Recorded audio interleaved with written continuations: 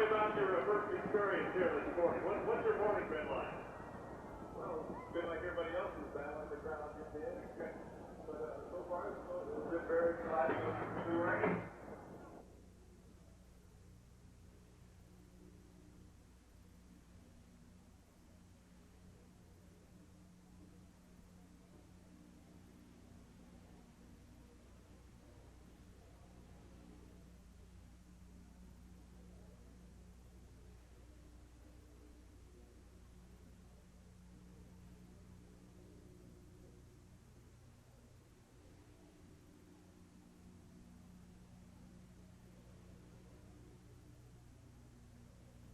Good luck.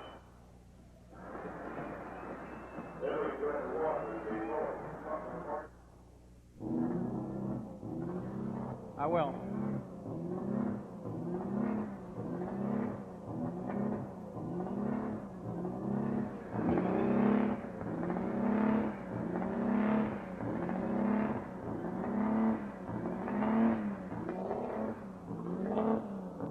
If they're running as far behind as they are, my guess that some of this will still be going on too. Do we want to motivate it? I mean, it's because it's right below us.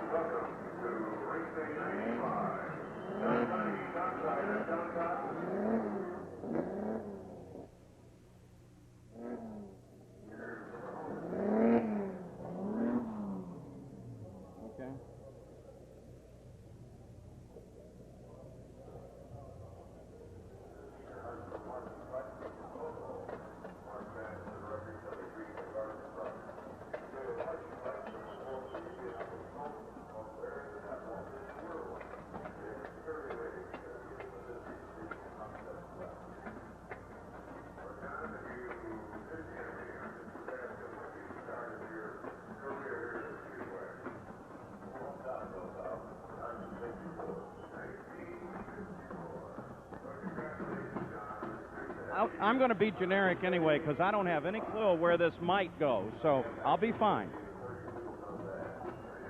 None of us do, but we'll be all right.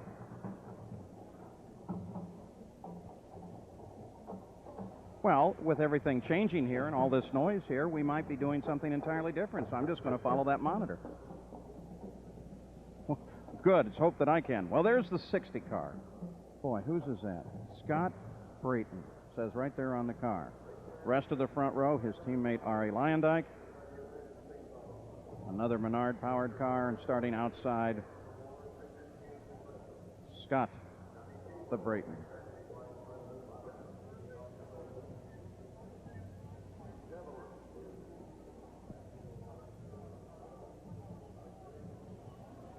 Okay.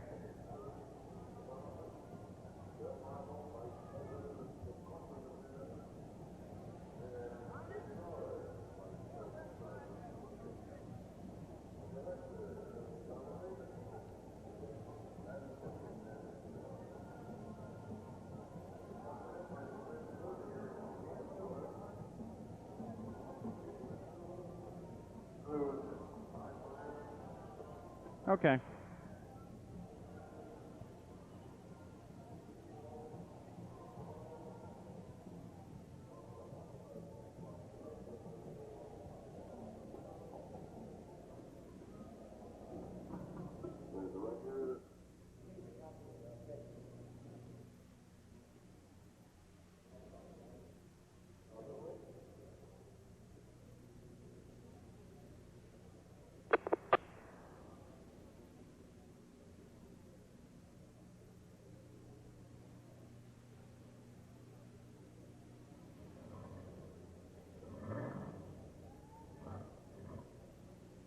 Scott's father is going to be in the shot with him. His father is Lee.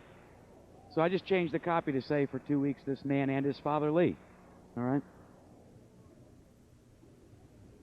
Yeah, it'd be kind of nice.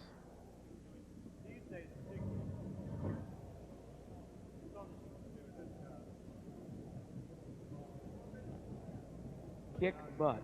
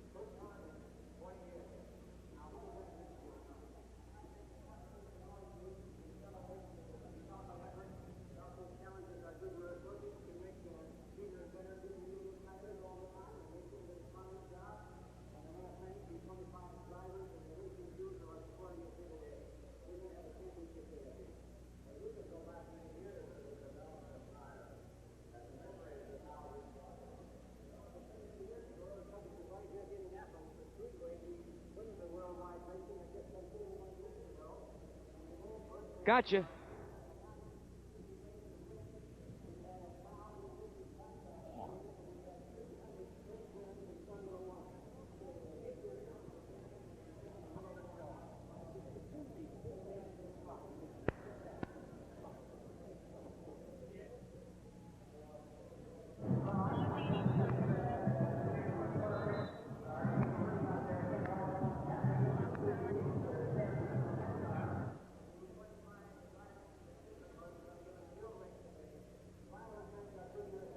And not the phony kind of ha-ha.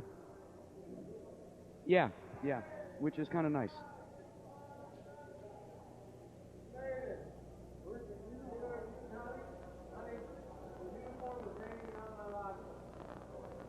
There's other stuff in there if you need anything.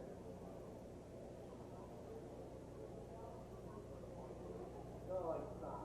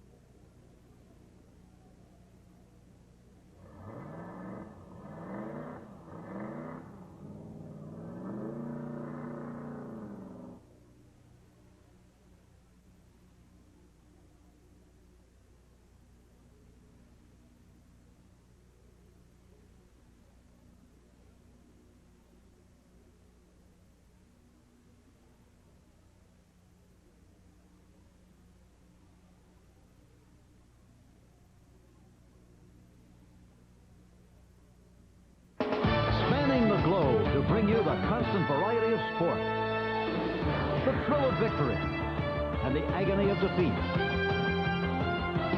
This is ABC's Wide World of Sports.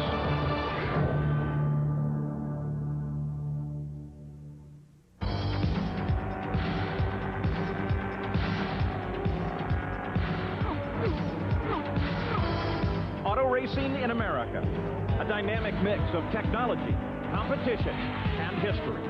This year marks the beginning of the second century of American racing. The sport has always been immensely popular. The Vanderbilt Cup races in New York at the turn of the century drew gigantic crowds. As the new sport evolved, heroes emerged. The drivers, the human element inside the cockpits, the men who piloted the machines. 1911. A new racing facility in Indianapolis staged the ultimate test of man and technology, a 500-mile race. An automobile engineer for the Marmon Corporation, Ray Haroon, won the race in his company's car and was an instant hero to the large crowd. The Indianapolis 500 rapidly grew to become the premier event in American auto racing. The speeds increased.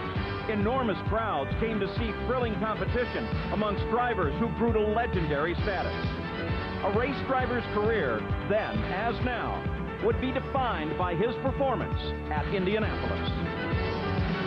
But there's an accident in the front straightaway! Where's Boyd? I don't know whether he can get through or not. He's only got a couple hundred yards to go, but where is he? There he is! A.J. Boyd will win the Indianapolis 500 in an incredible, thrilling finish. And And the 500 has been defined by the skill of the drivers. Over the roar of the engine, you can hear the 400,000 people going hoarse. No one has ever seen this before in Indianapolis. Not quite over. John Buck still with the lead. There you see them. Did he make a move at the finish? He's making a move. No, not quite. Well, John has won the Indianapolis 500. He won it by less than a car length. The cheers are for those who accept the danger with daring, those who strive for the ultimate victory. Fittipaldi comes inside Little Al. A drag race on the backside again. Slower traffic moves to the right. Can Fittipaldi get past? Little Al brings it down low. They touch. Little Al into the wall. Fittipaldi continues on. Little Al slams the wall as Emerson Fittipaldi screams toward the white flag. Unser and Fittipaldi struggled again last Sunday and fell short. Both failed to qualify for today's race, leaving this event a wide-open competition. An antique silver cup carries the name and likeness of the great Indy champions.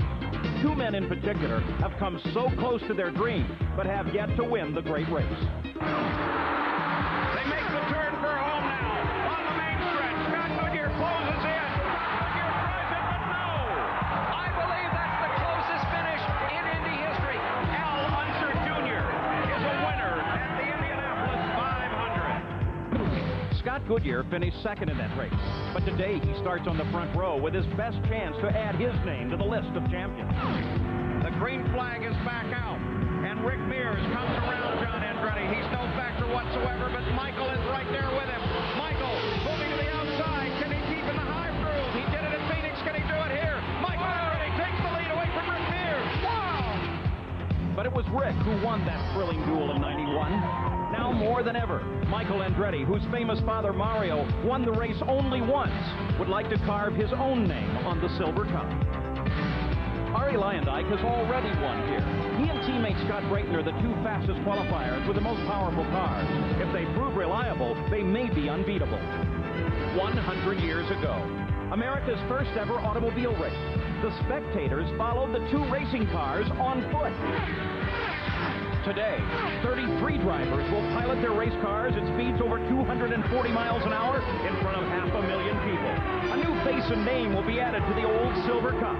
A new champion of the greatest spectacle in racing, the Indianapolis 500.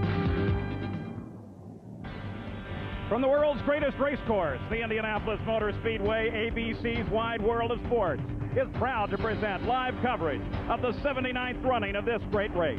Since 5 a.m., the largest crowd for a single-day sporting event in the world has been filing into this historic track. The cars very shortly will be moving into their positions on the main straightaway. There's the pole sitter, Scott Brayton's car. Also coming out will be the remainder of the front row, his teammate, Arie Luyendyk. They both have Menard power. And with Honda power on the outside of the front row will be Scott Goodyear. None of these three drivers are regulars in the series. The drivers at this moment are back in Gasoline Alley, that garage area situated inside the track. Let's begin with that front row and pole sitter Scott Brayton.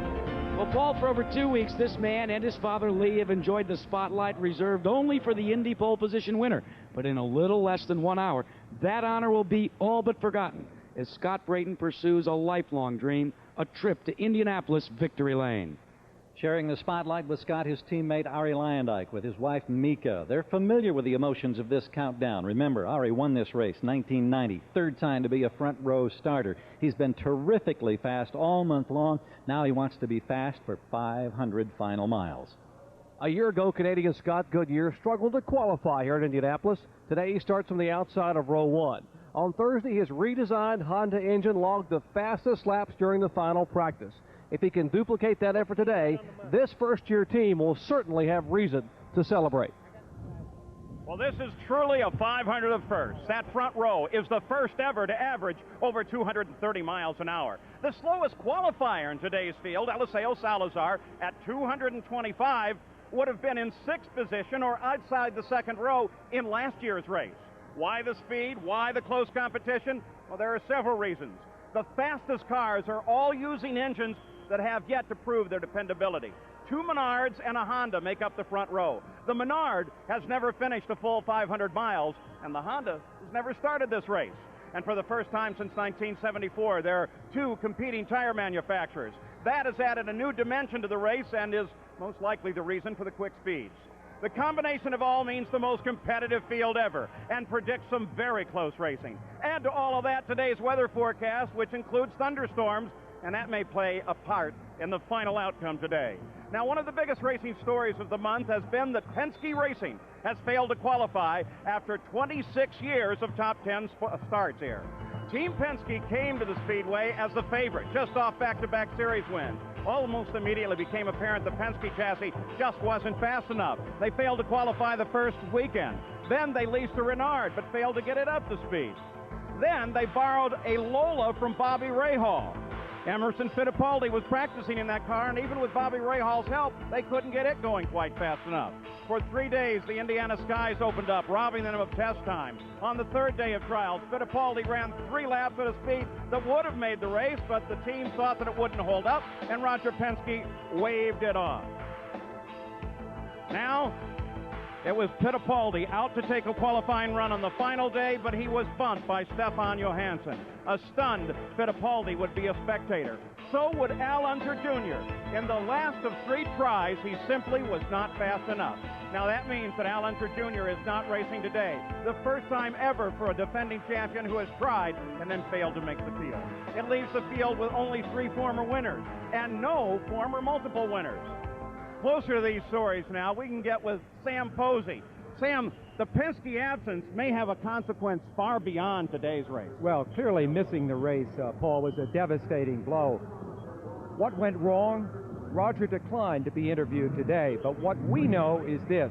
In one stroke, the aura of Penske invincibility has been shattered, and it's hard to believe that his relationship with his sponsors will ever be quite the same again. Although Roger will win again, and I, for one, hope it soon, the myth is dead, and IndyCar racing seems changed somehow now that Penske is just another team. Jack? Sam, the Ilmore Mercedes is also in the field, as well as the engine of choice, the Ford Cosworth. But the reliability that Paul questioned about the Buick V6-based Menard V6 on the pole sitter's car, well, Team Menard sat this car on the pole with this engine and continued the development work that started all the way back when the car finished in 3rd place back in 1992. They feel now that they not only have the muscle, but the reliability to complete the 500 miles here at Indy. Gary? Jack Firestone is back in IndyCar racing with 8 cars in the 33-car field, including 1 in the front row. They've had terrific success in qualifying, and because of that success, Goodyear came up with an optional tire made available in the final practice just last Thursday. They think it's softer, stickier, more grip, and faster, and they think that all of their teams, before the 500 miles is over today, will be switching to this optional tire. Jerry? One of 3 former winners in today's field is Ohio native Bobby Rahal, who starts the car he also co-owns from the outside of row 7. Now, Rahal is a master race day strategist and should be a factor today, given his experience, in contrast to the overall youth of this wide-open field. Bobby? Well, everything we've heard means that this will be the most competitive race ever. Just think, almost every driver getting into their car today thinks that they really have a chance to win. It's so wide open, I think even I would have a chance to win this one. But seriously, the winner could come from any row, with the pit strategies playing a very important part. This one, I guarantee, is going to be really exciting. Paul? Well, Bobby, the clock is counting now as we take a look at the Indianapolis Motor Speedway, its long straightaways, and its 4 turns. We'll be taking closer looks as the day goes on. With 40 minutes to go now, let's take a look at turn 1. Some think that the best seats in the Speedway are right here, the southwest turn. There the fans get the best look at the leader on the start of the race itself. In 1992, Mario and Michael Andretti charged around Eddie Cheever and began a battle for the lead as the fans in that first turn stood and cheered for the first 20 laps. So at the Indianapolis Motor Speedway, we're close to a start. We'll be back.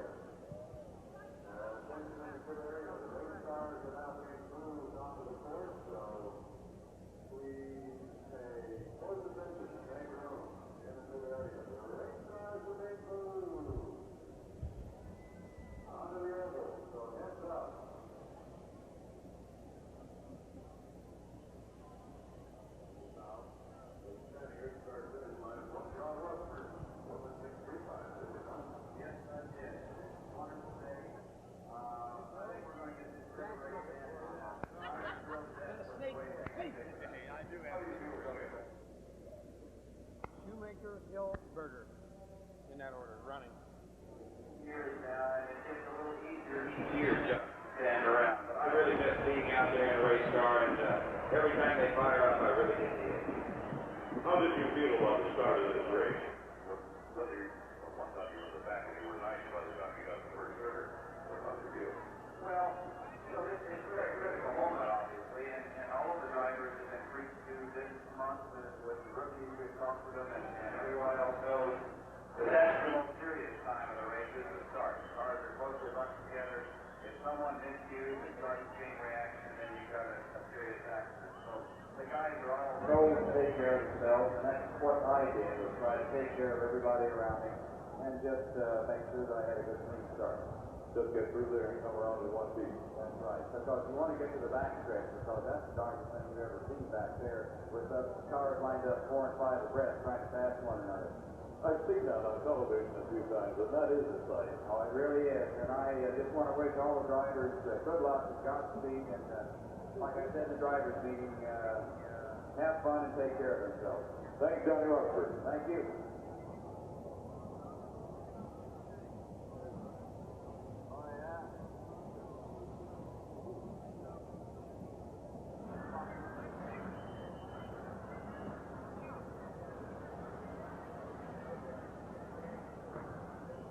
A new attraction here at the Speedway, the Indy Fan Fest, just inside the second turn. Lots to do there. Now, the sun is shining on parts of the track right now. The weather today calls for scattered thunder showers, but they say we may be able to get the entire race in. The temperature may go up to 80 degrees. Now, let's introduce you to the 33 starters. This year, we've broken the field down into 3 groups based on their experience in this race.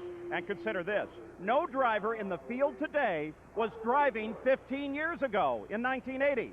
As we go through the field, we'll see what some of them were doing back then. The first group is drivers in their first or second year at the Brickyard. Rookie Gil de Ferran is from Brazil. He'll drive the yellow number 8 for Jim Hall Racing. His mentor is world champion Jackie Stewart, who has helped promote his career. The only Fittipaldi in the field is Christian, Emerson's nephew. This Brazilian rookie drives for Derek Walker after 3 years in Formula One. 15 years ago, he was 9, and with the help of his driver, Father Wilson, he was already winning races. Carlos Guerrero is a 37-year-old rookie from Mexico. Much of his 26 years of racing experience comes from go-karts. He started driving open-wheel racers just 6 years ago. The fastest rookie ever at Indianapolis is Brazil's Andre Ribeiro, teammate to front row driver Scott Goodyear. He is one of Steve Horn's 2 Tasman entries powered by a Honda. In 1980, he was 14 and making his first visit to the United States. Eliseo Salazar is the first driver ever from Chile. His racing background has him well prepared for Indy. By 1980, he already had 6 years of racing experience, racing first in Chile, then in England on his way to Formula One. The last of the 6 rookies is Alessandro Zampedri of Italy, driving for football great Walter Payton and Dale Coyne. 15 years ago, at age 11, he was racing for real, but racing in go-karts. After missing the race the past 2 years, Belgium Eric Bachelard returns to drive his second Indy 500, also for Peyton Coyne. Mexico's Adrian Fernandez is back for his second year with Rick Gallus Racing. The 30-year-old has 13 years of racing experience, starting in Formula V. Mauricio Gugelmin is from Brazil. Last year as a rookie, he finished 11th. His background is Formula One. He was the Brazilian national go-kart champion at age 17. Brian Herta is in his second year. He was injured at Toronto last year, but struggled back to start driving again, only to be re-injured after qualifying for today's race. But the young man from Southfield, Michigan, who began racing in 1982, will start 33rd in his backup car. 3 years ago, Hideshi Masuda was a reporter at this race for Japanese television. Last year, he crashed while running 7th just before the halfway. In 1980, he was not yet driving, living a more traditional role in Kawasaki, Japan. Scott Sharp comes from a racing family, too. His father was a successful road racer. Last year, he finished 16th. This year, he drives for A.J. Foyt. Last year's Rookie of the Year was Jacques Villeneuve. He started 4th and finished 2nd. Today, he starts 5th, driving again for Barry Green. Since last year, he's scored 2 IndyCar wins. As a freckled-faced 9-year-old in 1980, he already had years of racing experience. A lifelong dream about to be realized for Andre Ribeiro. The emotions of this moment, Andre. It's incredible, so difficult to say. This month has been so good that now it's just a dream come true. We hope it's a good, safe day for you. Thank you very much. Thank you. Jerry? Christian Fittipaldi, experienced as a driver with 3 years in Formula One, yet your first ever oval track super speedway race today. What advice have you gotten from famous Uncle Emo? I think he taught me a lot this past 2 weeks, and I'm sure that with all his advices, I'm very well prepared for the race now. Let's get the show rolling, and let's see if that's true, right? Emerson, what are the emotions as race time draws near and knowing you will not compete today? Well, Jerry, it's very, very difficult to come back here after 11 years and not be able to compete, but I'm looking for next year. Marlboro Team Penske will be coming strong back again here, and then I race together with Christian next year, and I wish him all the best. I'm sure it's going to be a great race. We're going to enjoy the race today. He's going to do a good race. Two-time winner, always a gentleman. Jack? Jack, 2nd place last year, your rookie year. What did you learn from that run that you can apply to this Indy 500? Well, from running here, you get used to running in the traffic at high speeds, and you get used to the amount of downforce you lose being behind someone else. So there's not going to be any unknowns this year, a lot less anyway. And last year I was with a great team, and this year's the same team, and all the people in Team Green, I know they're going to do a great job during the race. Paul? Well, the minutes continue to tick away to the start of the engines. There's turn 2, the southeast turn on the outside of the exit, the original VIP suites where Bobby Unser is watching.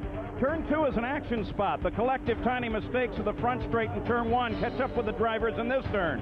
In 75, Tom Sneva got caught up with a slower car and cut his car in half. It was a great surprise when he actually walked away from this accident with the help of his rescuers. The fans now filling into the southeast vista there, a huge grandstand that gives a view of turns 1, 2, 3, and all the way down the backstretch.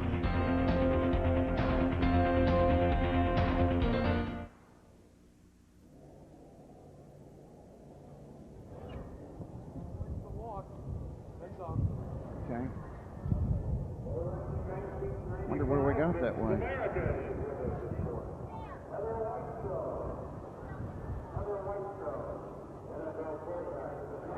Hello, hello.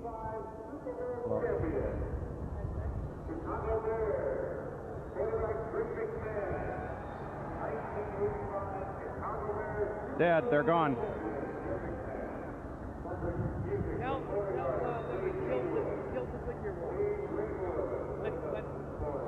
So we'll be going from this.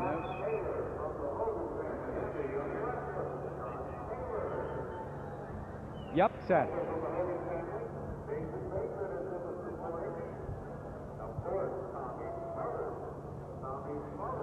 All right.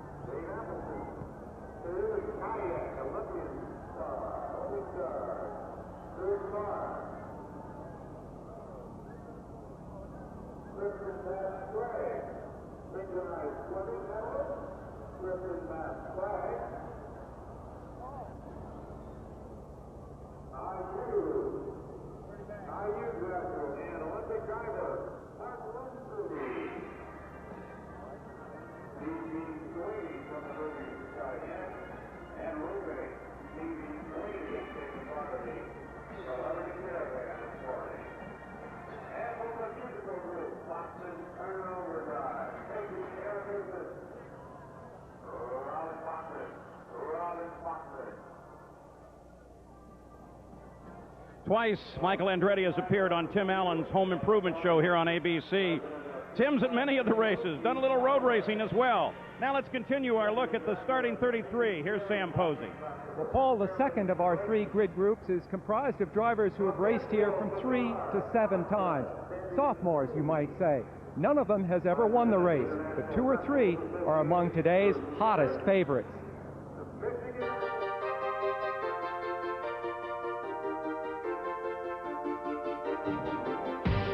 Robbie Gordon brings to this race a swashbuckling confidence. 8 weeks ago, he won his first IndyCar race at Phoenix. Today, we'll be listening to his radio communication with his car owner, Derek Walker. A racer all his life, when he pedaled to this win in 1980, he was just 11.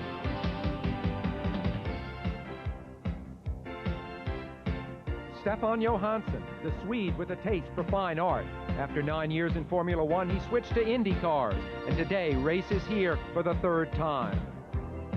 15 years ago, age 23, he became the Formula 3 champion of England. When you think of Buddy Lazier, think of Vail, Colorado, his home, and skiing, the passion he shares with racing.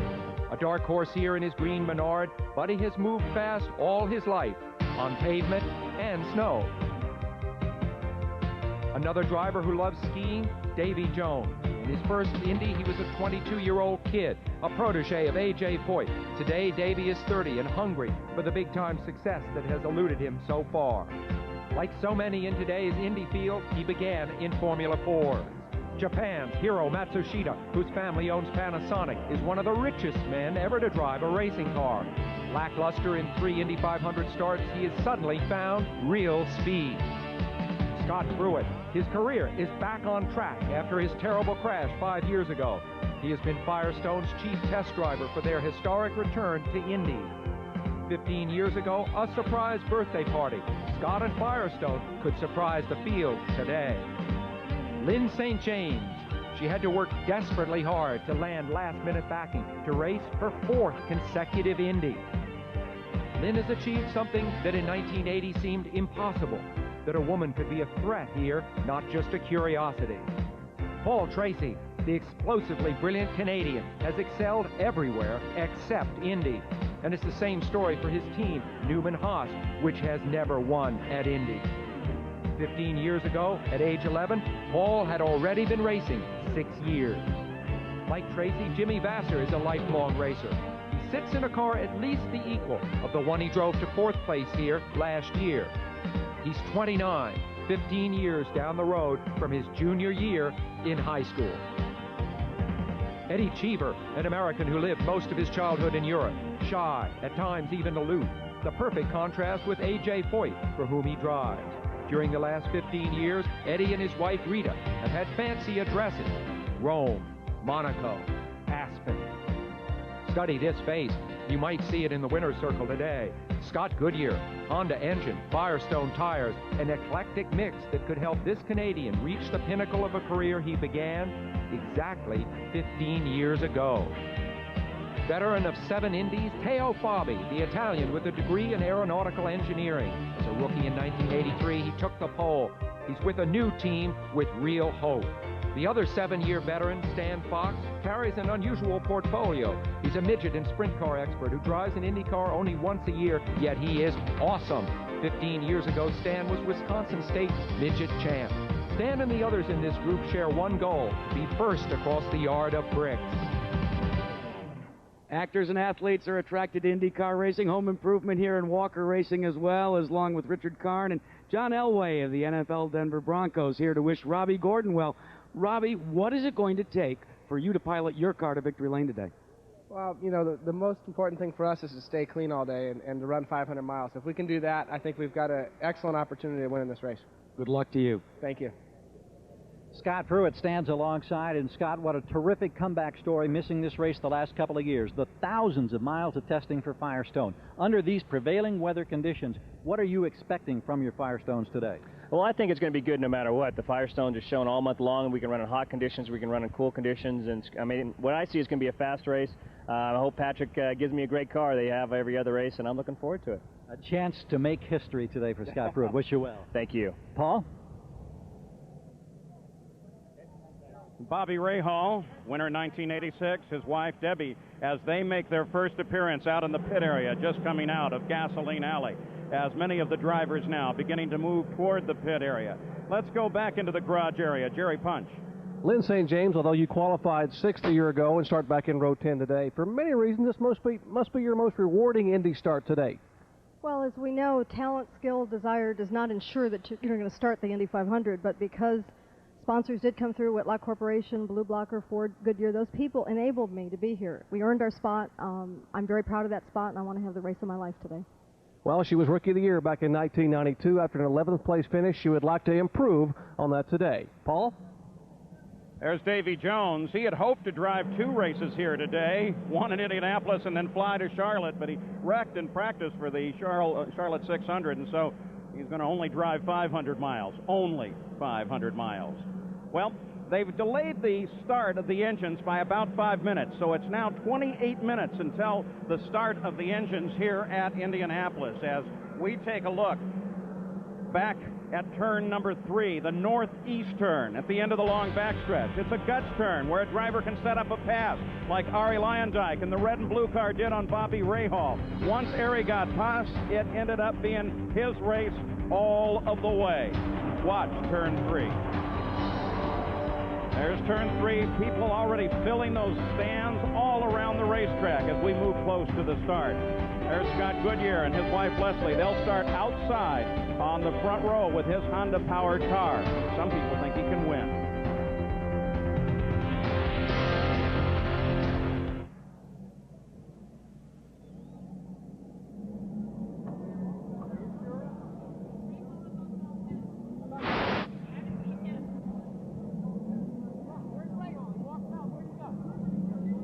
Yes, yes, you hear me?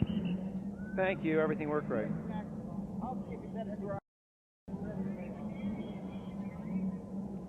Hi, do you hear me? Yeah, good. New world record.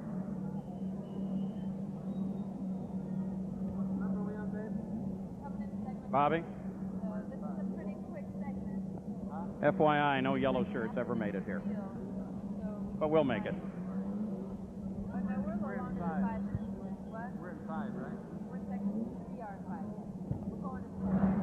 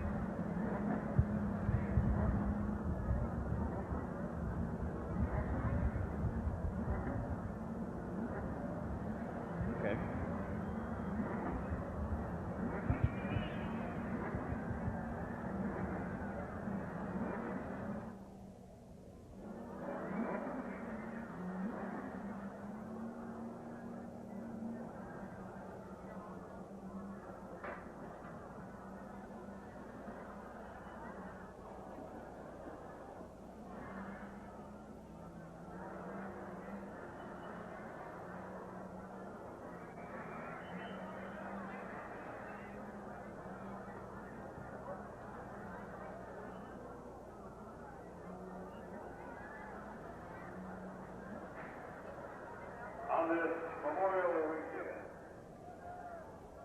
at this time, we introduce the producing band once again for Stars and Stripes. We're back live at Indianapolis. There's Paul Newman, great actor, very, very good race driver, one of the co-owners of Michael Andretti's and Paul Tracy's car. Roberto Guerrero, he still holds the track record here at Indianapolis. Many thought that he would lose that honor this year, but he still has it. They didn't get up above his speed. And Danny Sullivan. Been 10 years since he won here with that very famous spin and win. There are 3 former winners in the field. Here is our final look at the fastest 33. Our next group is the most experienced and includes the 3 previous winners. Raul Boesel has led 19 laps in the race in his 8 years at the Speedway. Twice, he started on the front row. This Brazilian has been racing since 1980. That was the year that he married Vera. Now they have 2 children. With a decade of experience at Indy, Michael Andretti is driving for the first time without his father in the field. He's led 337 laps, twice as many as any other driver in today's race. In 1980, Michael was graduating from high school in Nazareth, Pennsylvania. Roberto Guerrero has been racing Indy 10 years. He started out strong. He is still the current track record holder. The 36-year-old Roberto has been racing since he was 11. In 1980, he was driving the British Formula 3 series. Arie Luyendyk won the fastest 500 ever in 1990.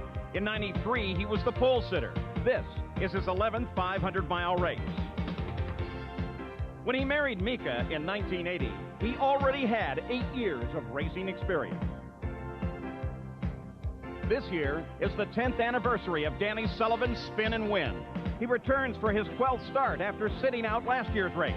In 1980, when not driving Can-Am or Formula Atlantic, he was an avid outdoorsman. Bobby Rahal has competed in the Indy 500 on 12 occasions. In half of those, he has finished in the top 10, winning in 1986, driving for Jim Truman, who died just a few days after that win. Together, he and Truman rolled up quite a record as a racing team. Bobby's been racing for 22 years. The most experienced driver in the field is the pole sitter, Scott Brayton, with 13 previous starts. In 1985, he held the single lap record.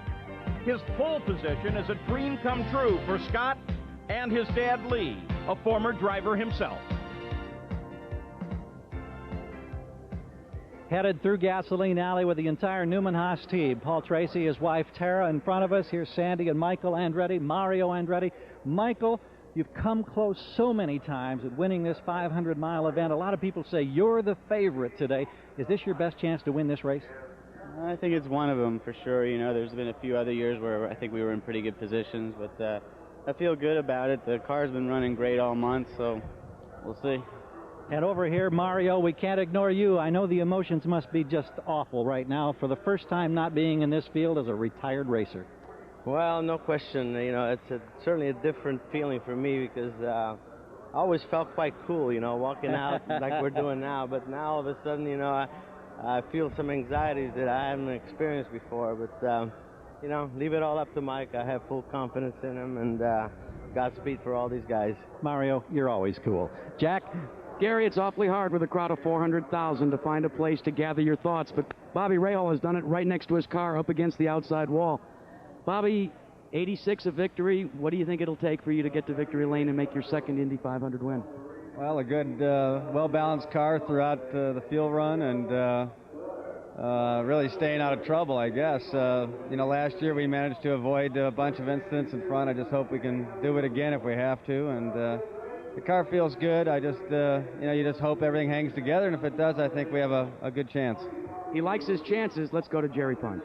Well, pole sitter Scott Brayton, along with teammate Arie Luyendyk, will lead the fastest field in Indy history to the green flag. And, Scotty, got to ask you, what concerns you most, all the congestion at the start or the challenge of completing 500 miles? Well, they both concern me, but the challenge between the 500 miles will be the most difficult one to master, and I think we're going to have a great start and a great race. Let's ask your teammate, Arie. Arie, how about the start? Have you and Scotty worked something out as teammates at the beginning? Well, we're looking for a safe start, obviously, and whoever gets to the corner first, gets through the corner first, has it. All right, no deals here. First speed to the corner in turn one will lead the first lap, guys. Well, the clock continues to count to the start of the engines. Last year, the 85 winner Danny Sullivan spent the day high over turn 4, the northwest turn, working with our announcing team. He was the one to make the call as Emerson Fittipaldi hit the wall while in the lead. Emo had a lap on everyone but Little Al and was uncertain about Junior's true position. So when Junior passed him, he picked up the tempo to get him back and drove it right into the wall. Now in turn 4, nearly everyone is at their seat. The pre-race ceremonies here are very traditional and immensely popular. Most fans are seated an hour or more before the start just to watch the preparation.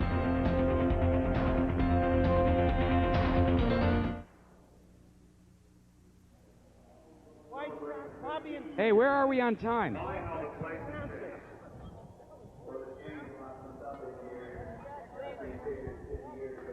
Thank you. gorgeous done with the Speedway, because to me it's the most beautiful Speedway in the world. We would agree with you, AJ. Best of luck to you and your new drivers today. We're going to work. Do our best. Drink of water real quick. Those drivers want to run real good. There he is, AJ Foyt. That business last night I saw was right. They're running real long, Bobby. Huh? They're running real long. You had me rolling on the floor. Thank you. It just. But I think they moved the anthem up. Kidding me? We already got paid. Drop the walks from 58 on. Showing that we got him.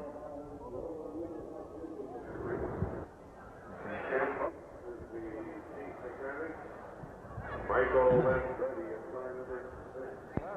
Middle of the second row. Jacques Villeneuve in car number 27. Hello, Bob. Hi, Bob. 5 back. 4 Little. back. Century is onside. Car number. Well, if the blimp can fly, we can race at Indianapolis. The Goodyear Blimp Spirit of Akron providing the aerial coverage of today's race over the Speedway. Last year's champion, not in this race. Let's go to Gary Gerald. And it's been since way back in the early 80s that he hasn't been in this race, and I know this has got to be a terrible feeling right now. How are you handling this emotion? Well, Gary, it just feels very empty. You know, we tried our best with the Marlboro Team Penske, and we just came up short. And now, you know, race days come, and I just feel very empty inside. You watch it from the suite? Yeah, we will. We'll go up and join the team, and you know, be a team today. So. And we look forward to seeing you at Milwaukee next week. Thanks, Junior. You bet. We'll be there. Paul? And the little Al is not in the race. Alessandro Zampedri as he waits for the start of the Indianapolis 500. The clock continues to count. There's Michael Andretti. And, of course, the front row team.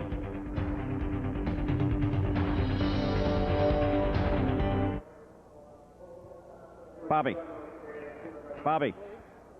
Ask if we can go. Goodrich. Can we...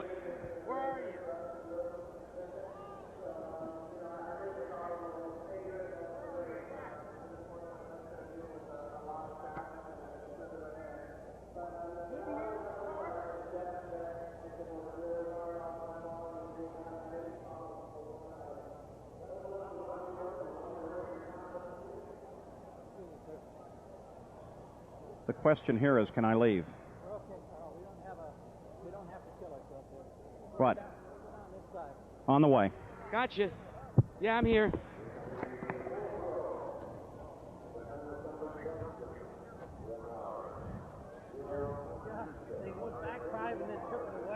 You want me to shorten this car tour up? Okay, you're going to just... You just let me know when to throw to Carnegie to pick up the track PA.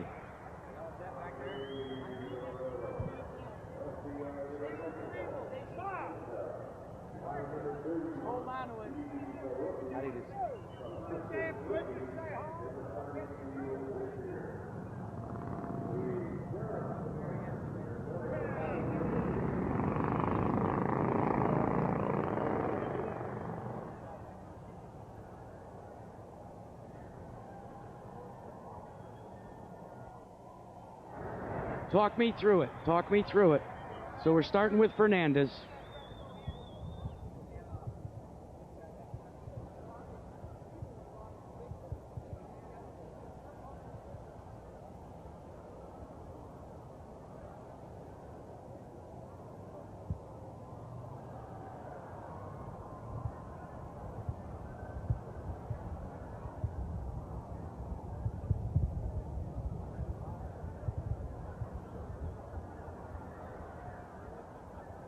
Adrian Fernandez knows what it's like to make this walk out to his race car because he's a sophomore driver. Christian Fittipaldi experiencing it for the first time in his career. A rookie in competition for the Indianapolis 500.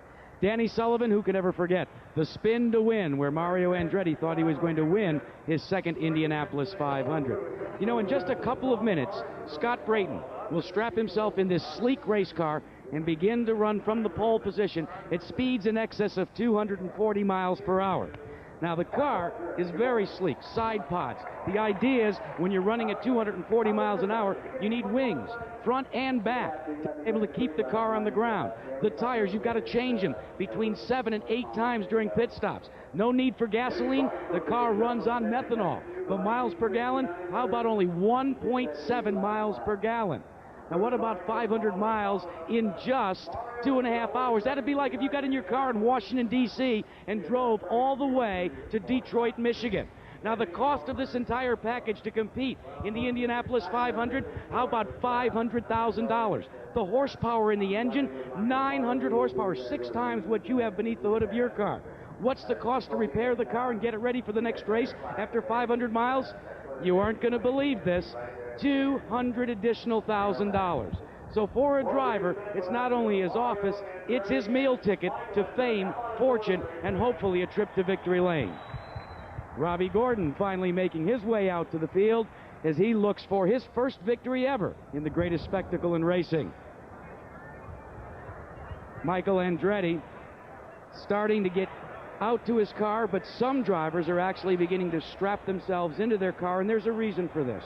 One of the things that drivers wish to do is begin to dial out the crowd, the people, as Lynn St. James is trying to do right now. St. James enjoys trying to visualize what a race lap around the Indianapolis Motor Speedway would be.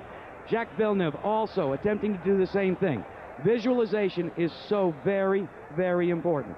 And now let's pick up the track public address system with the man who's been calling the events here, Tom Carnegie. To the starting line, presenting the Purdue University All-American Band, joined by the lovely and talented Florence Henderson. They join in presenting our national anthem.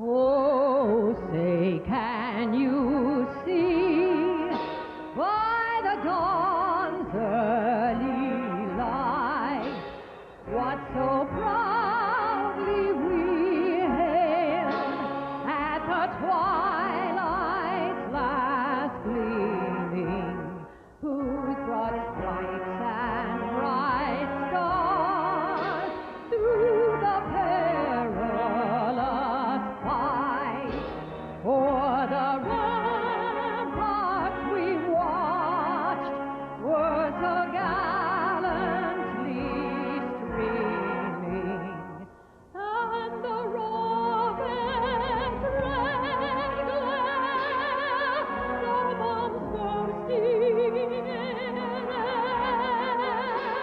gave proof to the night that our flag was still there.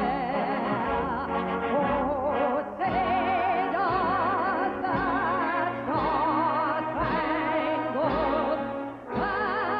banner yet wave o'er the land so free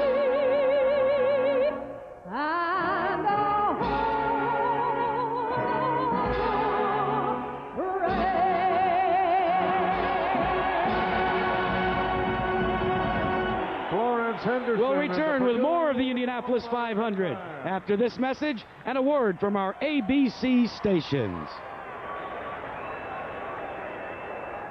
Now, if you'll remain standing. Could you believe that Gilmore stood there and wouldn't get out of the way? Brain dead. The first one we got.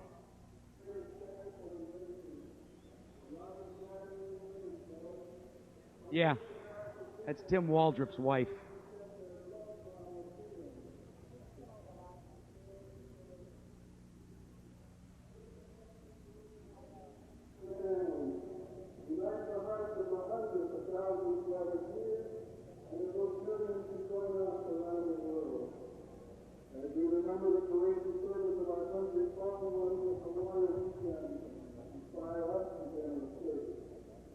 Lord, protect us, bless the field drivers, the mechanics and crew,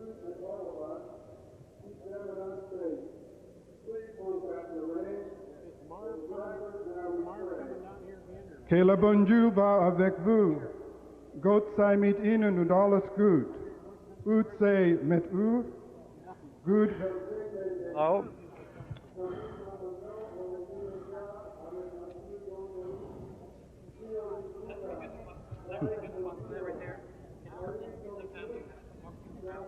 Come. Gotcha.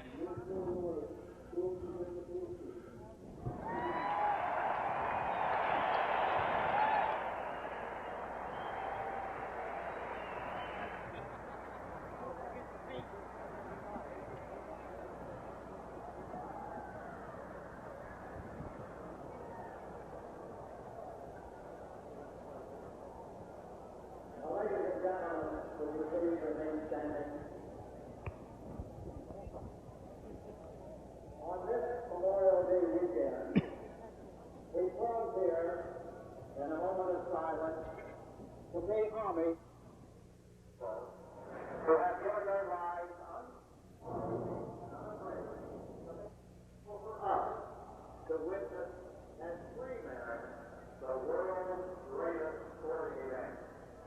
We also pay homage to those men who have given their lives unselfishly and without fear to make racing the world's most spectacular spectator sport.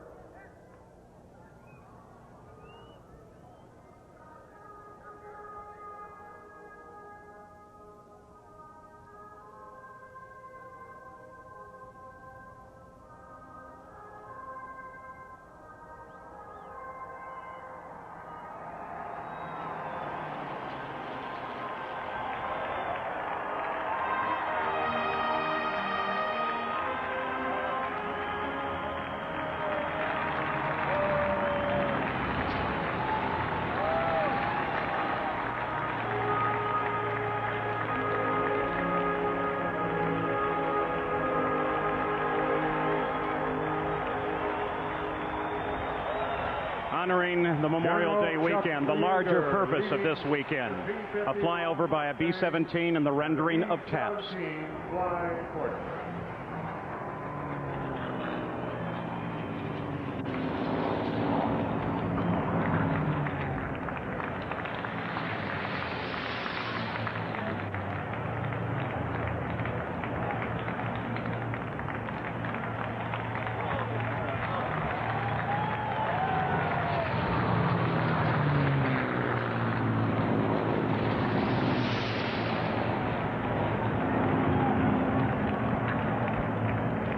Commemorating the 50th anniversary of World War II.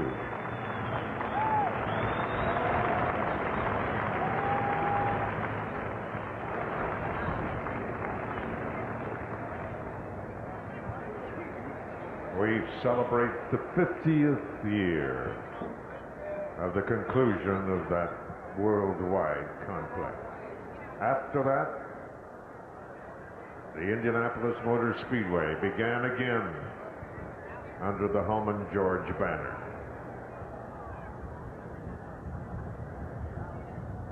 Race fans, during their 50 years of ownership, the Holman George family have developed many, many traditions here at the Indianapolis Motor Speedway that we enjoy taking part in each and every year. Celebrating his 25th year. Once again, it's time to hear Back Home Again in Indiana. And here's Mr. Jim Neighbors.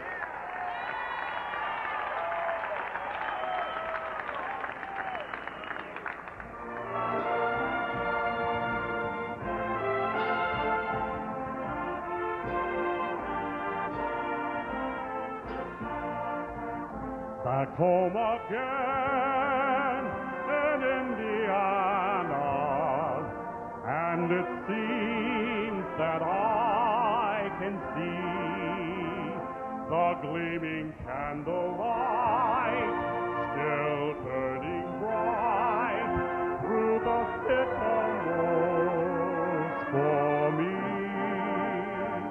The newborn hay sends out its fragrance through the fields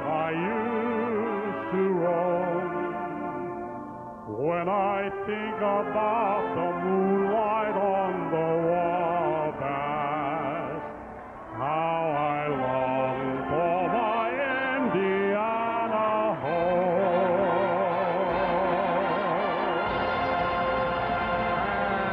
And let's go racing. We take you to the head of the line.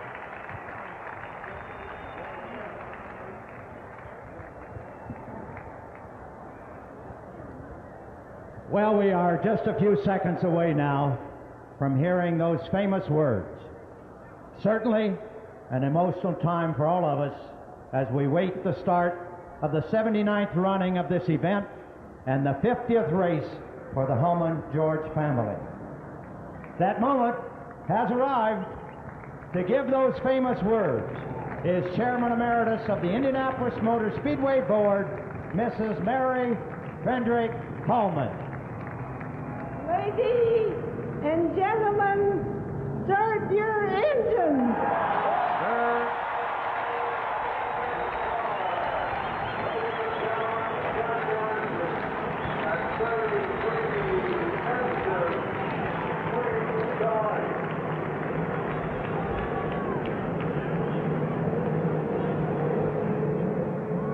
Now on the 5/8 mile main stretch at Indianapolis, the engines begin to roar as all 33 respond to Mary Holman's command. There's Robbie Gordon. Many of the associate crew members now are moving away from their cars, and very soon they will be rolling away for the start of the race. Let's go down to Jerry Punch at the back of the field. And Chip Ganassi, after all the years, does the thrill of this moment ever go away? Never, Jerry. It just keeps getting bigger and bigger. I'm coming back every year. How about your partner here, Joe Montana? Joe, your first ever Indianapolis 500. What are your emotions? I'll tell you what, they're as high as they've ever been. You hear a lot about it, but I'll tell you what, the excitement when you're here is more than you can ever imagine. Those are the words from a man who played 4 times with the world watching in 4 Super Bowls. Paul? And a phrase repeated by almost everyone who comes to their first Indianapolis 500. Let's go to Gary Gerald. Well, here's Steve Horn. He's been away from the Speedway for a couple of years, but he won here with Bobby Rahal in 1986. Now with Scott Goodyear and Andre Ribeiro, Honda, Firestone, and a great chance to win. You've got to be thrilled. It's been a great thrill for us all month. The team's done a great job, both drivers, and just really excited to be back here. Well, I know it's a lot of emotion for everybody right now. You got everything under control? Yeah, I think it is. All right. He says it somewhat cautiously. Jack? Well, Gary, what about John Menard as the cars begin to pull out? You've got 2 on the front row. What was the last thing you said as a car owner to the pole sitter, Scott Brayton? I said be safe and kick some butt. Well, there you go, Paul. All right, John Menard owns the 2 cars on the inside of the front row. There's the pole sitter, one of them, Scott Brayton. Race analysis for the day. 200 laps, 500 miles lie ahead for these 33 starters. And the best indication is that they should have pit stops coming right on schedule. But look here, Buddy Lazier has not yet started, the 3rd of the Menard cars. Now, once again, 200 laps, 500 miles. Race record, 185.9, set by Lyondike. Expected fuel stops coming between the 24th and 27th lap, depending on how many caution flags come out. Now, Sticking at 6,000. listen to that. You're listening to Robbie Gordon talking with his car owner, Derek Walker. We'll stay with them throughout the day. In today's field, there's the chassis, the engines, the tires, as Buddy Lazier finally gets to roll away. And he will join up in that starting field in his original position. Now let's review for you once again the entire field for the Indianapolis 500. In the front row, on the pole, of course, is Scott Brayton with his teammate Arie Luyendyk sitting alongside. And on the outside of that front row is Scott Goodyear, 2 Menards and then Honda power. Jim Perkins is driving the pace car. There are 3 safety cars in front of the official pace car itself.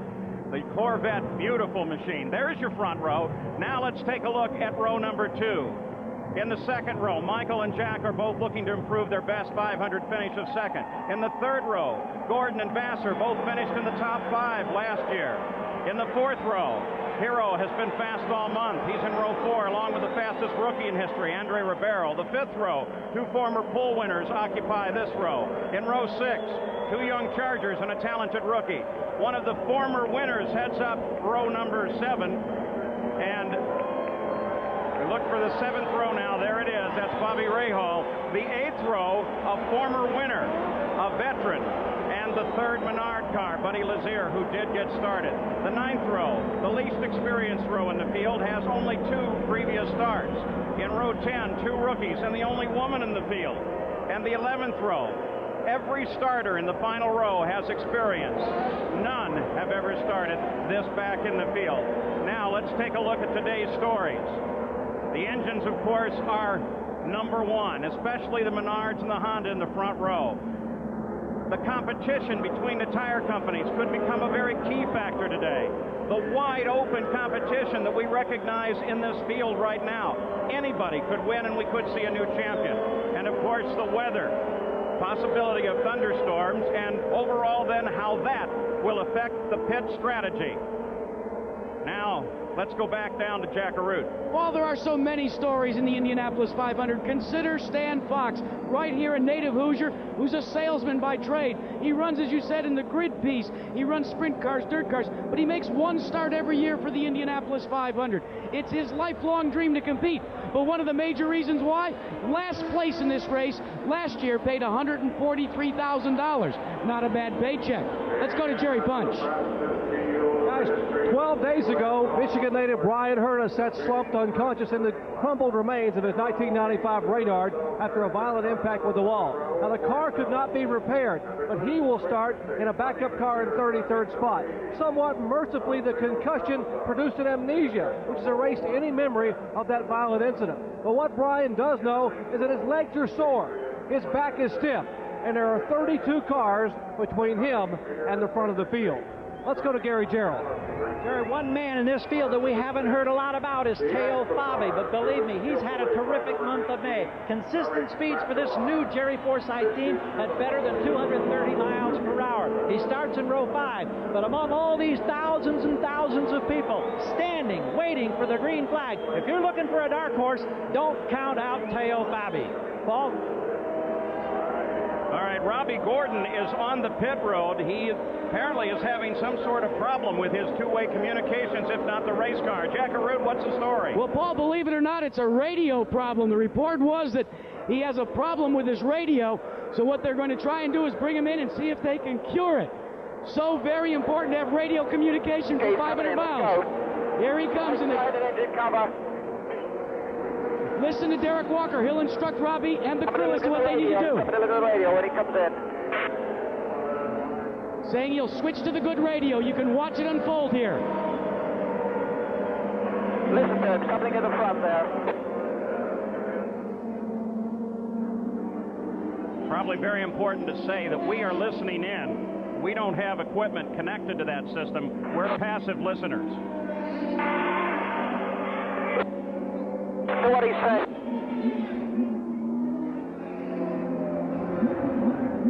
What's the switch it? We don't have another one.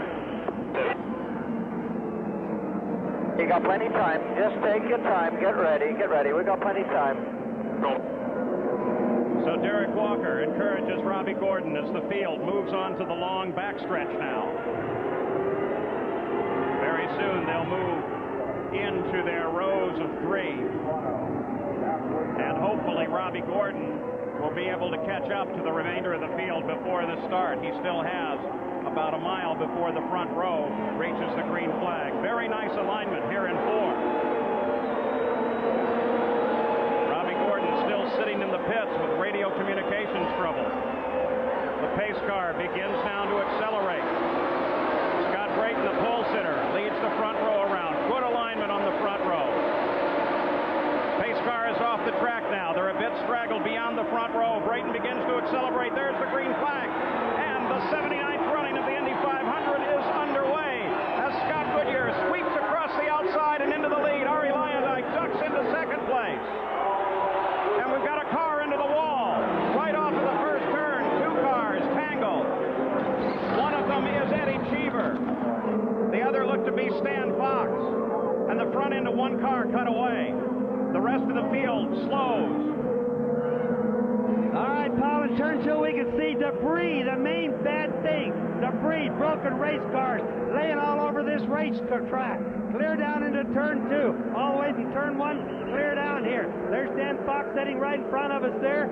The biggest thing the guy's going to have to worry about when they come back around, cutting their tires and all the carbon fiber laying around.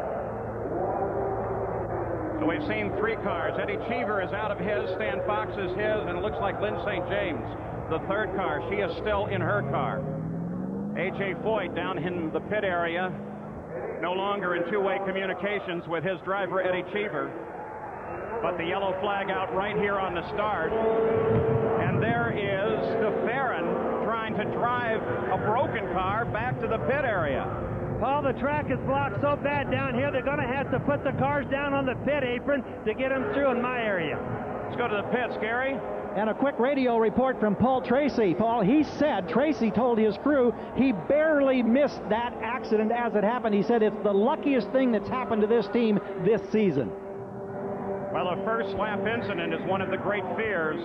Here it is as the leader, Scott Goodyear, came off of 2. Now watch, way up in the corner.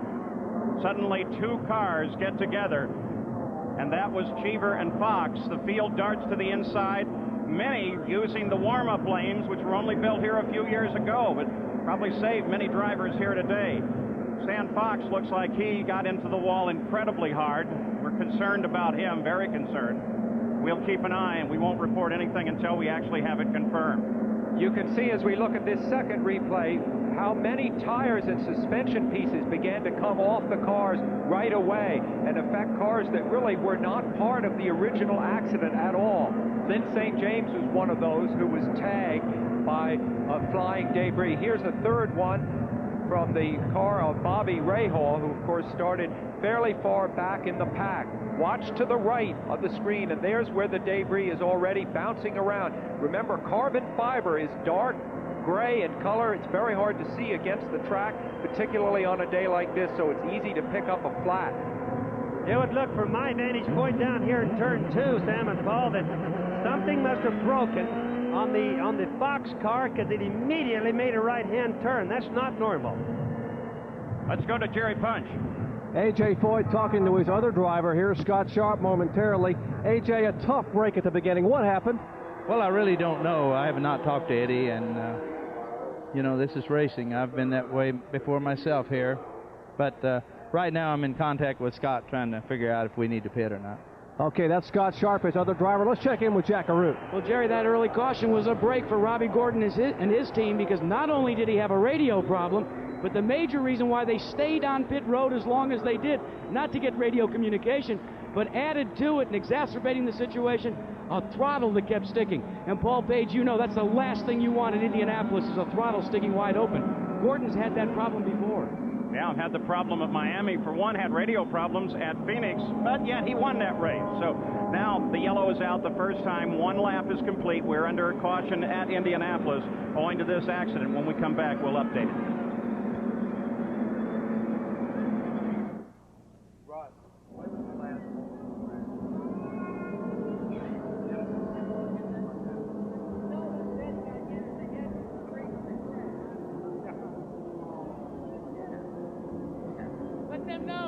Hey, did you guys know Sullivan radioed in that he got hit in the head with debris from the crash?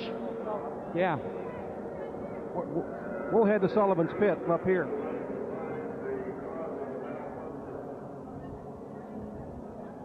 Oh, Carlos Guerrero, too. I asked Hemmelgarn if he had talked to Stan yet, and no radio communication, guys. Can you hear me now? Yeah, loud and clear. We've also got a report that Andretti was right behind it, and he thought something definitely broke in the suspension. Right now, Carlos Guerrero, Lynn St. James, Stan Fox, and Eddie Cheever. Correct? Yes, that's... Yeah. Carlos Guerrero, I've got a list of them. Stan Fox. It's DeFerrin, Eddie Cheever, Carlos Guerrero, Lynn St. John. Don't forget DeFerrin there. Paul, did you hear that on the Andretti radio report, that he was behind it? He definitely thought a suspension broke. Okay. Okay, even though I know it. Paul, it's DeFerrin, Eddie Cheever, I got Eric Batchelor, Carlos Guerrero, Lynn St. James, and Stan Fox. Right. DeFerrin went for the pits, despite the fact he had the right side of his car cut off, guys. Yeah, the whole thing.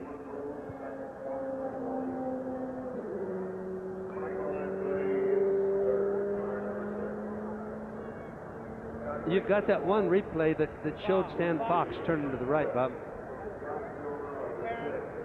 I'm really worried about Stan. Yeah. Me too.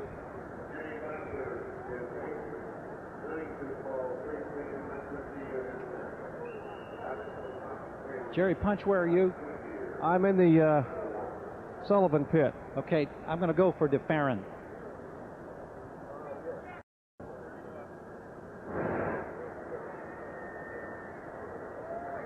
Yep, I will.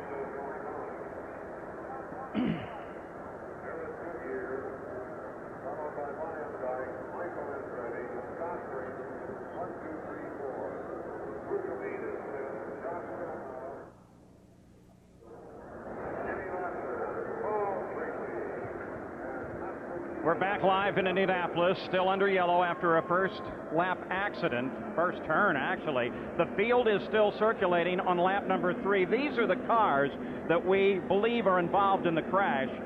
Eddie Cheever, Lynn St. James, Eric Batchelor, Stan Fox, Carlos Guerrero, and Gil DeFerrin. This is regular speed. Now look back in the field. See, looked like Cheever was right down on the grass as Fox and Cheever got together, and then everybody else involved. The trouble started in rows 4 and 5 with Stan Fox and Eddie Cheever. Stan Fox, low down, appears to lose control and go across the track up toward the outer wall and strike Stan Fox. And strike Eddie Cheever. I'm sorry. It's Fox going diagonally across the road and striking Cheever, who was running along the outside. The trouble began in rows 4 and 5, and then because of the debris and bouncing tires, it involved Gilles DeFerrin, who was in row 7, and Batchelor, St. James, and Guerrero, who were back in row 10. And Sam, something caused that car 91. Just watch it as you look down low there. And you'll see it. It just makes a right-hand turn. Now just watch it on the right there. Purple car. What he did is I don't think he got touched or anything. He lost the rear end a little bit to the right. The car hooked. It immediately made a right-hand turn and right straight into the wall. Of course, that's what we're really worried about with Stan Fox the most. He really hit the wall head on. Yeah, took the front of his Renard off. Looked like it may have been Cheever, though it might have been Fox. Got into the grass, lost the back end, then turned up in the wall and started this melee here at Indianapolis. The caution is on now. Now tonight, Sybil Shepherd stars as Stormy Weathers on the ABC Sunday night movie. And tomorrow, Roger Moore in a world premiere movie, The Man Who Wouldn't Die. Go to the movies with ABC tonight and tomorrow at 9, 8 Central Time. The field circles behind the pace car. Let's go to Jerry Punch. We're in the Danny Sullivan pit, and Ziggy, Paul Harkis, the crew chief, what's Danny's situation? I understand he got struck in the head with some debris. Yeah, he said he got hit in the helmet by flying debris. He thinks he's okay, but he's not quite sure about the one of the front tires. The right front tire seems to be a little bit of a problem. We may try and bring him in and change that before it goes green. He's afraid that he might get a puncture if it stays out there once it does go green. That's Danny Sullivan concerned about a possible right front tire going down, Paul. We'll be frantically checking all the cars. There was a lot of debris out there. It could affect the race. We'll be back.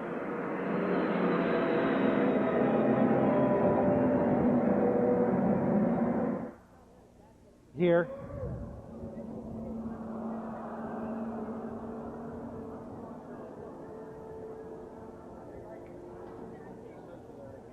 Maybe when we come back, we'll try to find out if you can tell us. It's probably going to be 10 minutes or so, but we could mosey back that way. Once the green comes back out, we could probably go back there. I'm going to hang here for Danny's pit stop in case he comes in. Okay, let me know. Hey, bud.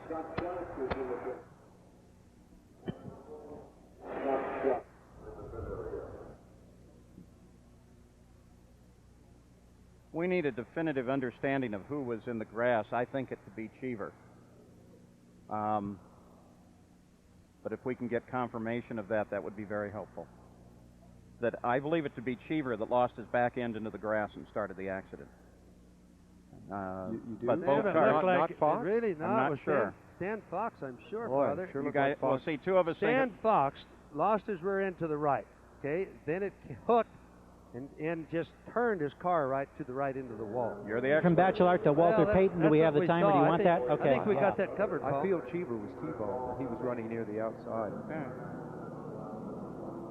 I'm sorry, I thought you were going to run that again. I was going to show where Stan Fox was. Yeah, I don't think it's worth it. I think everybody's seen it. There's too much else going on. Yeah. It's all Stan Fox, I guarantee you that. Okay. Stan Fox hooked. I hooked so bad he got below the line, Paul. Okay. He got below the line down there too low and just got rear end loose. Might have got into the grass. I just see it. Bob, if you can do that one more time, I can see whether he got into the grass or not. Just want to make sure you don't indict the wrong guy.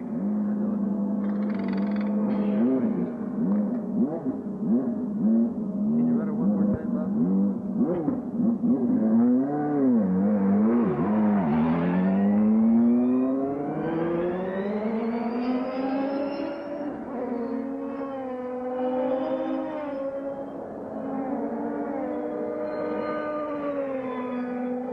That would make sense, wouldn't it? Yeah, yeah.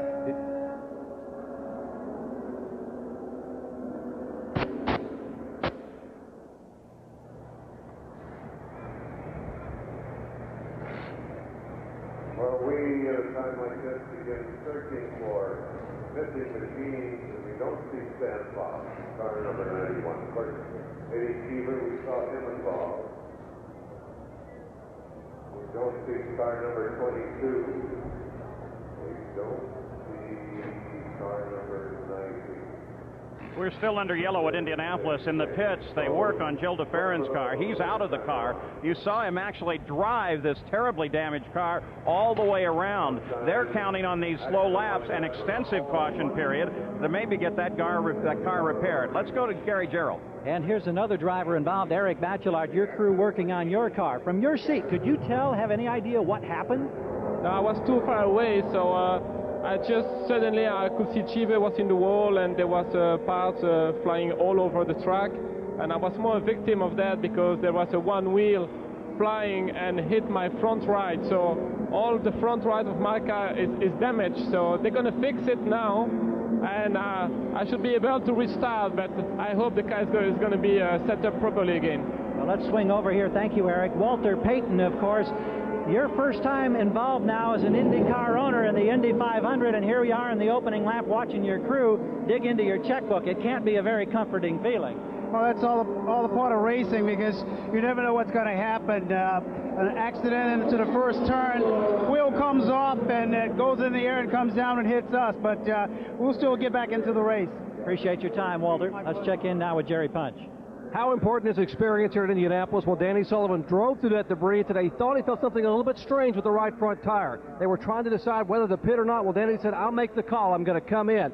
And here's what they found. A tiny sliver had been sliced out of the inside of the right front tire. Now, it's not flat right now, but by the time the green flag waved, this tire would have leaked out enough to go flat completely, and Danny would have been in the wall. What a call from an experienced driver. Paul? Oh, great call, Danny Sullivan. There he is.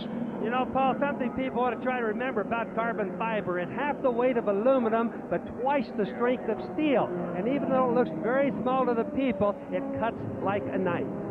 You know, it's funny, we talked about how inexperienced the field is. In 1992, if you totaled up all the number of years of experience of all 33 drivers, you had 262 years of experience.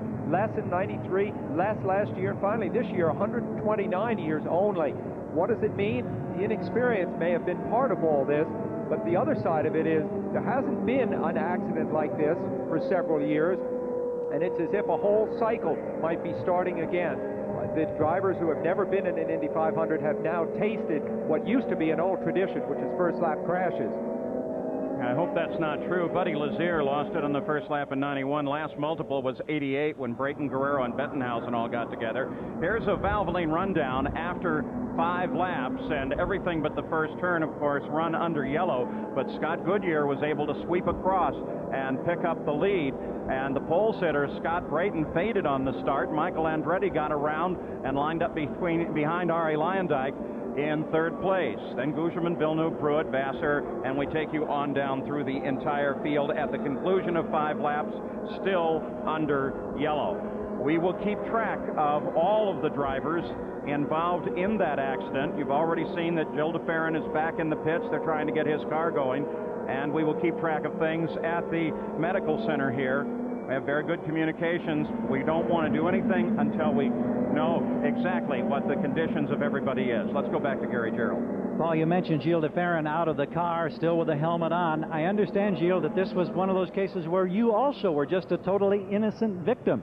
I mean, I saw the incident quite early on the corner, so I slowed down very early and went to the inside to make sure nobody hit me in the back. And from the smoke, one wheel came bouncing off and hit the car. I mean, there was little I could do. We're nearly 12 minutes now into this yellow situation. Your crew continues to work. You have the helmet on. Obviously, it looks like you want to get back out here and run some. Oh, sure. I want to do as many miles as I can do, and we'll see if we can fix the car. If we fix the car and the car is safe, we'll continue. Otherwise, there'll be little point. Well, we're glad you're safe. Thank you so much. Thank you. Gary, Gilles was so far away from the incident, he'd driven way down on the apron. I thought he was leaving the track altogether in an effort to get out of that. I think it's pretty obvious, too, why it's so important to start up front and why they qualify so hard. Guys like Scott Goodyear in the front group don't want to be in accidents. Of course, everybody doesn't want to be in the accidents, but it shows you that there is a difference. You look down on this giant speedway from the Goodyear blimp floating overhead. Captain John Moran is at the helm of the Goodyear blimp. It is the blimp Spirit. And the indications are that the track has been cleaned and that we may go back to green flag racing, actually the restart of the race, within 1 lap. We'll keep an eye on the pace car and the signals from there. Paul, you talked during the pre-race show about how to expect the unexpected, and Bobby, how open this field really was. Well, now it's even more open than ever. Fortunately, a couple of the favorites were not affected there. Bobby Rahal and Paul Tracy were right in the middle of it, but as far as we know, did not suffer any damage. We'll watch for them to move up. Sam, we said this was going to be an exciting race, but we didn't want this type of excitement, did we? Exactly. They were almost in your lap, Bobby. Bobby, as they roll past you, that debris could have been critical in causing damage to other cars. Do you see anything there? Well, Paul, I don't see it. You got to remember that carbon fiber is so small. But, you know, just imagine every one of these drivers is worried about it. It's not what they got going through the accident. It's what they even got coming around the next time. Did they run over some little sliver? They're all trying to feel, do they have a tire that's going slowly flat? That's a very serious thing here. Well, the United States Auto Club and the Speedway crews did a great job of getting the track clear so very quickly. 8 laps are in the record book, all of those except for the first straightaway under yellow. And now the pace car has accelerated. The field now comes under the control of Scott Goodyear, the leader of the race. Second time that he's led the Indy 500. He led twice for 5 laps in '93. Pace comes up.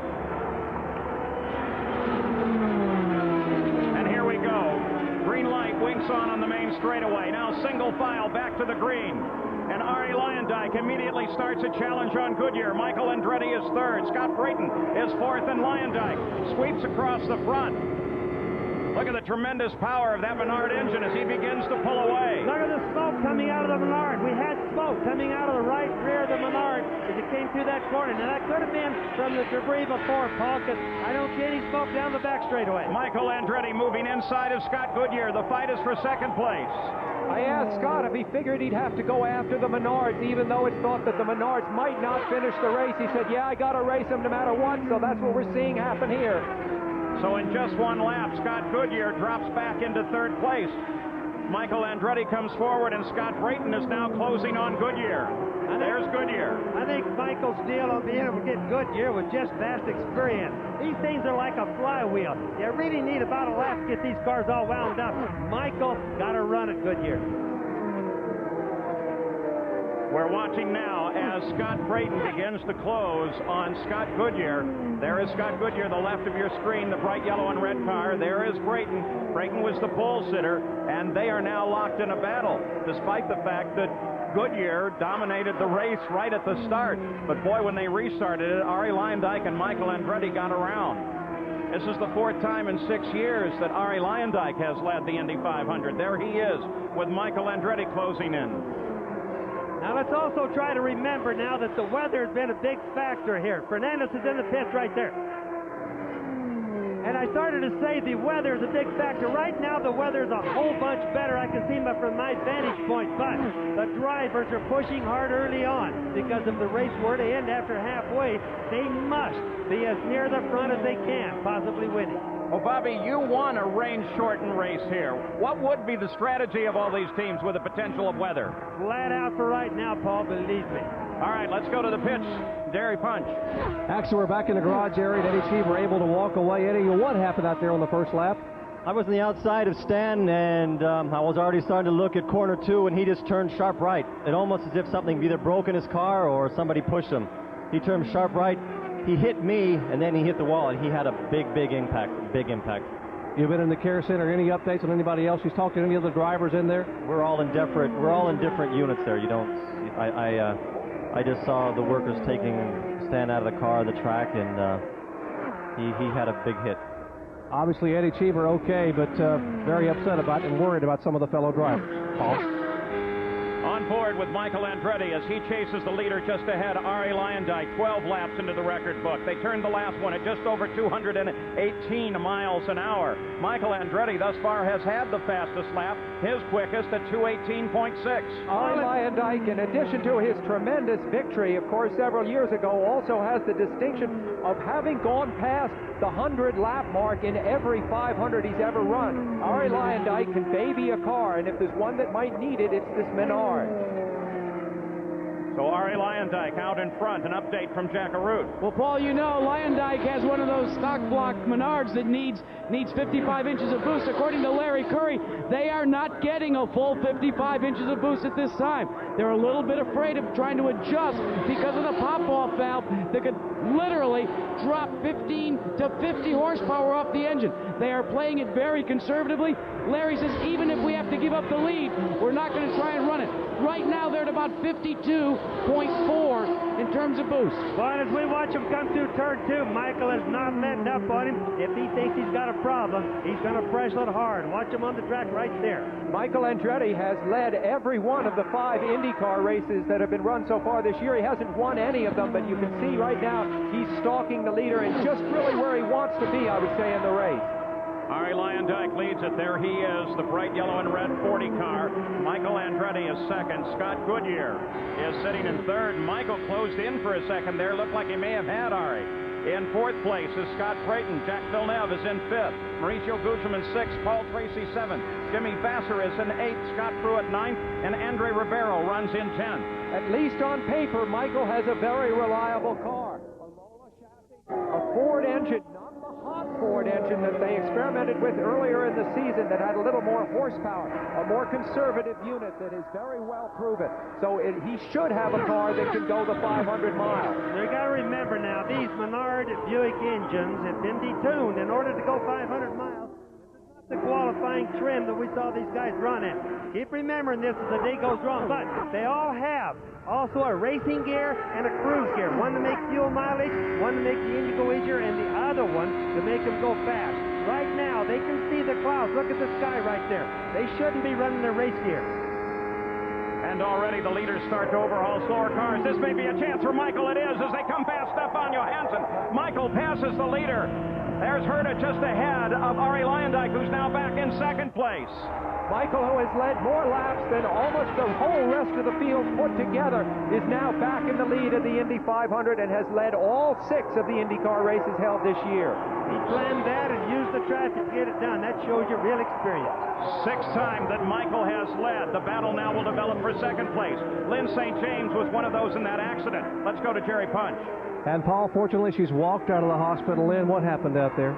I'm not really sure. I mean, I saw that there was an incident up ahead, and I just tried to find a hole. I thought I had found one. I had to go high, but I got hit and then got into the wall and so that I was on my own missile. But it seems strange because the incident was so far ahead that there should have been enough room for people to get through, but everybody was, I guess, still bunched up, so it's just very unfortunate. It's too short, you know, and these things really shouldn't happen, but unfortunately they did, and I can't bring much light to it. I'd like to see a replay myself just to quite get a better understanding.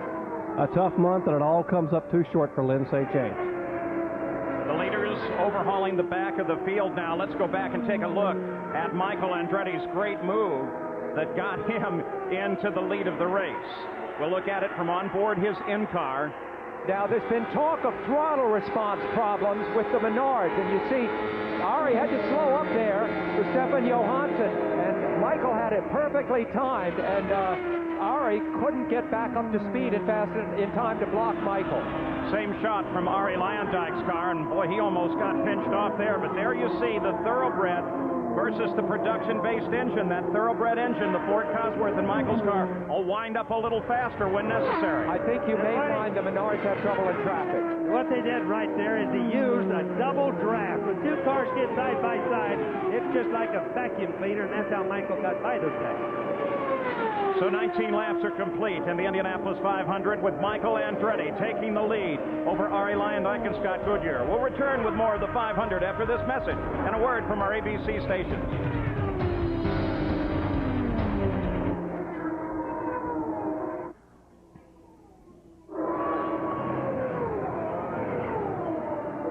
Just hold on to that. Keep it on your board.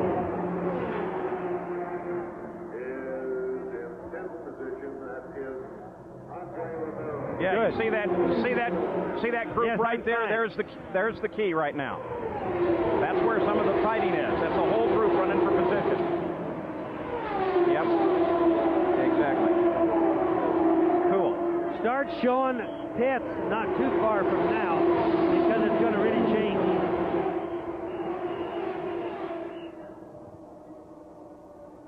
Trying to find out. I'm still back at the hospital. I would guess they'll go to 30. That's a guess, though. I think they can easily get beyond 30. You think so, Gary? Yeah, 25. Okay, all right. Yes. Okay, great, thanks. Yeah, Leyendyke will pit in 6 laps. 6 laps. Thank you, Ari, for vindicating me. What did he do?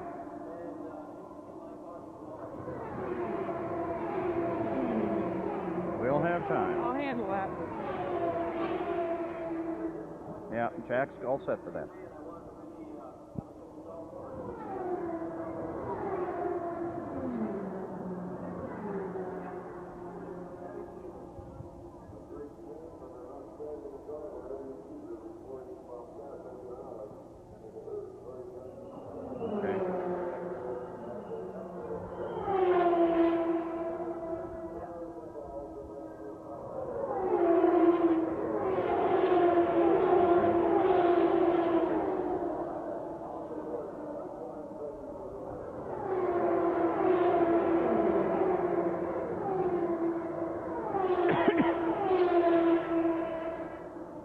We've got Hank when you're ready.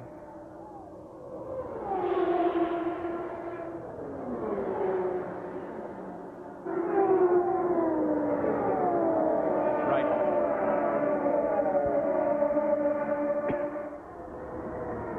For 6. I will. Yep.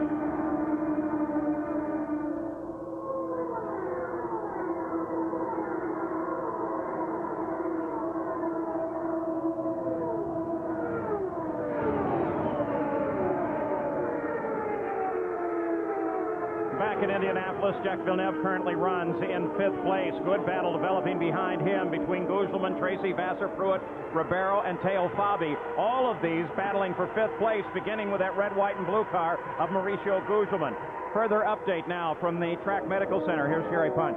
And Dr. Henry Bach has walked out to speak with us. Henry, what's the status of the 4 drivers you've checked out? Lynn St. James, Carlos Guerrero, and Eddie Cheever have been released in good condition, and they're back out of the hospital. Stan Fox has a closed head injury. He's on his way to Methodist Hospital. We'll probably have some information on him in about a half an hour, 45 minutes. So, Henry, we'll come back and try to get an update on Stan Fox at that time. Thank you, Jerry. Paul? All right, there's the official word from the medical director at the Speedway, Dr. Henry Bach. Scott Goodyear made a good move on Arie Luyendyk for second. As we watch this exciting battle, the man to look for is Paul Tracy, third from the left, I believe, in this shot. And he has moved up from 16th on the grid to 7th. He is moving fast. Tracy, the story there, of course, is that he's mistake-prone. He's one of the most brilliant drivers in the field, but he's been known to get into tangles with other cars. You see him on the left of the screen right there. Paul Tracy, center of the screen right there, the great Canadian driver.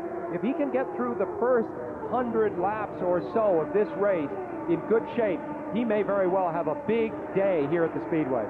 You see the running order at the conclusion of 20 laps. You're on board now with Arie Luyendyk. He runs in third place. He was passed by Scott Goodyear, who moved up into second place. And there is Goodyear. And DeFerrin's car being pushed back to the garage area. I guess they've decided no go on this, because if they put it in the garage area, it cannot come back out. And of course, the key here is to have that car out of the way when the pit stops begin, which should be very, very shortly. Jack Arute, isn't that correct? Well, Paul, it should be as early as maybe 3 laps from now. Arie Luyendyk should be the first of the leaders to come in. And you know, Goodyear Tire and Rubber Company brought a second compound tire to Indy for Carburation Day. It's a little bit softer, and many of the teams are planning to switch to it somewhere during the course of the race. But because of the caution that came out early, many of them are electing not to do it this time. You have to qualify. The tire that you qualified on, you have to start the race with. But you see these tires here in Arie Luyendyk's pit that are covered up? Those are the softer Goodyears. Look for them possibly in the third stop of the race. Right now, Luyendyk's going to change back to the old Goodyears, the style that he qualified on. It's nice to be able to have 2 different tires like that. One of the things bothering the drivers right now, guys, is the wind. It's gusty at times, goes away at times. The drivers have got to be a little bit spooked, because one time they go at the end of the straightaway into one of the sharp turns, and they've got a big wind. The next time it's really still. They probably think their cars are giving a problem. Wind is blowing from the south, so it's a headwind up the main straight. As Arie Luyendyk has reported, heads for the pits. And this will be his first stop of the day. He comes off of third place to the pits, and Jack Arute's right there. First stop is always the most difficult. You have to get acquainted coming down out of 240 miles an hour and hit the marks precisely. Luyendyk does. The onboard air jacks go up. He passes off on the water. He's right now just going to take on tires, a full load of methanol fuel, and we look for no major adjustments. Now, yes, they are putting Bobby, 3 turns of front wing on both sides on Arie Luyendyk's car. He is off and away. Almost stalls the car and having trouble getting back up to speed. They're still pushing, and he's killed the engine. That's a costly thing. Boy, that's a big problem. Going to hurt Arie really bad. And it almost got in the way of Scott Brayton. His teammate is electing to come in now, too. So while one Menard team begins to work on Arie Luyendyk, Scott Brayton looks for his pit stop area as well. They get the jack in. They're having trouble getting the onboard starter connected. They do now as it begins to fire. Now Scott Brayton goes to work. Luyendyk goes by, but the car is still misfiring. Now, according to Team Menard, they're going to make a wing adjustment as well on Scott Brayton. They do make a rear wing adjustment on Scott Brayton's car. And he is off and away, but again, a very rough-sounding motor. Remember, they begin to come up through the gears, gentlemen. Remember that this team runs only this one race per year. They have a huge budget, over $6.5 million devoted to this one race. But sometimes you might have teething problems because you've just made the first pit stop of the year that you might not have if you ran all the races. Let's also keep in mind that the 2 Menards were the first into the pits for fuel. That means that they may not be getting the mileage the other guys are. It's a very important thing to the whole race. Bobby, that indeed is one thing we should remember, and more importantly, who can forget the problems they had coming back out of the pits? In both cases, in Luyendyk's case, he stalled the car, but Brayton was none better in terms of riding the clutch and coming back up through the gears. that could spell problems in a long race. We got to come in and out of here 7 to 8 times. Well, Jack, that valve train, I understand, is very sensitive, so you have to be careful not to over-rev it, too, coming out of the pits. Here we are with Michael Andretti, the leader of the race. As the leaders flashed by last time, it was Michael leading, followed by Scott Goodyear and Jacques Villeneuve. Those three have not stopped. Guzman, Vassar, Tracy, Ribeiro, Pruitt, Bobby, Roberto Guerrero, Matsushita, Salazar, Rahal, Zampedri, and Bossell have all stopped as we are watching the fight for first and second. And Goodyear is now beginning to close in. And there was Robbie Gordon they just went by, so he's still not up to speed. Both of them due for the pits any time now. That's Robbie Gordon. You see him third in the order. The true third in the race is Jacques Villeneuve. He sits back just a bit. Remember, we ride with Scott Goodyear here. He has only won 2 IndyCar races. They were both 500-milers. Now, as we go along, Sam and Paul, and see the sky up there, we see that the clouds are breaking a little bit. There's Michael coming in the pits right now. So as Michael heads for the pits, Scott Goodyear stays out and will assume the lead. So the Honda engine, at least now we know, is capable of going the farthest, at least based on the first stop, the Menard stop first. Let's go to Gary Gerald. We wait with the crew anxiously. Here's the nose of the car. Watch for a slight wing change. They're going to go up a half turn, we're told, on the front. They're staying with the primary Goodyear tire. No change to the optional compound. There's the change at the front of the nose. Everything looks routine. Off the jacks, running about 15 and a half seconds on our clock. And Gary, what that means, a half a turn up on the front wings, 15.110 seconds. But what it means is the front end's going to be a little tighter on the ground. It means it's going to turn a little better. So the leader of the race makes his stop, and Scott Goodyear assumes the lead. Goodyear has now gone 4 laps beyond Michael Andretti, and he is due for his stop on the next lap. So Scott Goodyear out in front. This could very definitely be a factor in this race, is how these different engines handle their fuel economy. As Goodyear comes around Robbie Gordon, that's not a pass for position. Gordon, remember, had trouble at the opening of the race and has continued to struggle since then. So Scott Goodyear, we watch for the turn down onto pit road. Goodyear left the team that he was with last year, Bernstein's team. You see him turning down here. He was without a ride at the beginning of this season, but when the Tasman team got to, with Steve Horn putting this team together, he got his old mechanic with him, Joe Flynn, and they've had terrific confidence over this month here. Scott Goodyear rolls in from the lead. Here's Jack. Well, Scott Goodyear has certainly cast the gauntlet down in terms of fuel mileage with his Honda and Firestone shot entry. Now, Firestone has 2 options of tires as well, but they are electing to stay with the same compound that they qualified on. Goodyear now on board in the cockpit, resetting the fuel metering device to tell them how many miles and how many gallons are left on board. They cleaned some debris out of the left front radiator area, a very uneventful pit stop, and he is off and away. Yeah, Jack noticed Steve Horn made no adjustments to that car. Now, that's something else we want to watch as the race goes on. So Jacques Villeneuve, French-Canadian, picks up the lead of the race. He made his stop on lap 35. So Villeneuve now in front of the race as he moves up from his position past the front row. Villeneuve is at the top as 34 laps are now complete in the Indianapolis 500-mile race. We'll be back with more of our coverage from Indy.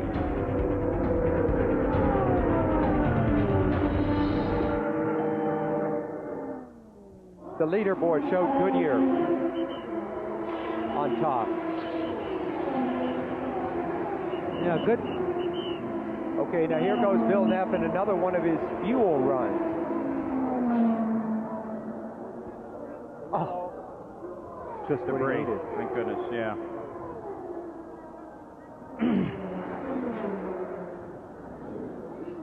Thanks, Russ. They took Eric on Michael.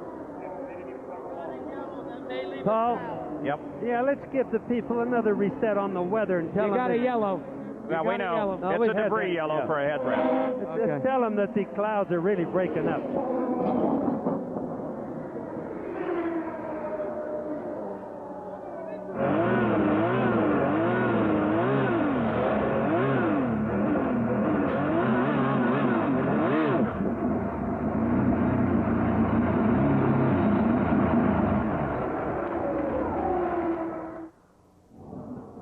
can make a comment on that. I have an opinion. I don't know. I'm here.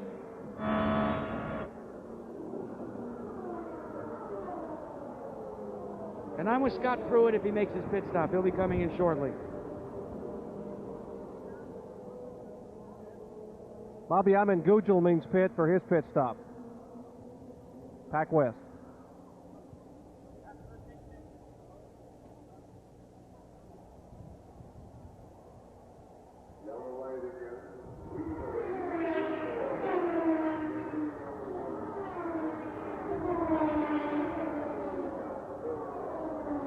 Computer question. The behinds appear different.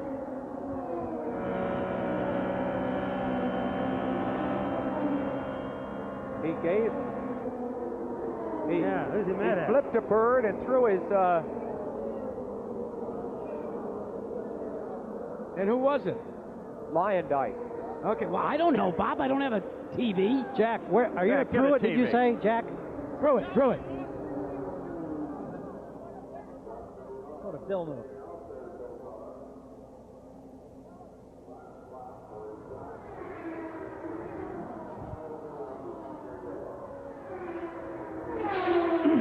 Okay.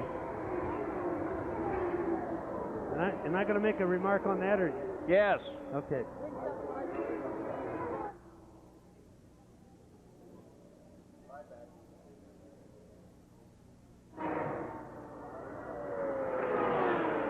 Here's the lineup after 38 laps with Jacques Villeneuve at the top of the order, as we suggested. We are now under a yellow, and the reason for the yellow is a piece of debris out on the racetrack. And how did it get there?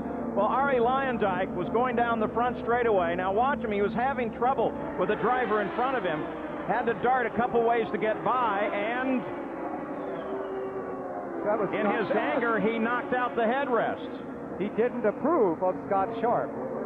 So because that's on the straightaway, the yellow flag came out. Now this was Arie on his first stop. Listen very carefully to the engine.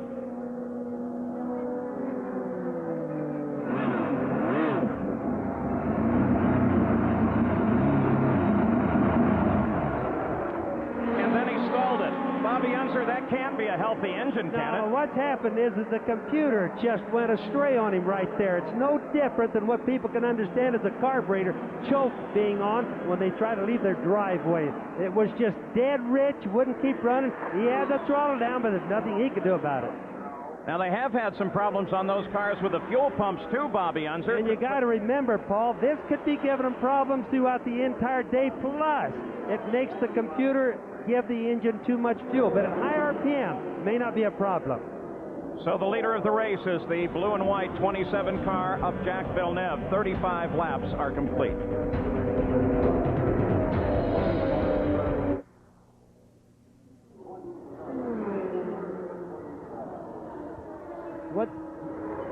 What they did is they picked up Michael Andretti as the leader instead of Jacques Villeneuve. Exactly. So now they're trying to make things run, get them straightened away. Let's do that with you, You see how Jack. long the packup is? Now guys like Pruitt are afraid of running out of fuel. Good.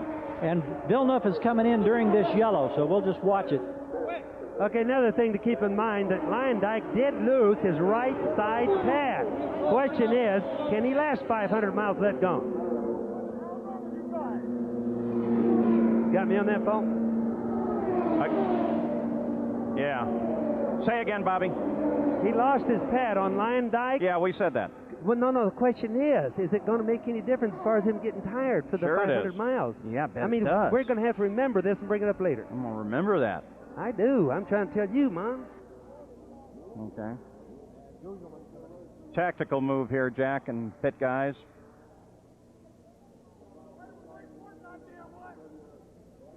Last stop just 6 laps ago. You hear, Pat? Patrick? He is living. Who was that, Jack? Pat Patrick. Really? Left front wing change Villeneuve. Oh, they got a problem. They didn't disconnect. Now they're clear. And he stalled it. It catches. I don't know if that was isolated anywhere, but... Did he run out of fuel? Hey, did Pruitt run out of fuel? We have no information here. He's all right back here. I don't see him having any problems back here. Okay. Villeneuve's out and line back at the field.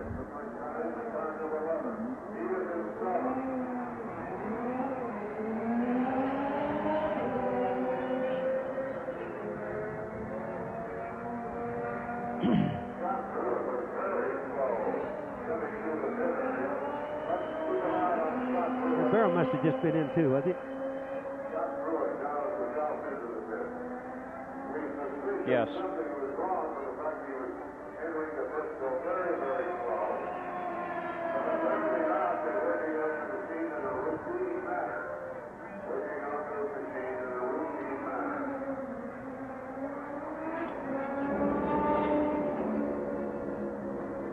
We're back. We're still under caution, expecting green very shortly here. Under the caution, Jacques Villeneuve went into the pits. He was the leader of the race at the time. It was a very frustrating stop for him, though, filled with errors. As the team tried to get him away, they were still connected when he pulled forward. Shades of Lloyd Ruby. Fortunately, they didn't pull the hose free. Let's go to Jack Arute. Well, Paul, here's the problem on the Patrick Racing team with Scott Pruitt.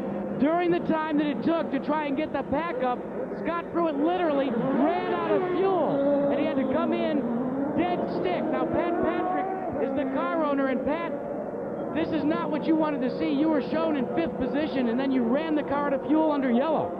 We had no choice, Jack. These stupid rules they have here, they close the pits. You can't come in if you're out of fuel. If you do, you get black flags. It's horrible. I can't believe it. Well, here's the situation, gentlemen. Here's what happens under the rules. Until the pace car gets the leader, the pits are closed for service. Well, there was a mistake made. They had a problem picking up who the correct leader was. So lap after lap ticked off with the pits closed. We were in the end of the window for pit stops for many of the front runners. And what happened was Pruitt ran out of methanol. Yeah, they originally picked up Andretti and then had to cycle everybody through until they had Villeneuve, and then he went into the pits almost as soon as they had him. You got to really sympathize with Pat Patrick on that. He has to be right. And Jack, that closed pits business, of course, removes some of the tactical advantage of having a man like Jim McGee on your team. We come back to the green light. And we're back racing again, riding on Bobby Rahall's nose as we head down into turn 1 at better than 215 miles an hour. The leader is Andretti. Scott Goodyear is in second. There is Michael. The order now with the pit stops. Some of these slower cars and backfield cars are mixed in with the leaders of the race. There's the running order after 42 laps. As we look at the Valvoline leaderboards,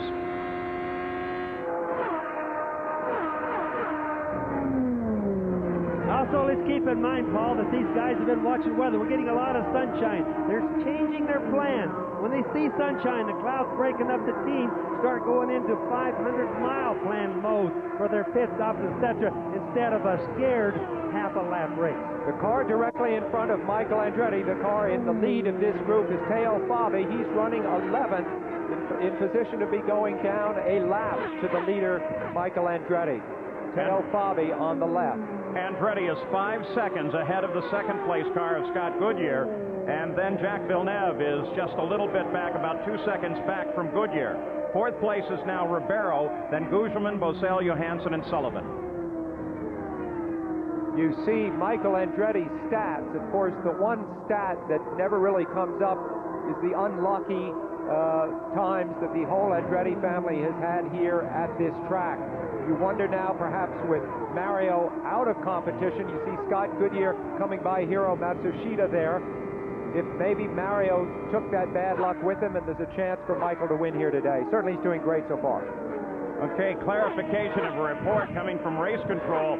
They indicate that the problem was not so much with how the pace car picked up the field, but with the fact that Villeneuve did not pick the pace car up properly, and that caused for the delay.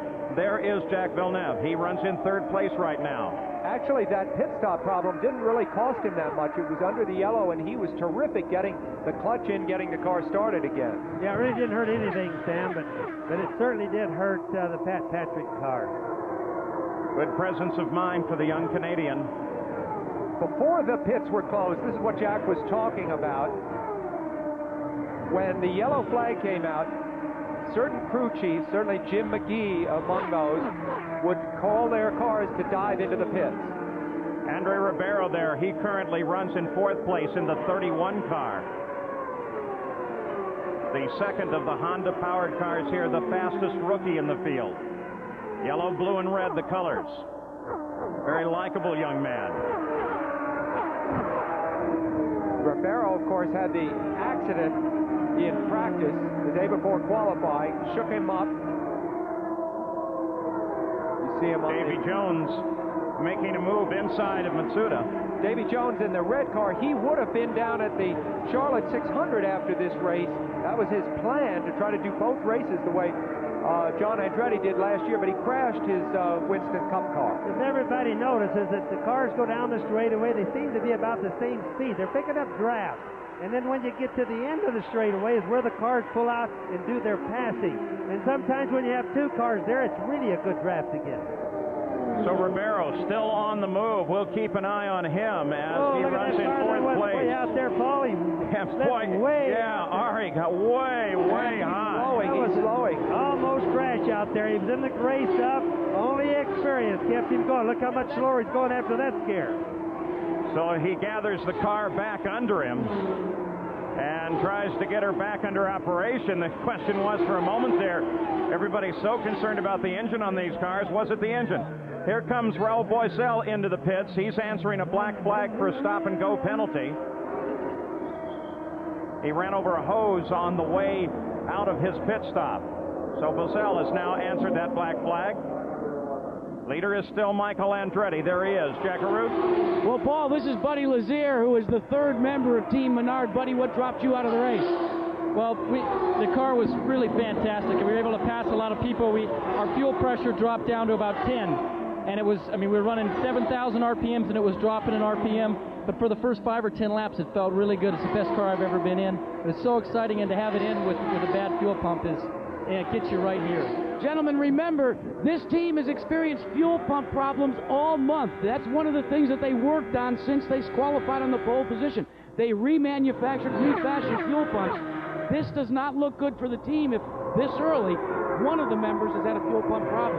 Jack, I think one of the things you brought up earlier is they only run these Menards once a year. That really hurts them overall. All right, now the word comes from the stewards of the race and race control while we watch Michael, the leader, and we look for Jacques Villeneuve, who runs in 3rd place in that blue and white number 27. Because he did not pick the pace car up properly, there he is. They're going to assess a 2-lap penalty. A 2-lap penalty on this car. They'll just take it off of his total and drop him down through the field.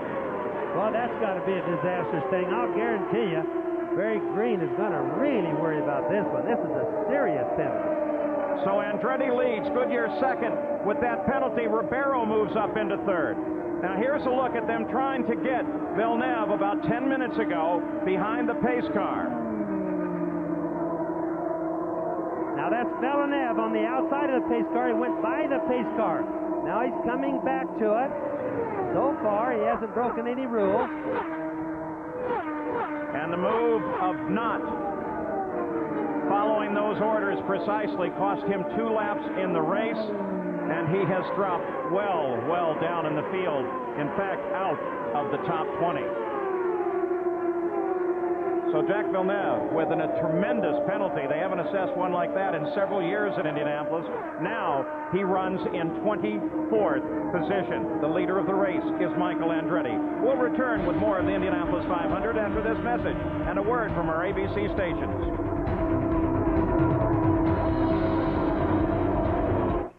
Hey.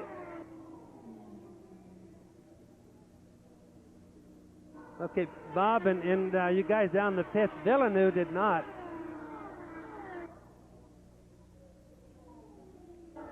This is Bobby, can I talk now?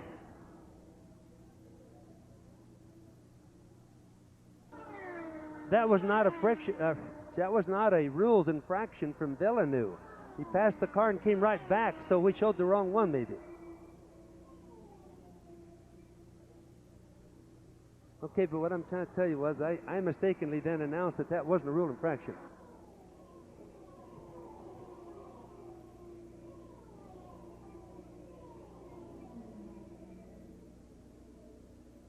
Okay, but I think Paul ought to explain that it happened. Maybe the guys in the pits could cover it, that it happened some other time. That's when they picked him up. Be happy to.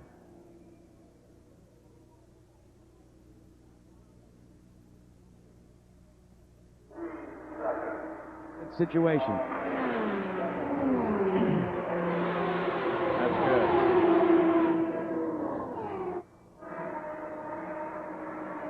That's good stuff.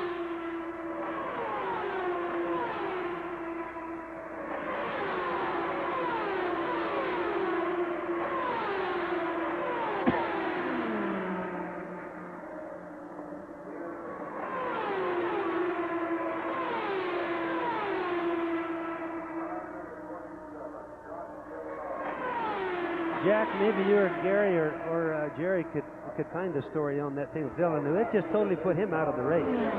That's what we're going to do. We're going to talk to Barry.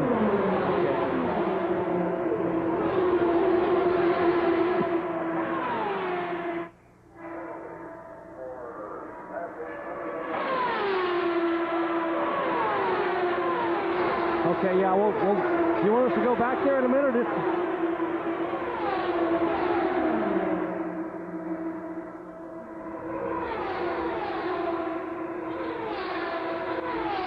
Okay, great. I'm going to have Eric Bachelard in a minute. He's going to get out and talk to us.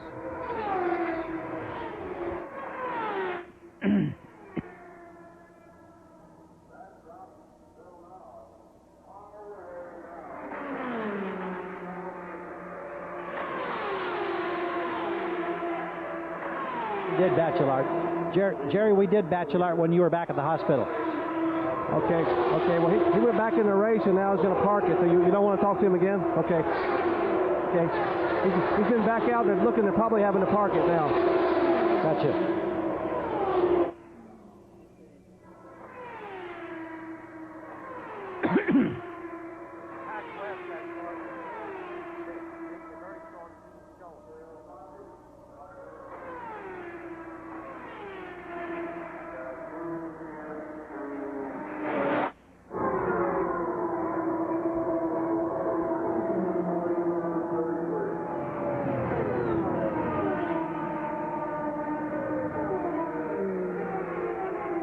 Here's the race summary after 50 laps. We've had 5 lead changes, 5 different drivers. Michael was leading at the 50-lap point.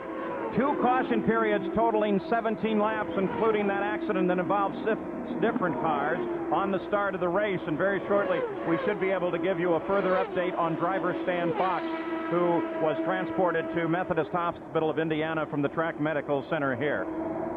Now, here is the 31 car. That's Ribeiro, and they black flagged him because he was way over the speed limit of the pits. He was going 132 miles an hour, and he was in 3rd place at the time he answered this black flag. Well, Andre is a rookie, but that seems like a huge oversight for anybody. Well, it shows you that they just can't tell speed themselves. A lot of these cars have the computer set where if they're in a certain gear, they can only turn a certain RPM during the pit deal. Apparently, he doesn't have one. Computer speed limit at 100 miles an hour. Let's look down at the stories now throughout the race. We mentioned them at starting, beginning with the tracking of the engines here. Well, one of the Menards is out, 2 remain in, and Hondas are up at the front of the field. Michael Andretti is the leader of the race. Started 4th, now 1st. Led 33, as you see, of the 59 laps, and he is running a torrid pace. Let's go to Jack Arute. Well, Paul, at one time, this group, Team Green, saw themselves running in the top 3, and now you're all the way back to 27th after a 2-lap penalty. What does that do to your chances in this event? Well, I wouldn't count us out yet, Jack. Obviously, we're devastated. I can't understand what the hell they think they're doing out there, but they waved us by twice, you know. I mean, all the driver does is do what the pace car said, and I think I don't think it's a very good decision what they're doing, but we just got to soldier on. We'll just find it a little bit later. Well, we saw on the video when he finally got packed up properly. We didn't get a chance to see it on the video when he went by the pace car, but what was the conversation with USAC like? I just voiced my opinion. I mean, the driver says he was waved by. That's what I told USAC. Thanks, Jack. Paul? We saw Lyondike was into the pits while we were talking with Barry Green, and we did not see then the actual video of what USAC perceived to be the violations. We saw it when he was finally picked up. The car directly ahead of Michael Andretti, who you see here, is his teammate Paul Tracy in the white car with red on it there. You see Paul Tracy. Michael Andretti is about to put his teammate one lap down, but the team of Newman Haas, so far shut out for many, many years, is very well positioned in the race here so far. Paul Tracy, he started 16th, now moves up into 6th place. Now let's consider these other stories of the day. We were talking about the engines. Well, Goodyear has been looking very strong. One Menard is out of the race. The second is the tire company. So Firestone runs in second place right now. Wide open competition. 6 cars run right now on the lead lap with some interesting names like Guzman, Johansson, and Paul Tracy. And then the weather. Well, it's still sunny. 77 degrees, may even get hotter. And Arie Luyendyk, that stall in the pits may have been very costly for him. We'll continue to track these stories today. We've had 2 caution periods. As Paul Tracy right there behind Michael Andretti, of course, not in contest on the course. This could be Michael's year. The first time he's ever driven here without his dad. That was bad for Paul Tracy, though, because he just got put down that lap that he didn't want to get put down, Paul. Robbie Gordon is into the pits. He has not been a factor. He came into the pits running in 17th. There's a new camera position for us at the end of the front straightaway. Great shot where you can see everybody coming down. We'll listen for a second and see if we can hear Gordon and Walker on two-way now.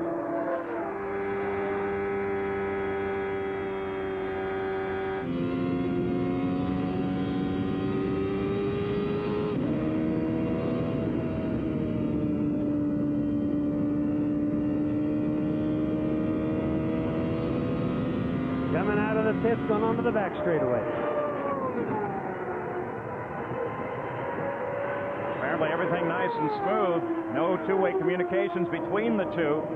As assuming that all of those radios are properly operating. Remember the concern at the start of the race. Robbie Gordon's got to be an awful sad driver right now. I think himself and plus a lot of people. You see the white on his tires. Those are the stickers. Did we hear something from him? Yes, we did hear something. Didn't come in clear, Sam, but I started to say they've got to be really upset over this because he was one of the favorites to win this race. So it's a game on race car, boys. This thing is fast. We're going to need to be. We've got to catch up with Michael. He's about 12 seconds ahead of you, so hustle it all the way. Michael's coming into pits, it looks like. Hustle it all the way. Leader of the race, lap 65, Michael Andretti, in for his second pit stop of the day. 18 seconds back as he headed for the pits with Scott Goodyear. Let's go to Gary. Tim Bumps bangs that right front wheel and goes to work with the wheel gun. They made a wing change on the last time. They're still staying with that primary Goodyear tire. They haven't gone to the option. They like the way the car's handling. No change at the front of the car, just waiting to complete the refueling. He's gone. One turn. Looked all routine for Michael on the 66th lap. Goodyear took over the lead of the race. Guzman is now second. You're on board with the leader, Scott Goodyear. Another thing about that Scott Goodyear tire car that we're talking about or looking at there, just believe that engine, when they want to go fast with it, turns 14,500 RPM. Amazing. Paul Tracy was running in 9th. There's Andre Ribeiro coming in. And there's Scott Goodyear in, the leader of the race. 24 car. Now let's see if they make any wing adjustments to their cars. Being very careful not to violate the speed limit there. Stop and go penalty here is really serious. Let's go to Jack.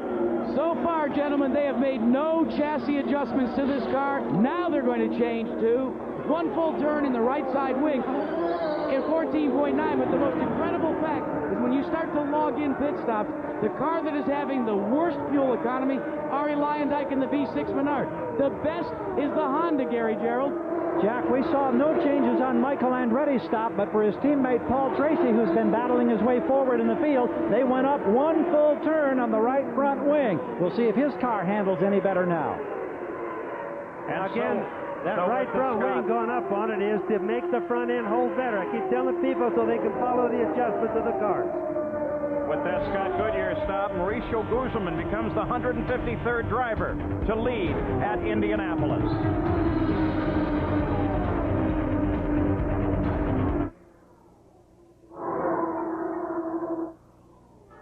I think you still need to explain the Minus Villeneuve 2 on Brayton. He's the next guy. Minus 2 on Brayton. He's about 2 cars ahead.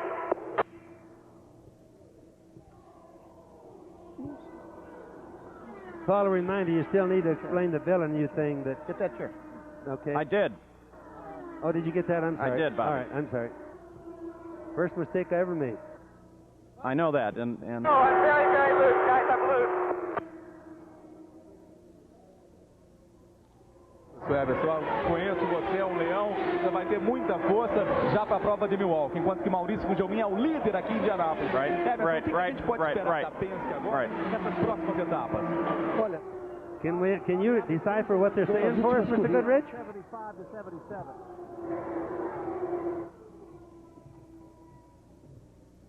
Que é parecido com a característica de Indianápolis. I need some advice.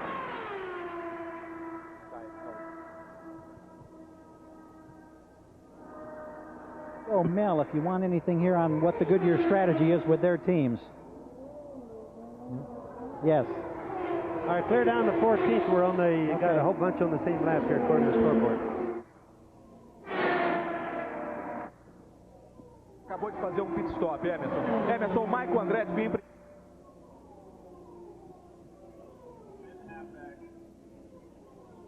Okay.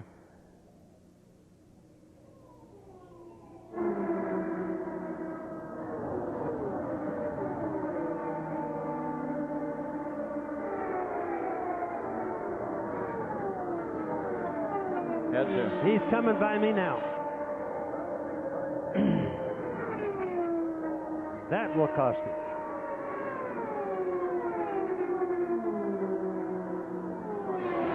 Enquanto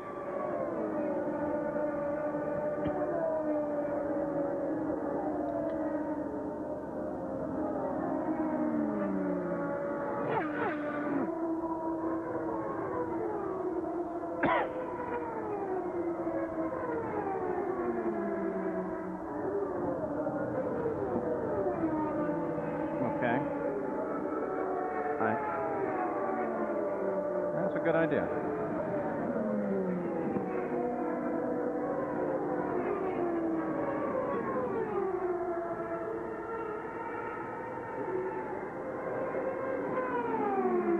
Could you explain to people what a closed head injury is? I don't even know.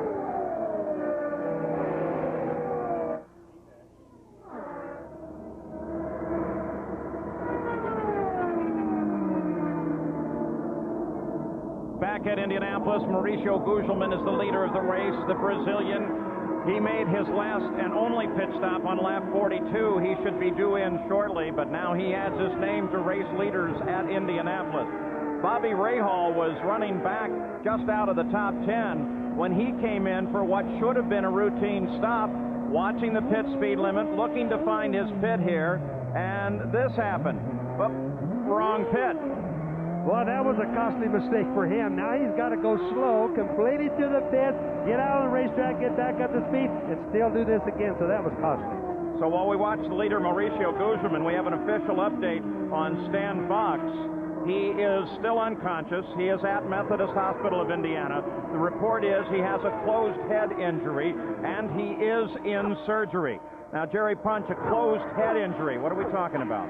Paul, that's sort of a generic term that goes everything from goes all the way from a mild concussion to a more serious injury involving a bleed into or on the surface of the brain. Now, you got to believe if he's gone to surgery, it's more toward the more severe degree, and we'll try to get a further update from the hospital on Stan Fox.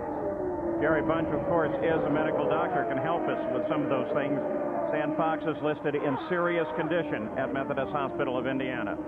Now, after the race, we zoom off to the Lone Star State for the final 9 holes of the J.C. Penney LPGA Skins game. Laura Davies has won 5 skins for $100,000, but Patty Sheehan leads the way with $110,000 after winning 4 skins. Only 9 skins remain. That's today at 3:30, 2:30 Central Time, right here on ABC Sports.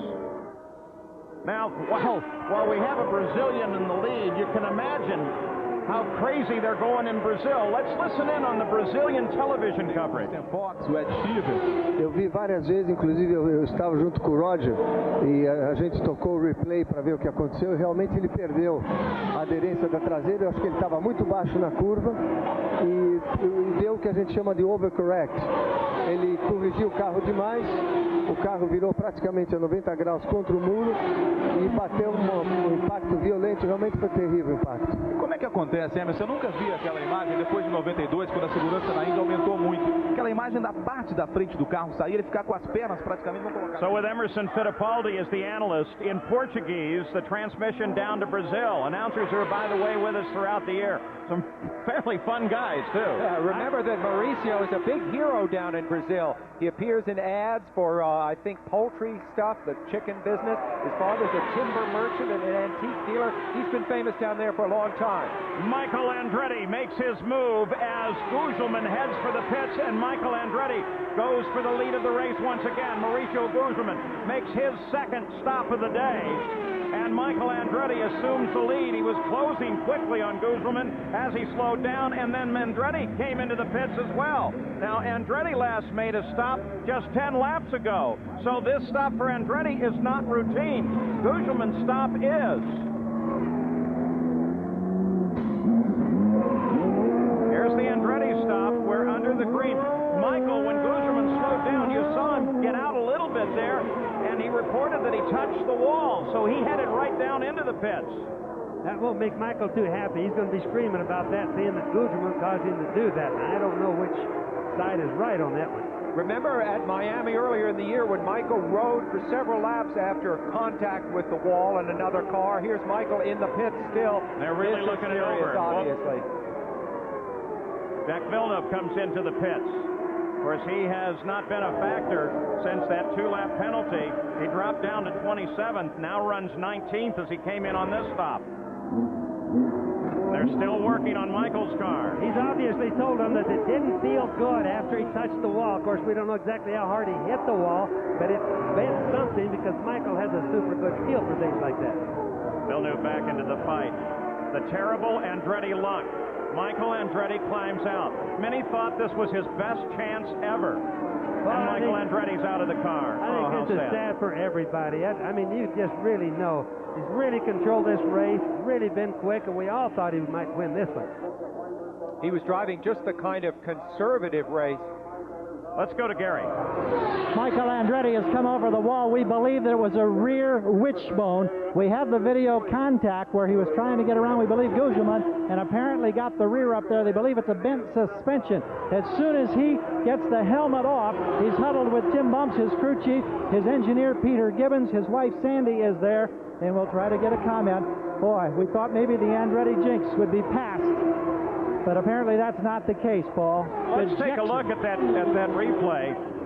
Maybe we can see exactly what happened to Michael. I'm sure that's what he's waiting for, as no, we've got another car in trouble.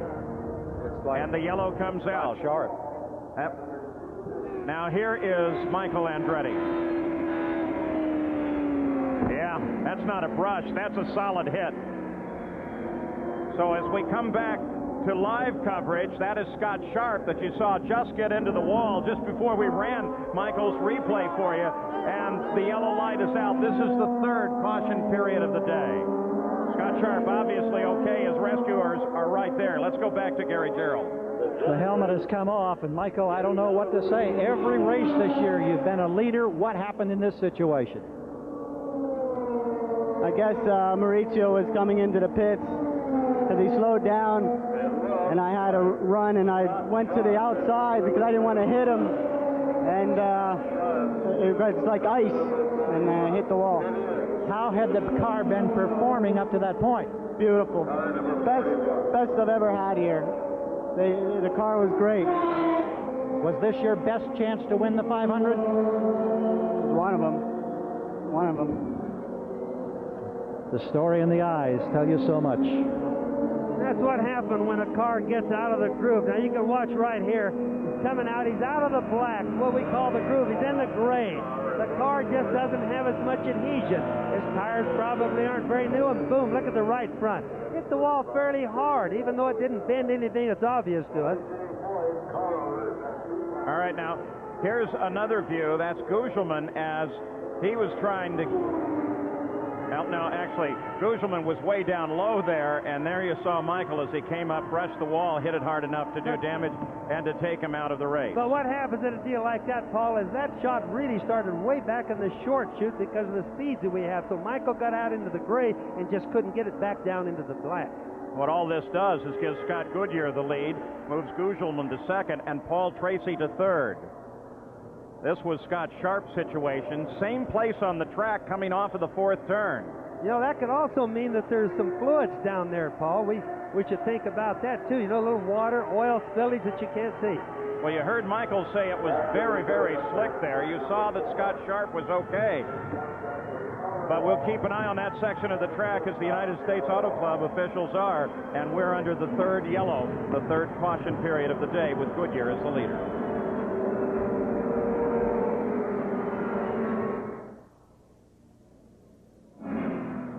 Boy, a lot of stuff happening.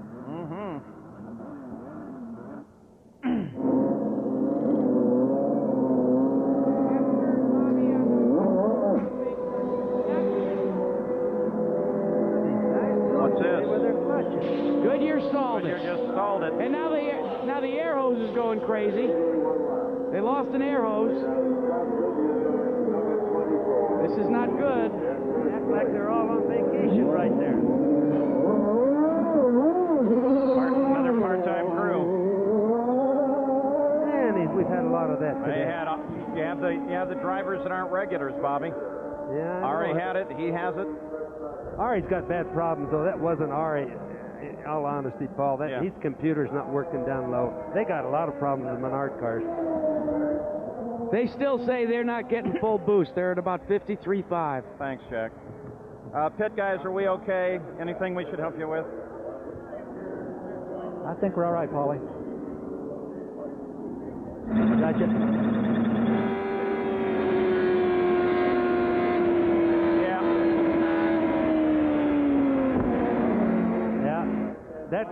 We said it right the last time, boss. We didn't miss. No, we do need. I think it'd be nice to show it for sure, but we said it right. We don't have to apologize for that one. Tommy doesn't have to apologize. Yes, sir. I got you. Bobby, I got my hand on your mic switch. You just turned me loose, man. I'm ready. The road is slippery down there. Michael wasn't as far out as I thought. No. Nor did Gugelmin slow all that much. No, he left him enough room, honestly. Yeah.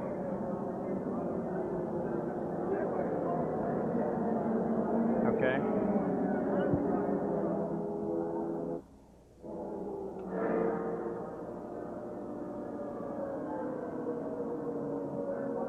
Everything flowing right?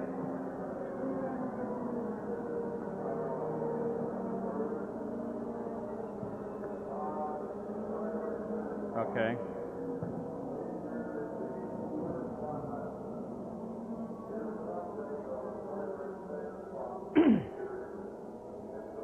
Okay.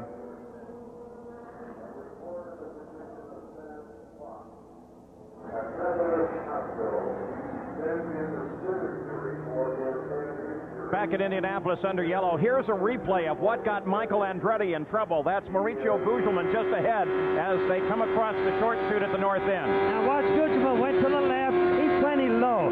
This thing was slippery. Michael wasn't all that much out of the group. Watch him, kaboom! He hits the wall. What happened, Paul, I think, is that the racetrack has got some liquid. It's very slippery there. Gugelmin was totally out of the way. Michael was just out a little bit. Well, there is some evidence that would prove that, because about a lap later, this was Scott Sharp coming into the same turn, only he lost it well before the corner and got up into the wall. And then the leader of the race was Scott Goodyear. He headed for the pits. The stop was routine, taking advantage of the yellow flag. Nice, smooth work. Remember, he is one of the drivers that is not a regular in the series. Nor are some of his pit crew regulars. Some of them were making their first stops in anger, so to speak, in this race today. And he stalled it. And then it was a little too far forward, and they also broke an air hose at about this time. So now confusion was reigning over the wall there as they tried to get it under control, get the car back so they could get it started. Steve Horn, finally they pushed it back. Told me this is exactly what they feared could happen because of the inexperience of the crew. Scott Goodyear finally got it going, and he dropped to 7th place. Mauricio Gugelmin is still the leader. We'll return with more of the Indy 500 after this message and a word from our ABC stations.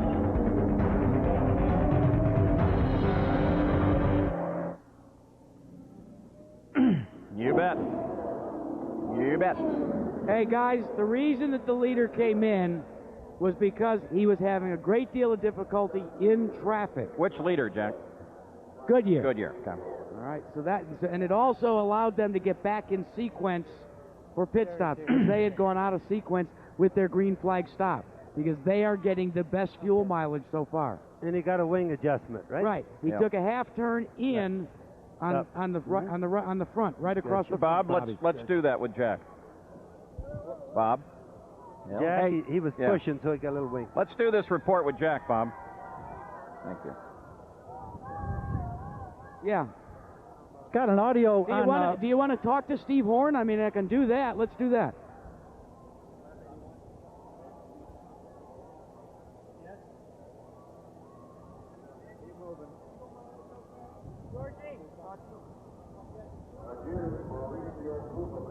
Started in the second row is your leader in the Hollywood sponsored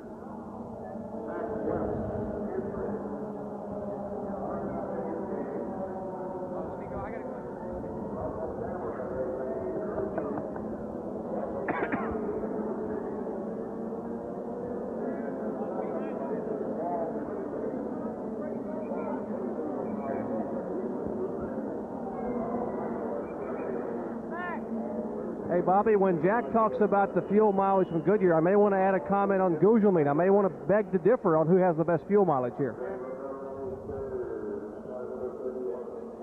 And also, Get him, Punch. I think it would be interesting to update the Robbie Gordon situation, because I understand that they just gained their lap back, and they're on the lead lap now in 6th place on the pole. That is correct. Well, that's a huge gain for them. Let's do a quick whip around, Bob. Get this, we're on 84 laps right now. We're not even halfway, so we've got a lot of racing to go. We've got to be real smart here. All right. 10-4, I have a chance. You're on camera? You want to go down to doubling? Okay. Okay.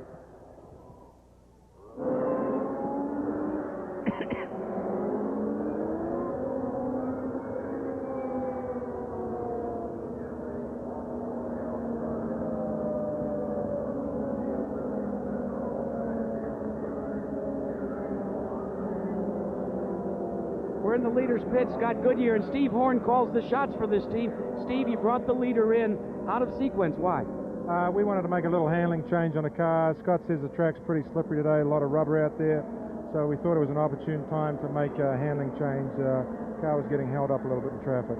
Now, the traffic is creating problems. Now, that pit stop took you out of the lead and dropped you back in the pack. You've got to hope that that chassis adjustment lets you run a little better because now you're stuck in the traffic. Yeah, we're back in 4th place, but Scott needed to change, he felt, to run in traffic, so now is the time to do it. Well, Gary Gerald, he's also running on the hard Firestone tires, the same style, the same compound that he qualified in. And doing a heck of a job. I'll tell you another team that's very happy with this turn of events. Remember back to the very start of the race? Problem for Robbie Gordon. He lost the lap. They just got the lap back. He's listed in the number 6 spot in the lead pylon. Derek Walker and company down here very happy. Jerry? Hey, talk about happiness, Gary. They are smiling here at Mauricio Gugelmin's pit. He's getting excellent gas mileage. He pitted the first time on lap 41, then ran 37 laps, came in again on lap 77. So they're getting outstanding gas mileage. And behind me, Andy Brown, the engineer, is making the call. Their only concern here, significant right rear tire wear. And they are not using the soft tires Goodyear brought. They're using the tires that they qualified on. So we'll watch tire wear here in Gugelmin's pit. Paul? We should be coming back to green shortly. The pace car is already accelerating across the North Chute. We'll take a look at the Valvoline running order here as they head back toward the green flag. Mauricio Gugelmin is the leader, followed by Tracy, and then the rookie, Andrew Ribeiro. And we're green. Here we go again. Looking for Gugelmin in the middle of all that. There he is, swinging to the outside. That's Rahal just in front of him. Dangerous part right there, Paul, whittling his way up through the pack like that. He's right in the middle of it for a while. Paul Tracy, just a few cars back. Runs in 2nd place. Ribeiro 3rd. Sullivan 4th. Sullivan, the teammate to Gugelmin, the leader of the race. Gugelmin and Sullivan both run for Pac West. They're doing really well.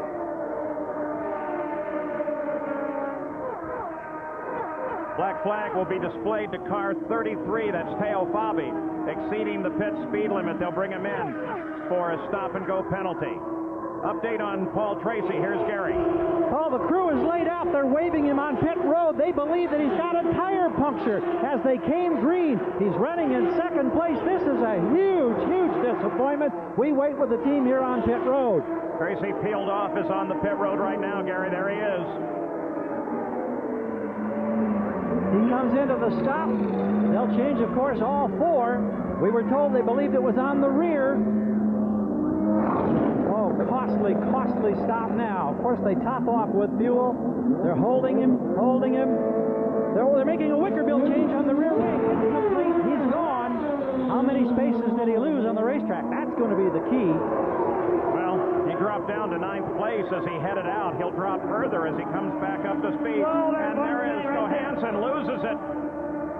Bobby, what happened there? On the pit apron. Paul, I didn't see it. I honestly didn't see it down here. I was into the monitor. I did see it there. Right rear is flat there. Yellow flag is out again. It looked like a tire exploded, but why and how did it happen down on the pit apron? So Stefan Johansson, look at his helmet there. You see those markings on the side that are blue? They used to be green. Team convinced if green was bad luck in Indianapolis, changed the color. Here's a replay. Watch Johansson. He's clear down on the apron. Right there, right in front of us there. Oh, right rear went. All of a sudden, the right rear tire shredded. That means it was probably low, out of air, and when they're like that, they just come apart. Then, of course, he has no direction. Now, it also could have been that he ran over something, and then they look like they explode. So, obviously, Stefan Johansson is okay. The pits are closed until the pace car groups everybody up. Gugelmin is still the leader. Ribeiro is 2nd.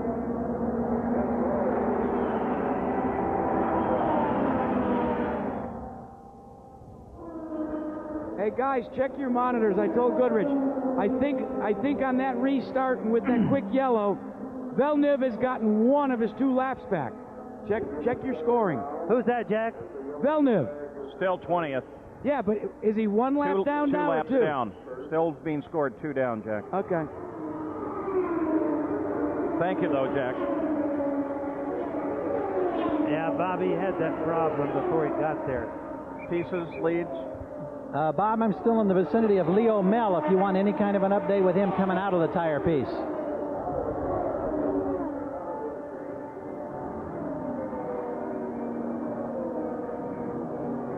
Sam?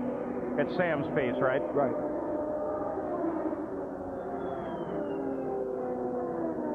Off my computer. That's what I said. 2 laps down. 1 lap down. He's 1 lap down. That's not according to mine. They're saying that this should not be 2 laps down. Huh? Yes. Bobby. Should not be 2. Why does it say 2? Because it's a mistake. Andy Brown spotters saw debris on the racetrack, and they told Guzman to come to the pit wall in the straightaway and miss it. He missed it, but Johansson hit it behind him. So if he's 1 lap down, guys, you better start tracking that story. You got it. Nice try, Paul. Hey, you know, do what I can, Jack.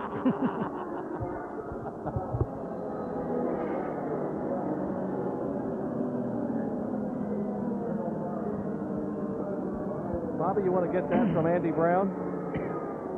A comment on the debris? Yes. Yes. Right. Right. All right, and you hear that Punch has got an ad to this. Yep, okay. Okay, yeah, I'm with Andy Brown, engineer. Well, look how mad Johansson is. Yeah, he's probably hot, Andy, huh? The guy's totally incensed, and rightly so. He could have been killed out there.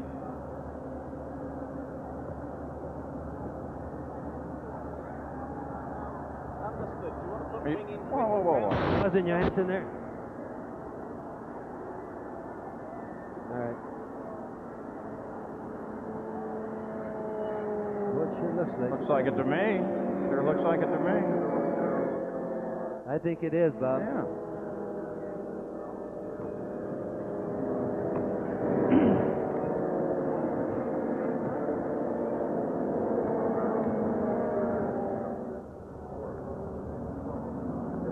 Back at Indianapolis, here's a replay of what caused Stefan Johansson's problem. See that piece of debris lying out on the track? Now watch Johansson. Bang, right over it. That took the right rear. He very quickly dived for the escape road, and his race appears to be in trouble. Jerry Punch, you can update this. We're in Mauricio Gugelmin's pit, and his engineer, Andy Brown, behind me, talking to Mauricio right now. But what Andy was saying a moment ago was they saw the debris come off the car right in front of them as he's talking to Mauricio Gugelmin. They told Mauricio to possibly move to the inside. Andy, what happened with the debris? Well, the guys on the pit wall spotted some debris in the middle of the track on the pit straight here. So we radioed Morris and called him over to the pit wall to miss the debris. Excuse me. And as he talks to his driver, what happened? He missed it, but unfortunately for Stefan Johansson, he did not. Paul? Morris, that's what they call Gugelmin. Now let's take a look at the tires here in this race and how we're running with a Goodyear in front and then 2 Firestones, then Danny Sullivan on a Goodyear. And we'll take a look down through the field on this. Now, the history of tires here at Indianapolis has been one of rich competition. Sam Posey can look back over those tire wars. Every year since 1972, the winning tire at Indy has been built by Goodyear. But a look at the race's 78-year history shows that Firestone has nearly twice as many victories. It was Firestone who won the first race, and for decades their continued success made them synonymous with Indy. Ads annually linked Firestone to the race, and sales figures prove that winning sold tires. In the post-World War II era, Firestone rode the rising tide of Indy's popularity, and by the mid-1960s, their arch-rival Goodyear knew they could not afford to leave the performance field of Firestone. Goodyear wanted Indy, but it wouldn't be easy. After all those years of Firestone, you couldn't get passes, you couldn't, it was very hard to get practice time. It was a tough situation. The Firestone racing director was on the board of USAC, and they were really encouraging us in those days. Spearheading Goodyear's initial attack was A.J. Foyt, and after 5 years of intense effort, Goodyear and A.J. won, snapping Firestone's 43-year streak. The next 6 years saw the tire war rage. Drivers, lured by large retainers, took sides in a way that split the racing community and families down the middle. In 1974, Goodyear's technology and money forced Firestone out. As ads trumpeted Goodyear's success, Firestone watched as their rival reaped the benefits of racing. You look back to 1974 when Firestone got out of the Indy 500. and sales and market share had declined. They were eroding away. And in 1988, when Bridgestone Corporation purchased Firestone, right then and there was an inkling, a thought that maybe we'll take Firestone brand back to Indy to resurrect the brand. And then in 1991, that decision got studied very thoroughly. 1992, late 92, we made the decision. May of 93, we made an announcement, and here we are. Firestone's comeback placed Scott Goodyear on the front row, an irony that provided a light moment for the giant tire companies. I think Goodyear stands to gain as well as Firestone here, no matter what happens, because we're all getting a lot more attention for the right reasons than if only one tire company were here. And I think we're both winning at this point in time, certainly in attracting more attention to our mainline passenger tires. Nonetheless, when this race is over, only one tire company will be able to claim victory. Will Goodyear extend its streak, or will the new guys, who really started it all, get back on top? And Leo Mel, one of the principals, of course, in that piece, is here live now. Leo, how many of your drivers, of your 25 in the field, have gone to your optional tire? Well, not all the 25 are left, but everybody, all but four cars have switched to the option tire as the wear's gotten better. How unprecedented was it to bring in the optional tire with only the 2-hour practice session on Thursday? Well, we've done that sort of thing before. We've got a lot of lab experience, and we tested it well elsewhere, so we were pleased to do that. So all in all, your evaluation of the race to this point in terms of your tires and the wear? Well, it's exactly what we expected. The prime tire was wearing out quite fast at the beginning of the race. Now it stopped wearing out. We switched to the option, and it looks very good for wear. Thank you, Leo. Thanks, Gary. Still under caution. We expect to go back to green at the conclusion of this lap. They are, by the way, going to black flag as soon as they go back green. Teo Fabi, car 33 again. And the reason is because when they black flagged him before and brought him in, he broke the speed limit on the way out. Saturday, ABC Sports travels to Dublin, Ohio for one of the most prestigious events on the PGA Tour. Join Jack Nicklaus as he hosts an all-star international field of golf's best in the Memorial Tournament sponsored by Dean Witter. Coverage begins Saturday, June 3rd, right here on ABC Sports. Mauricio Gugelmin is the leader. Andre Ribeiro is second, and Scott Goodyear, his teammate, is third. Stefan Johansson's car was brought around to his pit. They did the repairs to it, and Johansson should be back in the run. Dwayne Sweeney gives him the green flag, and here we go. Gugelmin the leader. Ribeiro 2 cars back. Scott Goodyear trying to move on Ribeiro. Sullivan is fourth. Gordon is fifth, back on the leader lap. Christian Fittipaldi, Gordon's teammate, is sixth. You ride with Scott Goodyear.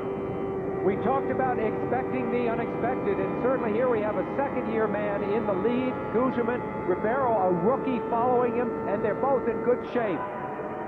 Not a fluke situation at all.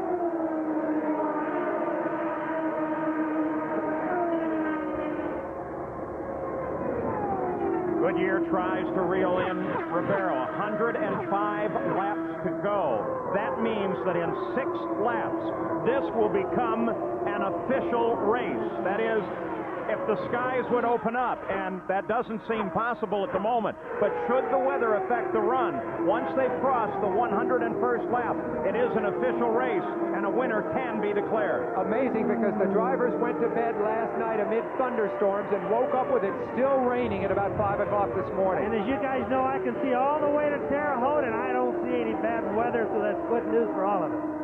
Update now on Scott Sharp after his accident in turn 4. They have taken Scott to Methodist Hospital for observation. He apparently was hit by a tire during the accident, hit in the helmet, and so they want to take him in for observation. Here's the pole sitter, Scott Brayton, in. And coming in too slow, and there comes bad news. Collins coming off. We imagined that they might have troubles with the Menards, but they've kept going. It's just that they've been wounded, so to speak, and have been dropping back for this reason or that reason. So if this is a serious problem, it appears to be Arie Luyendyk will be the hope, and he currently runs in 15th. There's the Danny Sullivan car. Sullivan runs in 4th right now. Let's go down to Gary Gerould to get an update on Scott Brayton. Well, we just arrived on the scene looking around the corner. He's still in the car, but they're pulling all the bodywork off. As you mentioned, what they do in these situations, it's usually an electronics problem that they're chasing, and they're working in the vicinity on the right side pod as if that might be the case. Sonny? Any indication of the problem, Sonny? Not yet. Sonny Meyer, who builds these engines, the Menard, with all that horsepower, still shaking his head. He doesn't know. Sonny out of Louis Meyer's family, the first three-time winner of the race. We watch Sullivan. Remember that Danny Sullivan won this race back in 1985. He spun and yet went on to win the race. He was out of IndyCar racing last year. It's a terrific comeback that he has been able to make this year with the Pac West team, which was new last year, but it's really coming to its own this year. On board with Robbie Gordon as he makes a move on Danny Sullivan. It's a battle for fourth, and Robbie Gordon moves into fourth. He gets around Danny Sullivan. Keep it on, keep it on. You can also see how wide that Robbie Gordon went as he went under Danny Sullivan. He didn't even get on the rumble strip. Robbie's normal group around here is a lot higher than the other guys. So Robbie Gordon moves forward into fourth place. You heard Derek Walker, the team owner, congratulate him on their two-way communications. He's been trying to insist that Robbie move forward as quickly as he can now and stay in touch with the leaders. He's doing just that. And just remember that Derek Walker was the crew chief that masterminded many of Rick Mears' come from behind victories here. We might be seeing something like that again. Dwayne Sweeney has just shown the field the cross flags indicating the halfway point, the 215th mile, the 100th lap of the Indianapolis 500, 79th running.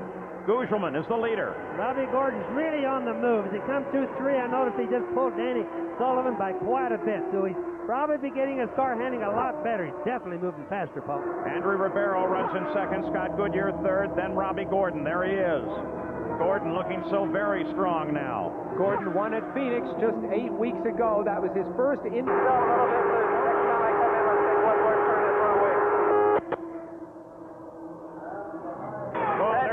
Goodyear's next. Goodyear's the guy you're chasing. 7 seconds ahead. So Derek Walker is just giving Robbie Gordon an update on who to look for. He just said that Goodyear, the third place car, is next. And Sullivan and Christian Fittipaldi now battle. This is a battle for fifth. Danny Sullivan, the car on the left, is in fifth. That's Christian Fittipaldi, another rookie here and teammate to Robbie Gordon, as he runs in sixth. And Scott Brayton, whatever the problem was, they think they may have it fixed, and he heads back into the fight, but well down in the order. Sullivan, as you can see, has been slowing and is having trouble coming off the turns fast. Let's update the situation on Brayton. Gary? John Menard, were you able to determine what the problem was? No, we changed the spark box and the ECU and everything we could find, but we're not sure if we fixed it or not. I'll know here shortly when he goes out. He also had indicated, Paul, that there was a possible valve spring that may have been broken. Well, it acted like either that or like the spark box or something like that was bad. So we changed everything we could. Of course, if it's a valve spring, there's nothing we can do about that. So thank you, John. So we'll keep an eye on Brayton. His teammate Lyondike runs in 15th place. The race is now at the 103rd lap. Whatever happens now, it is an official running of the Indianapolis 500. Right now, Mauricio Gugelman owns the thing.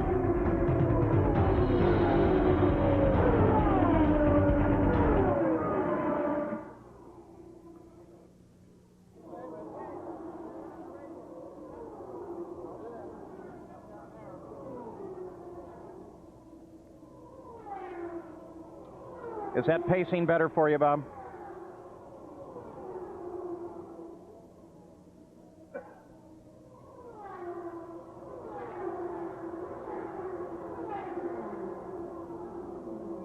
Okay. 10-4, half a turn.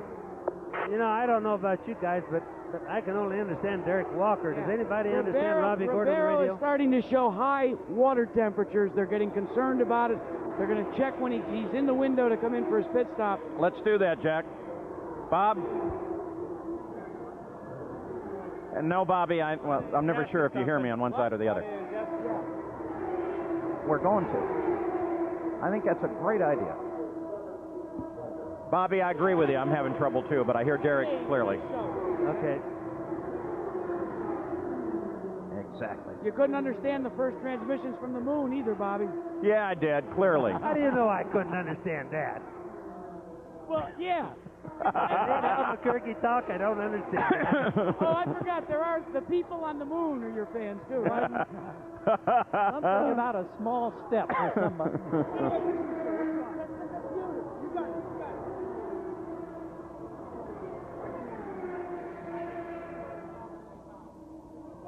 What a weird race. What a different race, huh? It's a weird boy.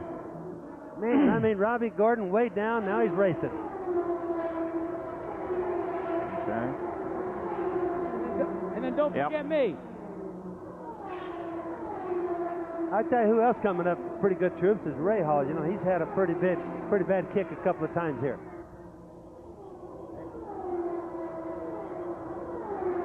Don't count out Paul, Velner. try to cover some speeds occasionally for the people, would you, for race speeds? Did they call you, Bobby? No, I said you need to cover No, some but race did the people... Oh, okay, good. Hey, and don't forget Villeneuve. He's already moved to 16th. Okay, he's gonna sneak up on us. And he's only down one lap now. That's correct. 1 lap plus a bunch. The quote from Barry Green was, I was... Right.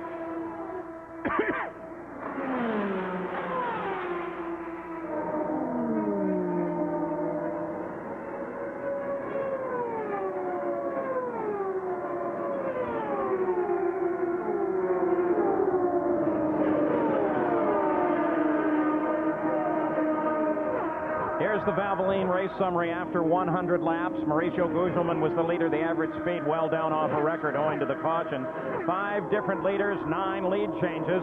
We've had 4 cautions, accounting for 30 laps, and 9 cars are already out of the race. Now, the stories that we talked about, first of all, the cars out. These all as a result of those at the first turn. Carlos Guerrero, Lynn St. James, Scott DeFerrin, Eric Bachelard, Buddy Lazier. And these are the rest of the cars out, the most recent, of course, being Michael Andretti. What a sad tale that has become. And now the stories that we mentioned at the start of the day. First of all, the engines, keeping track of the Menards and Honda. Well, there are 2 Hondas right now in the top 3, and Scott Brayton has a problem. His teammate, Arie Luyendyk, is running 15th. Secondly, the competition between the tire companies. The top 3, 2 of them are Firestone.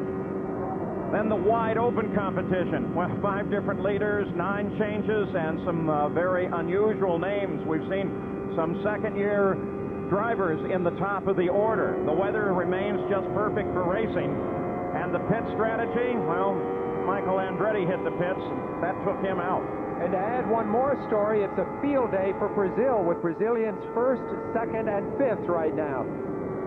This is the 50th year, by the way, that a Goodyear blimp has appeared at the Indianapolis 500, giving you these great shots of the main straightaway as they come across the yard of bricks and that white finish line that everybody cherishes at lap 200. Let's go to the pits and Jack Arute. Well, Paul, one of those Brazilians that Sam Posey talked about is rookie Andre Ribeiro, who was running in 2nd spot. But he has reported in that he may have ingested something into the radiators because of the fact that the water temperature has begun not only to escalate, to get up right by the pin where it could begin to overheat and create problems. But you see the computers here? That's all the onboard telemetry, and all the Honda engineers have been monitoring it very closely. The window is open for a pit stop. If he has taken on some debris, they'll be able to brush it back out, and that should, and we say should, cure the problem. As we went to Jack, you saw Eliseo Salazar move around Sullivan and into 6th. Now Sullivan has his hands full because Jimmy Vasser and Bobby Rahal, you're on board with Rahal now, lined up right behind him. Here's how the rookies are looking today with the fastest look rookie, Andre Ribeiro running in 2nd place, Christian Fittipaldi having a good race, and Eliseo Salazar just making that great pass on the 85 winner, Danny Sullivan. You know, Paul, another thing, I've been watching the speeds of some of these cars, like mid-race type of thing. The fastest guy has been Scott Pruitt. Jimmy Vasser moves out and around Danny Sullivan, and Vasser moves into 7th place. Started to say that Scott Now Rahal's going to try him, Bobby. Boy, I saw that. My Lord, they're really having a dogfight right in the middle of the race now. Anyway, Scott Pruitt's running 219 miles an hour. That's really fast. Then we have some other cars that are running like 216, like Villeneuve, really moving up. Rahal, as Guerrero came sliding in there. Not a move for position, because Guerrero's actually sitting down a lap, but boy, he's trying to get his lap back as he came around Rahal and stuck his nose into the middle of the battle between Rahal and Sullivan. Guerrero, the white 21 car. It just shows you, if you lift off the throttle even for a second, this is how much momentum you lose. And as we watch the cars going around the track right now, remember, about mid-race is when the track is as slippery as it gets. It gets real bad early, and then it gets better as the race goes on. Let's go to Jack. Well, Paul, Scott Pruitt is being shown in the 13th position. Here's the first pit strategy. Do you see the tires sitting on the wall? They're not going to change tires. It's a stop-and-go, fuel-only pit stop. They think this could get them further up in the field because race traffic is so difficult to circumvent. They tap the fuel man, they fill the tank up, and he's off and away. Scott Pruitt came in 14th, out in 16th. The idea is that, there's Eliseo Salazar. The idea is that those Firestone tires can really last through several pit stops. That's the hope, anyway. I just wanted to mention while we're watching Salazar in the pits here, people wonder why the track gets better later in the race. It's because of fluid that leak out of the car. All slowly gets soaked back in. So the track gets worse as the race starts, then after that it gets better. So Guzman is the leader of the race, while most of the cars begin making their stops now. Let's go to Jack Arute. Andre Ribeiro, your second-place runner with the Honda Firestone package. And you see the crewman is actually looking in, trying to scrape away the radiators, and they have indeed pulled away some debris that would have accounted for the overheating in 17.2 seconds for Andre Ribeiro. And keep in mind, those radiators are just as small as they can possibly be because that's straightaway speed. So any debris that gets in there hurts the cooling system. Jack, from where we sit, we can see debris on the outside of several of the turns. The track's as messy as I've ever seen it, and I think we might have this situation afflict other cars as well before the end of the day. Andre Ribeiro came in third, dropped down to 7th during his stop, showing you how critical those pit crews are with traveling speed at 220 miles an hour. The cars are every second going the length of a football field plus, well over 100 yards. There's the leader, Mauricio Guzman. Scott Goodyear is second. Robbie Gordon, with everybody falling out on pit stops, has moved up into third place. Christian Fittipaldi is fourth, and Jimmy Vasser is now in fifth. That's really been some good planning on Derek Walker's thing, getting Robbie Gordon all the way back up to third place. It's amazing. We almost rode him off not too long back. Well, and he's keeping his cars right together, Bobby. His cars are in third and in fourth. So expecting a stop by this car, the Pac West car of Mauricio Guzman. Danny Sullivan is his teammate, the 85 winner who runs in 15th right now. He's made his turn now onto the pit road, this on the 116th lap. Watching the speed limit. And now as Guzman comes to a stop in front of Jerry Punch.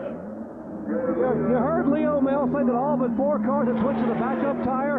2 of those 4 cars are the Pac West machines of Guzman and Sullivan. They are staying with the primary tire because of the tire wear on the right rear.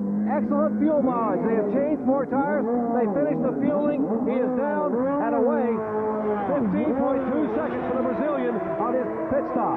And that spraying that they do at the car when it leaves is water. Water dissolves the alcohol, stops any chance of fire in case people wonder. So they decided it's dangerous to change tires mid-race. Scott Goodyear picks up the lead. Gordon is now in second place. There's Goodyear in the car on the left. Scott Goodyear with his teammate right there with him. Remember that this team of Steve Horns is all new for this year, a derivative of their Indy Lights team, the Tasman team. So Scott Goodyear back in front, the Indianapolis 500 in car 24. We'll return with more of the Indianapolis 500 after this message and a word from our ABC stations.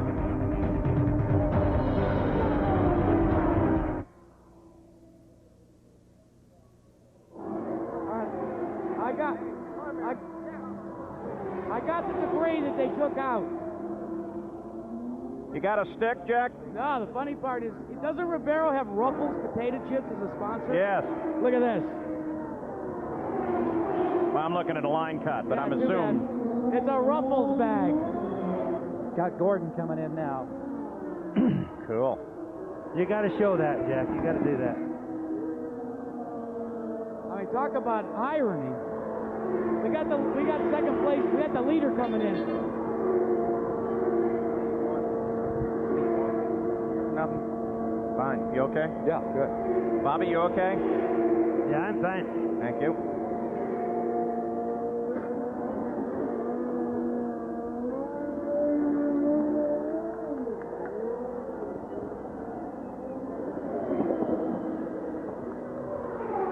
Gordon was in 19 and a half seconds.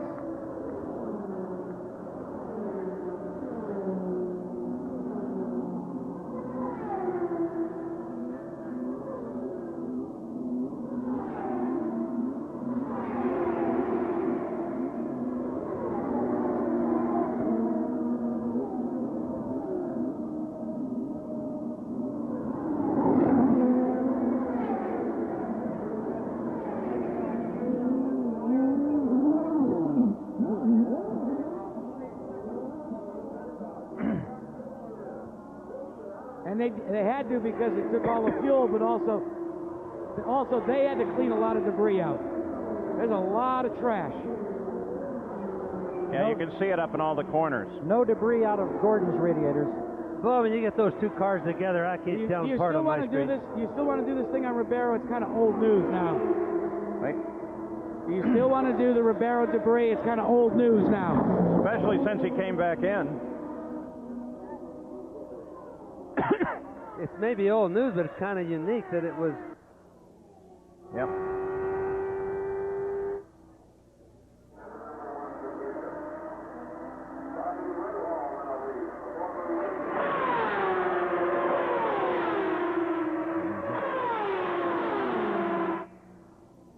Look how much the normal temperatures come up.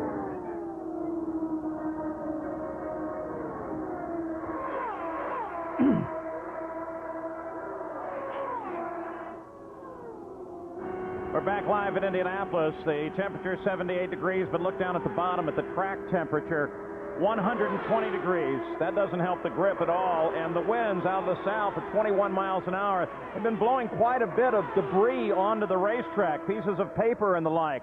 That's a concern to all the crews because if they get ingested in the front of those coolers and stop the cooling process in the engine, they can cook an engine in no time. Ribeiro was into the pits. He stalled while he was there. Now he's trying to get out onto the track. We watched him when he came by here, Paul. He was very slow. Look at him. He wants to pull back in. He's had a vapor lock, or for some reason the engine has just quit. The yellow comes out for Ribeiro as he raises his hand and says, "I'm stopped." He dropped to 19th position with his stop. So under the yellow again at Indianapolis, the fifth of the day, Andre Ribeiro stopped on the backstretch just off of turn 2. Right now, Raul Boesel is the leader of the race. We'll be back.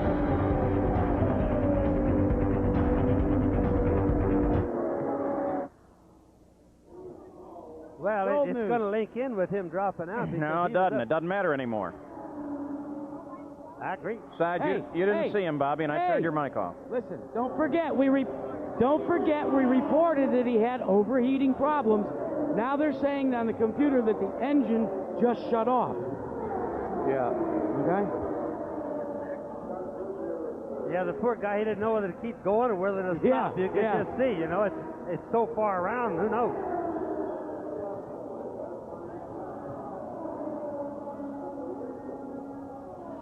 Good. Please share that with the rest of us. I missed. Okay. I'm looking elsewhere. I'm going to do exactly that. Are you ready to do those, by the way?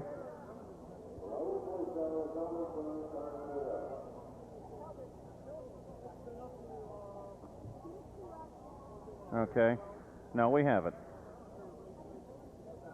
No, we have not. No, I just said we didn't. Well, it's because we didn't do it. Hey, we got to cover leader Bill. is in. Paul, we got to cover Bill really good. He's going to make a pit stop because he's due. And he's okay? in fourth coming place in now, right guys. now. He's coming in now. Remember, he's come up a 2-lap deficit. Exactly. And that's the thing we've got to cover that second race. Yeah, I said it before. Yes, he's coming in now. Just went by me, Jack. Thanks, Gary. Jeremy Shaw knows when this stuff's going to happen.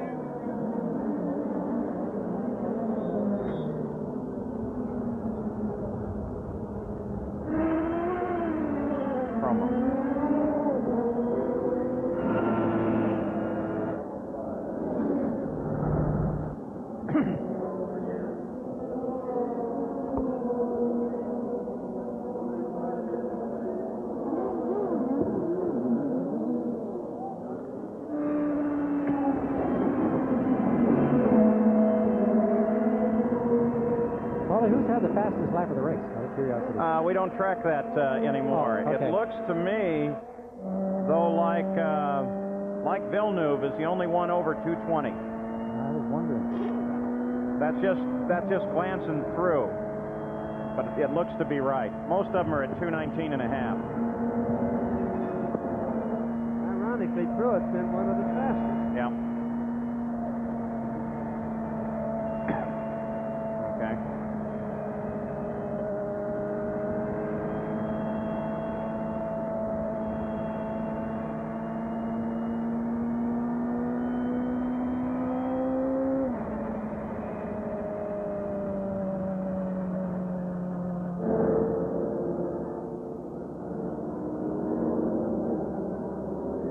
Ribeiro trying to limp back to his pits after stalling over on the backstretch. We're still under caution here. Now, earlier today, they ran Formula One in Monte Carlo. I was going to try and warn you to look away if you didn't want to see this. The official results of the race, some people watch that on videotape later in the day, and so we won't verbally mention it. Now, next Sunday, right here on ABC Sports, as we continue under this caution, we will head north as the Indy cars roll onto the 1 mile oval at Milwaukee. The defending champion, Unser Jr. and Emerson Fittipaldi will be back and with a vengeance as they return to racing at the Miller Genuine Draft 200. That's next Sunday at 1 Eastern, 3 Pacific, here on ABC Sports. And so under the 5th caution of the day, that for Ribeiro, who has already made it back to his pits. Let's give you a rundown through the entire field with Gugelmin and Goodyear continuing their battle. Look at Gordon up there, but perhaps even more important as you look down through this order, look at 11th place, and just beyond that, you're going to see that Jacques Villeneuve has been moving steadily forward through the field. He's back on the lead lap. He has run what we believe to be the fastest lap so far today at 220.9 miles an hour. All of that for him is despite a 2-lap penalty assessed early on. Now let's go down to the pits and check a route. What a difficult day for Andre Ribeiro. After running as high as in second position, having overheating problems, they solved that, and then all of a sudden he goes out, Paul, and on the way back out after a second pit stop to clean debris, he has an electrical problem develop, and now that is why he is forced to limp all the way back to pit road. It works sometimes, and sometimes it doesn't. We're back to green. With Mauricio Gugelmin at the head of the order, Scott Goodyear, 1 car back, that's Teo Fabi. In between the two of them, Robbie Gordon is 3rd, Bobby Rahal is 4th, Jimmy Vasser is 5th, and Christian Fittipaldi is 6th. They've all just completed stops, 74 laps to go. Look at the debris on the track. That's a real concern.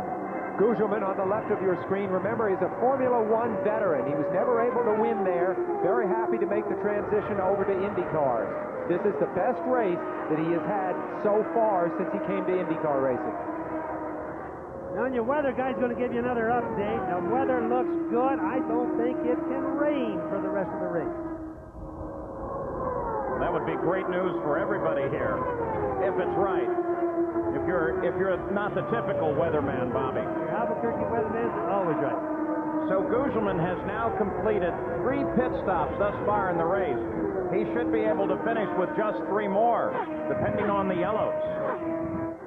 So he is right on the game plan. Pac West team giving him great service.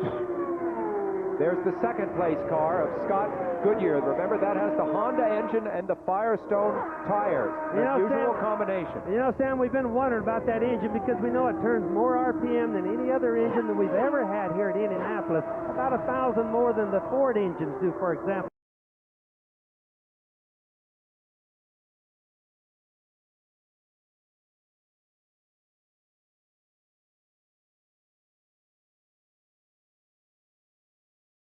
Which is the majority of the field, and they're still running, haven't given any problems at all. And remember, Bobby, it was just last year that the Honda engine was sort of run out of here in disgrace when Bobby Rahal couldn't get up to speed with it. So this is, we talked about coming back with a vengeance. It's been terrific for Honda. There goes Robbie Gordon.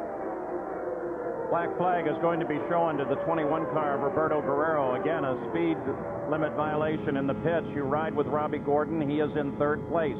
Scott Goodyear is in second, up about 2.5 seconds ahead of him, but look how much distance that translates to on the track. Seems like an almost impossible distance sometimes to make up. Let's go down to Jerry Punch. We told you they're getting excellent fuel mileage here from Maurizio Gugelmin. Get a load of this. They pitted on lap 117. They may try to stretch it to lap 150 or 152 for his next stop. And then, if they get a couple of cautions, that may be the last stop they have to make. They are getting outstanding fuel mileage. They will need at most 2 stops, and with a little luck, maybe just 1 more, Paul. Outstanding. Almost unbelievable. The prediction would be 3. So with 71 laps to go, we're going to try to get a little bit ahead on some messages so we can have a nice clear run to the finish. 128 laps complete.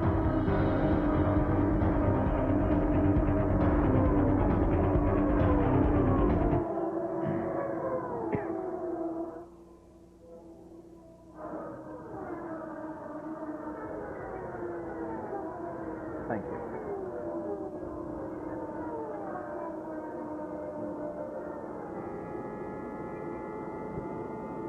For you and I.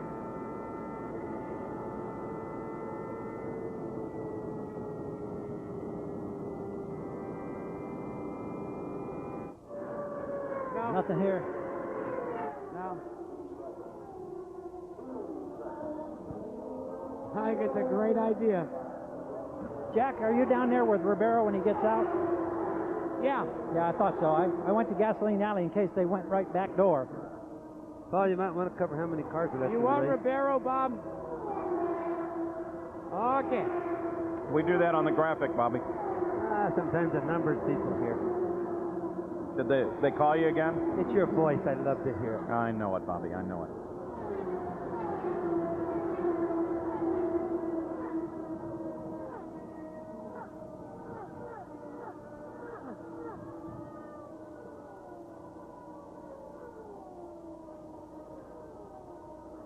I got that information with Gordon. Okay.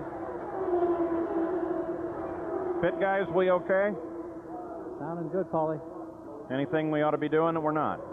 You guys getting on quick enough? Absolutely. Cool. How's your leg, Gary? It's doing pretty good. I banged it a couple of times, but we're all right. Good. Don't let it rust, Gary. You'll be the Tin Man. We'll just leave you in those pits. Pick you up again next year. Well, I'll be here for the brickyard, baby. Okay.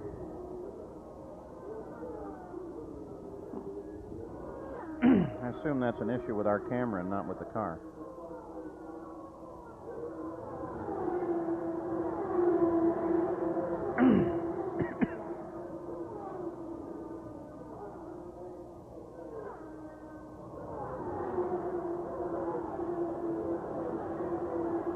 Pedri and Lyondike battle at 17. Doesn't much matter.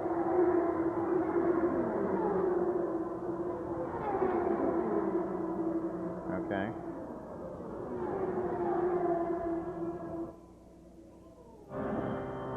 All right, just go ahead and flip on through them at your own speed.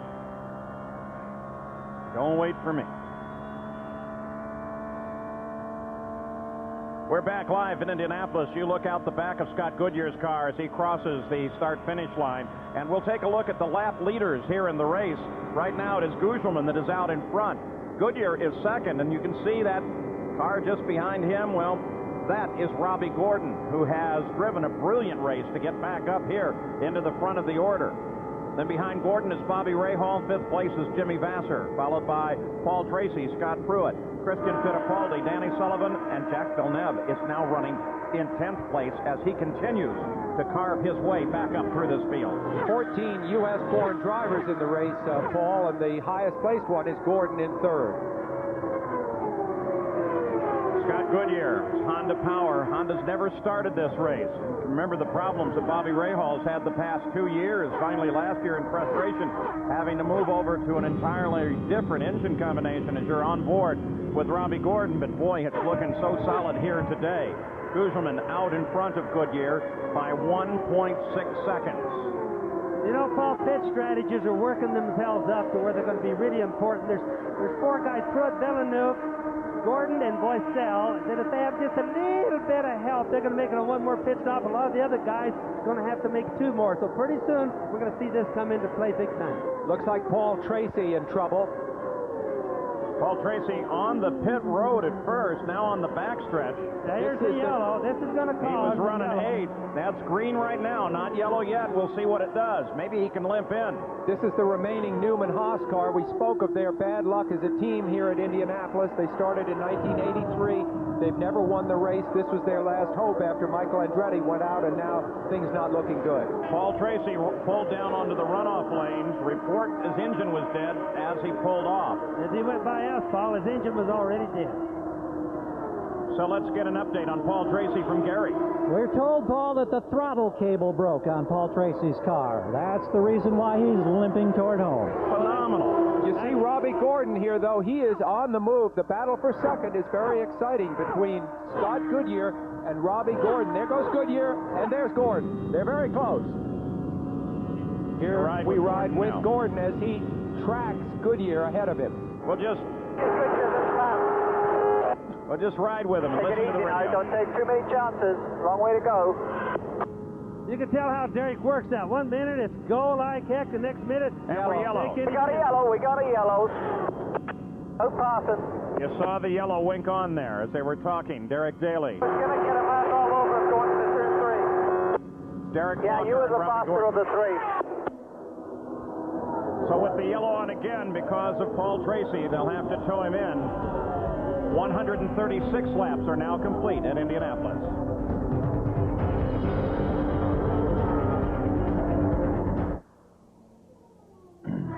Why don't you leave the car where it's at? Just leave it where it's at. Okay, let's back up, and we'll go to 4 tires and fuel. Don't you think half a turn would be safe? I don't copy. When they talk to me on the front straightaway, they're not going to let us hit this lap. That's 4. Derek who? Derek Cope. Maybe? And I thought the problem would be with too Get many ready. Scots. As soon as that pit opens up, I'm going to let you know. Or Try and dive in. Right, pit guys, you probably heard that Gordon's going to dump for the pits as soon as he can. Say it again, Paul. I can't hear you. Trying to get. It was for the pit guys that Gordon's going for the pits. Okay. So is Guzman. Let's keep an eye on that pit opening up, and then we'll take a First stop. and second will go for the pits. Yeah, Guzman will be coming in. Go for pits. Go for pits. Pit this time. I don't know if I can get there. Okay.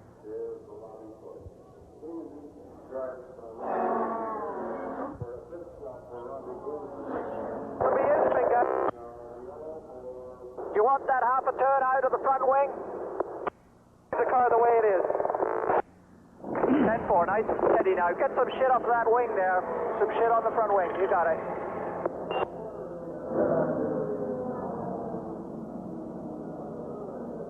This is cool.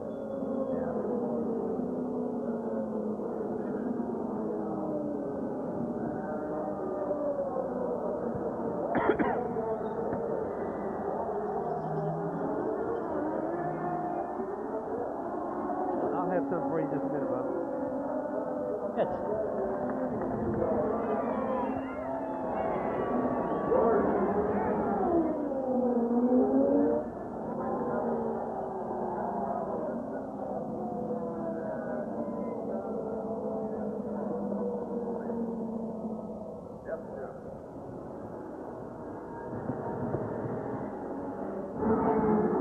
Somebody's coming in real slow. Tracy. Oh, yeah.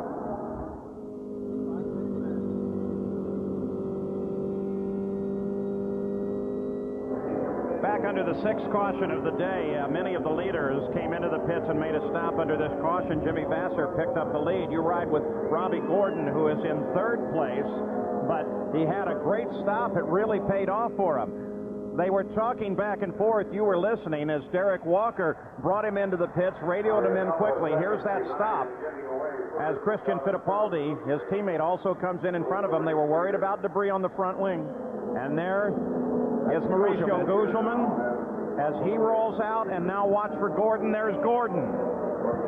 And Gordon beats him out of the pits and comes out ahead and therefore into third place. Gugelmin comes out in fifth. Paul Tracy, broken throttle cable. They push him to the pits. They'll try and get that repaired. 2 weeks from today, ABC's Wide World of Sports travels to Belmont Park in New York for the final jewel of the Chrysler Triple Crown Challenge. Dwayne Lucas brings Kentucky Derby winner Thunder Gulch and Preakness winner Timber Country to the Belmont Stakes. Live coverage begins at 4:30 Eastern, 1:30 Pacific, Saturday, June 10th, here on ABC Sports. So with the stops, Jimmy Vasser picks up the lead of the Indy 500, another new name at the top of the order here.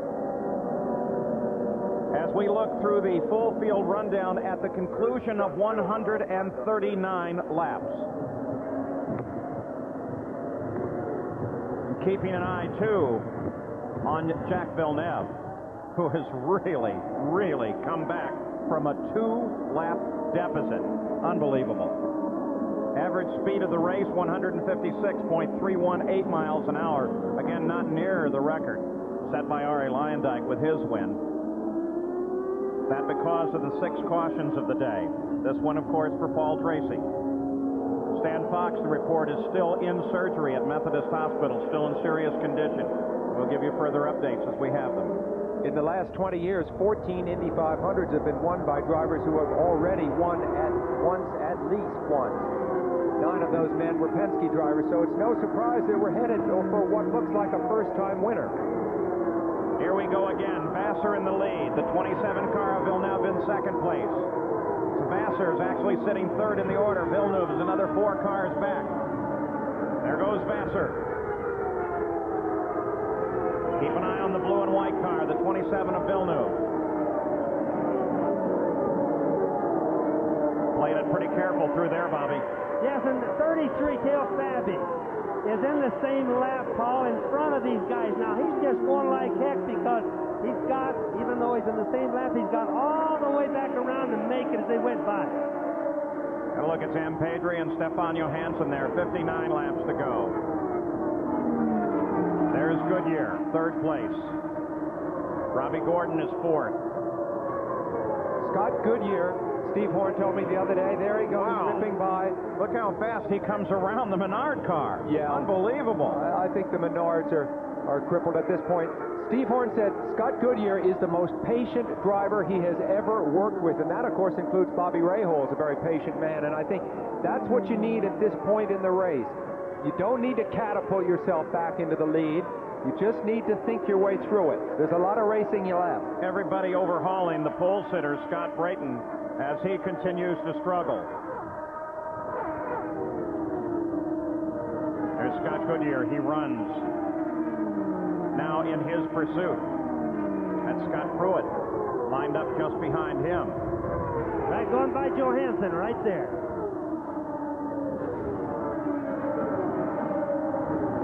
There's Scott Pruitt as he tries to move inside Johansson, who had his problems earlier on. Remember that right rear tire cut down by debris, but they got the car back and got him in. It's amazing that Johansson's car still runs after spinning around as much as it did. New tire, or back to the pitch, new tire, and look at him, back in the race and going. Remember Pruitt running on tires that he's kept on that car for quite a while. And tires that, by the way, he has literally hundreds of miles of testing last year at the Speedway. Remember, he didn't run in these cars last year while they were testing the tires for Firestone. Here he comes by Johansson. A bid. Not a pass for position. And wow, Johansson forces Davy Jones to run real high there. Boy, had him way out Look at wide Rahal there. Rahal comes up to close. On board with Rahal now. And just as they came through here, through all that, Paul, got really gusty. That's one of the things that the Thunderheads without rain are doing to the guys. Rahal battling with Gougerman. Robbie Gordon's in it as well.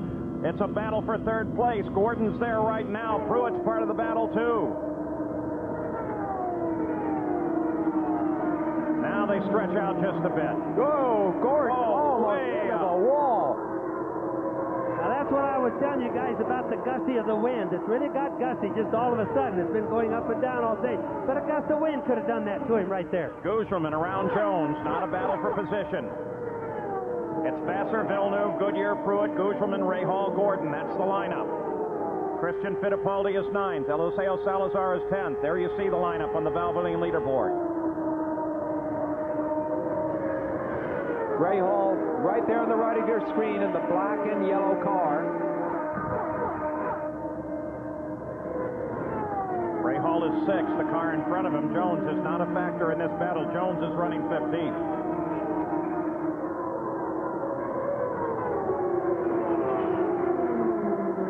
Rahal's order coming through this race, moving his way forward into 6th place. Now back on board with Gordon, 7th place. Remember, at the front of this field is Jimmy Vassar. Yes, Paul, and talking about Vassar, I think he's still going to need 2 more pit stops to make the end of the race. This is one thing that's going to make a difference. He's in front right now, but without pit stops. Well, I think you're right, Bobby. He made his last stop on the 120th lap, while most of the cars at the front of the order stopped on lap 139. So sometimes it looks a little deceiving on the scoring, so we had to explain that a little bit. Yeah, but it depends on yellows, doesn't it?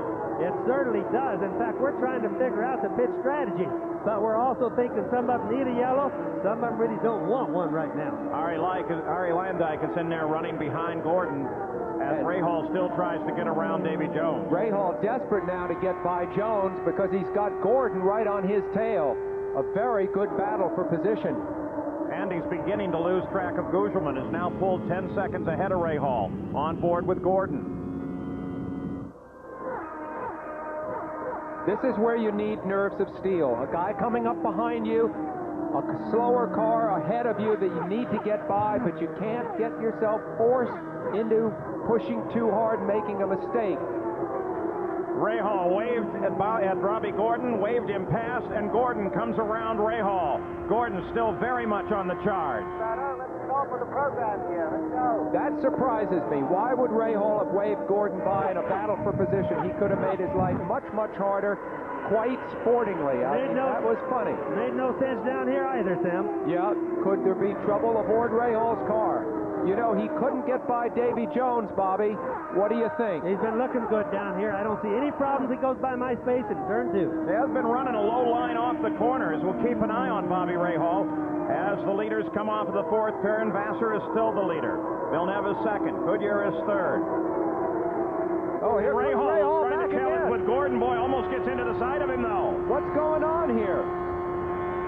Rahal waves him past and then comes back to race with him. I wonder if there was something momentarily wrong for Rahal that's picked up. Could have been some communication problems from the pits to Rahal. That's the only thing I can figure out. You mean you think he didn't know he was racing Gordon for position? That's what I think, Sam. There's no other reason, because look at him go at him now. Oh, very definitely racing now as Rahal tries to stick the nose inside of Gordon. Rahal's pretty wide. Rahal got real wide off at 3. That's now what into 4. That's what happens when your nose wings don't get enough bite. You see, Rahal was close behind Gordon there, and he didn't get enough bite. He almost understeered out into the wall. Running in dirty air is what it's called. So for the time being, this battle is broken off between Gordon and Rahal. The leader of the race is still Jimmy Vassar.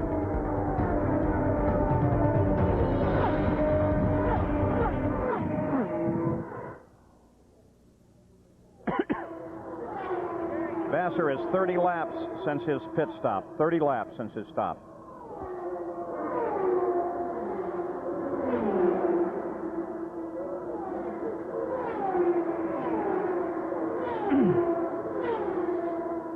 Oh, okay. That's nice of them. Well, I understand that. I think that's a great idea for a contest. Too. Look at this.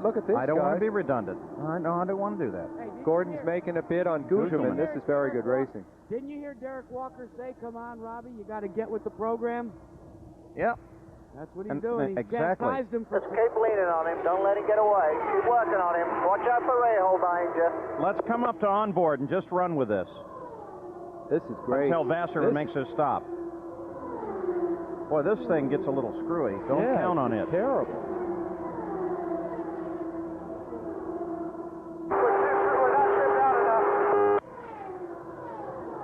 Okay.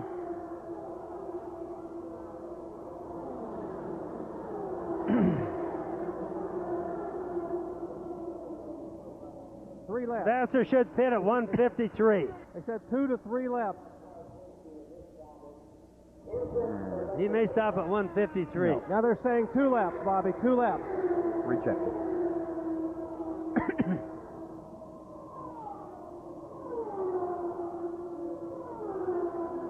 Now the story there is that Vassar and Villeneuve are going to have to do 2 more stops. And No, they won't. No, they won't. They won't? No. Hang on to Gugelman. Don't let him get away.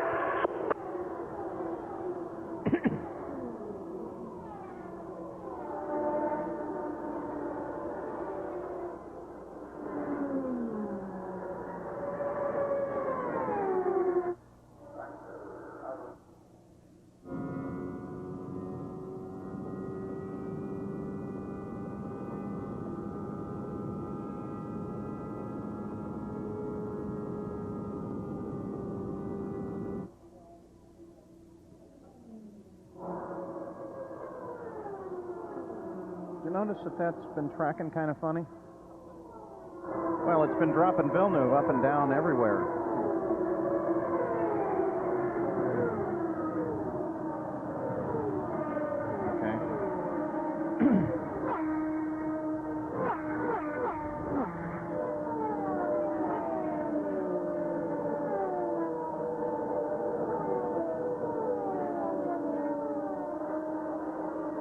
Jimmy Vassar expected in for a pit stop shortly now. He's out of sequence with the rest of the leaders. Average speed at 158 miles an hour coming up.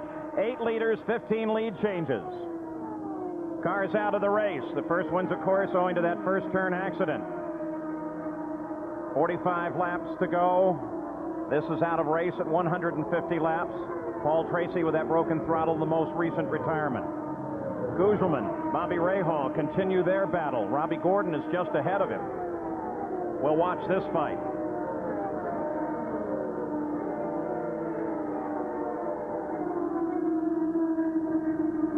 Dale Fabi heads for the pits, as does the leader of the race, Jimmy Vassar. So Vassar turns down onto pit road on the 155th lap. And the new leader is Jacques Villeneuve.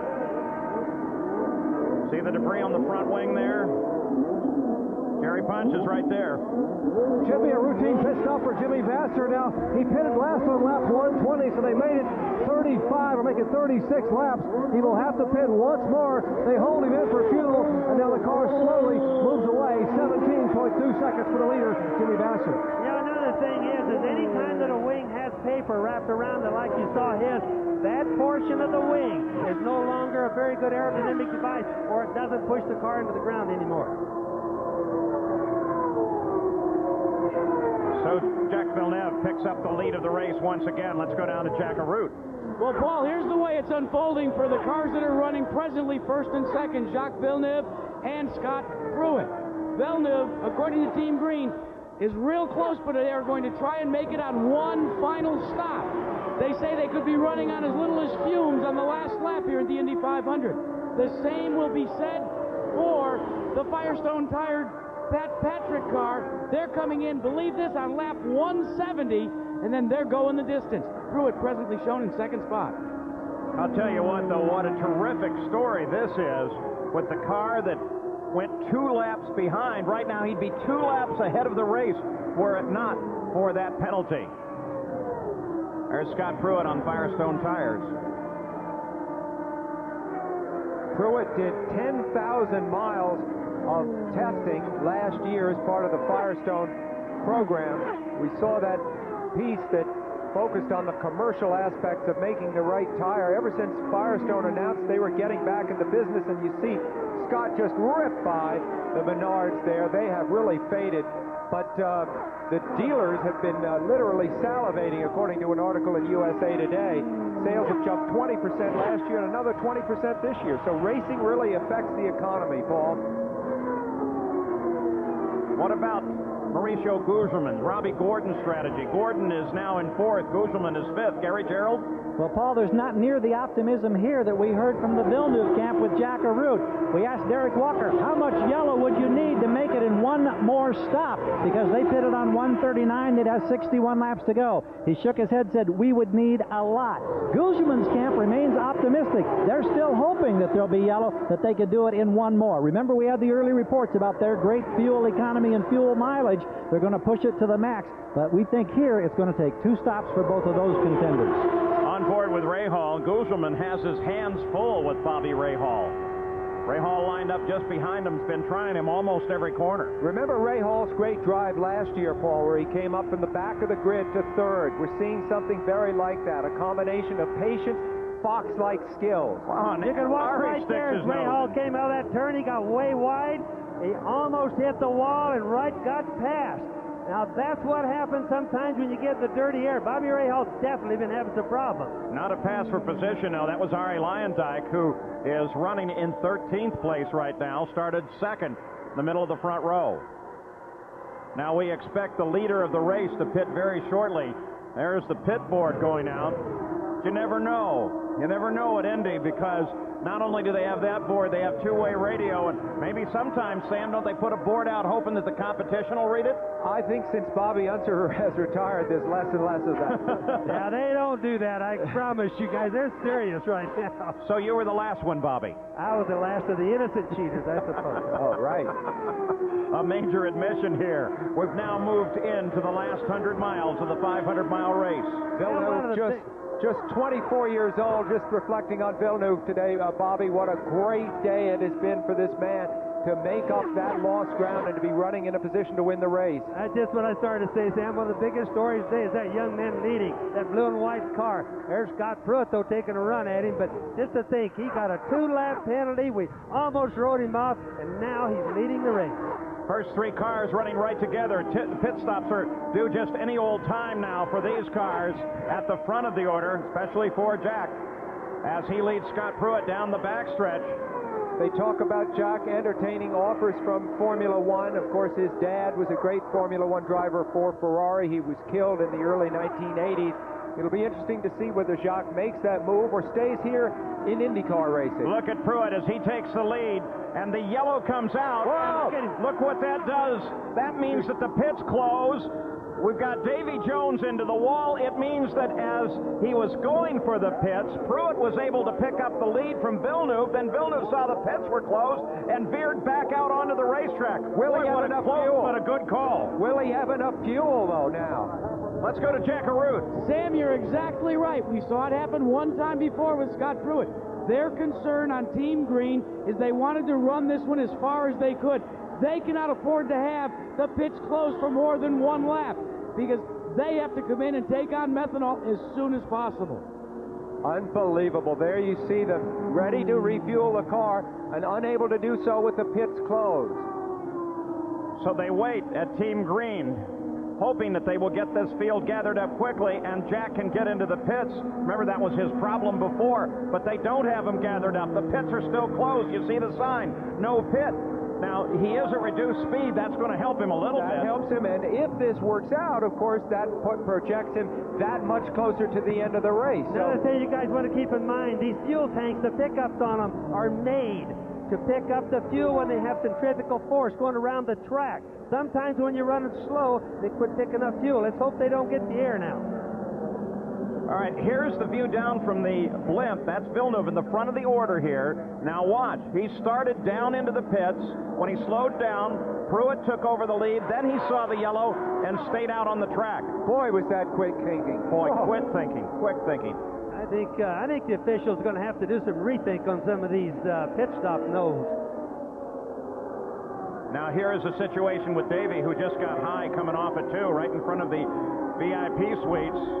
and up against the wall. He appears to be okay as a result. Here's another view of it.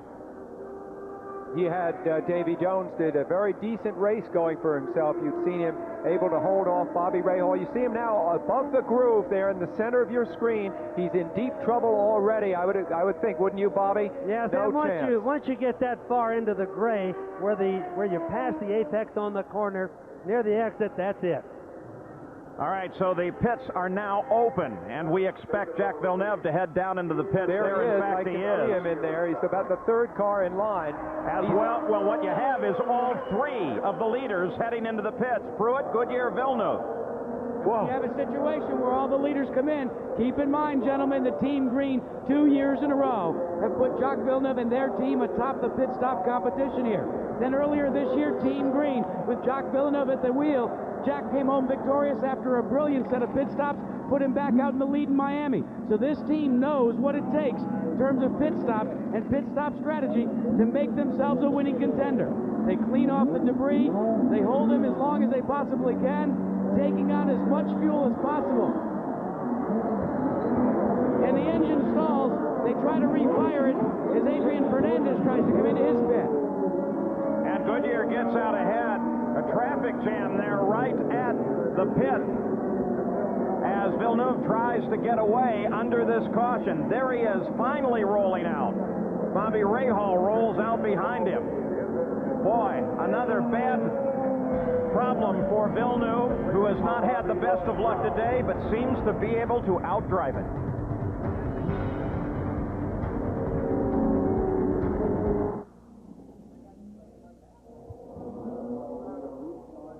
One more.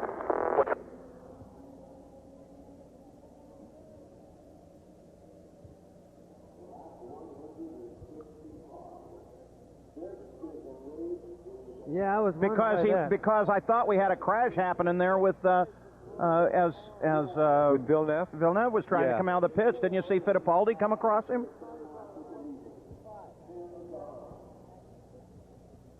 Yeah, he was out. He did the best pit stop. That was. I was trying to go with what I thought was going to be a crash. Nice working with you, though. Oh? Okay. So was he almost crashed? Bob, can we just run a rerun of that Pruitt getting out first? It was there.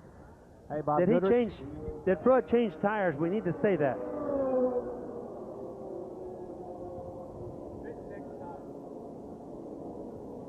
But let's report whether he changed tires or not, too. Keep an eye on Gordon. They're staying out milking this yellow as long as they can. And so are Gulderman. They're going to come in and in one lap, and that will be their final stop of the day. Yeah, that's what they're hoping here, too. Well, we might want to cover these two stops, guys. We will. We will want to cover them, Bob.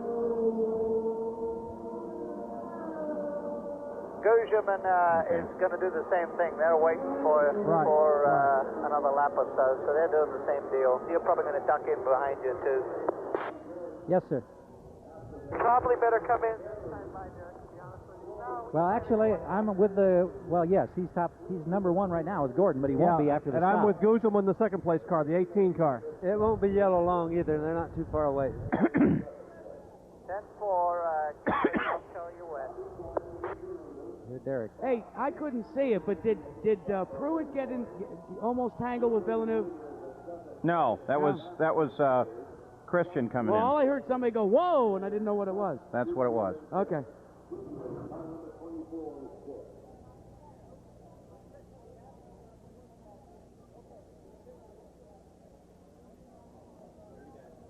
Good.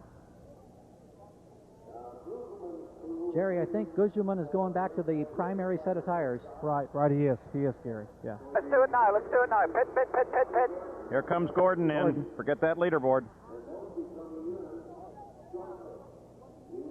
Okay, this is going to be the stop of our life, guys. Got to get 100% right. Okay. Get all that fuel, every drop of fuel in. This is a real important one. Real important. Under the caution, Robbie Gordon picked up the lead. They just called him into the pits. Part of the strategy, trying to milk the yellow just as long as they can. Second place, Mauricio Guzman came in as well. There he is. So both of these cars still under the yellow. Guzman rolls away first. Now Robbie Gordon rolls away, but not quick enough. We'll get him. You heard Derek Walker say, don't worry about it, we'll get him. Now let's go back to the pit stops at the start of this yellow. As Scott Pruitt, the 20 car, they'll have up the top of the screen. The red and white one right there. So keep an eye. Scott Pruitt's team, Patrick Racing, nice job. Rolled him away and gave him the lead of the race.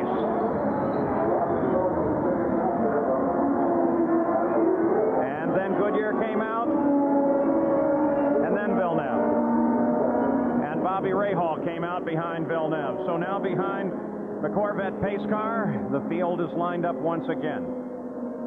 And the leaderboard at this moment is showing Jim Vasser at the top of the order, followed by Pruitt, Goodyear. Jacques Villeneuve drops to 4th. Bobby Rahal, Raul Boisel, Rahal's teammate. They run 5th and 6th. Eliseo Salazar, Christian Fittipaldi, Guzman now down to 9th place, followed by Gordon Sullivan and Arie Luyendyk with a Menard engine, still in this fight. Let's go to Jack. Well, probably one of the greatest stories so far, and we've been on top of it, is Scott Pruitt going without a tire change. Al Spire from Firestone Tire and River Company. It's the soft compound, and yet he elected not to change tires. He's got new ones on now, but 2 whole stops.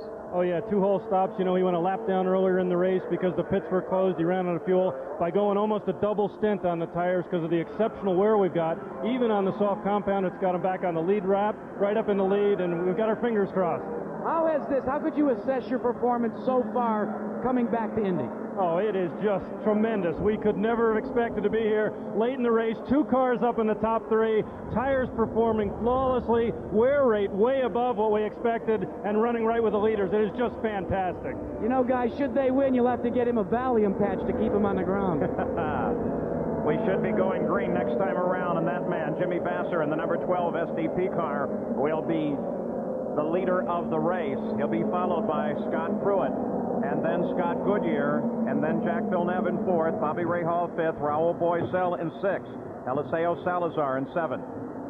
Vasser finished 4th here last year, but he, like several other drivers in this race, are having the best race that they have ever had. We're seeing great drives by a number of drivers who have not really been headliners in IndyCar racing. Now let's also keep in mind that the pit stops, they could probably make it one more, but it's got to be a flat-out race all the way to the end, and that means, will the guys run in their cruise gear? Will they turn the boost all the way up to maximum? That uses more fuel, so we have to kind of follow along and watch their concept. Just 32 laps to go. Now is the time when the crew will turn them totally loose and say, race it on your own. As Jimmy Vasser picks up the pace, Matsuda heads into the pits as they come back to green. Vasser passes him. Pruitt moves to the inside. That's Goodyear sliding in just behind them. Pruitt can't get it done. Drops 2 wheels below the line onto the rumble strip. Battle for the lead at Indianapolis.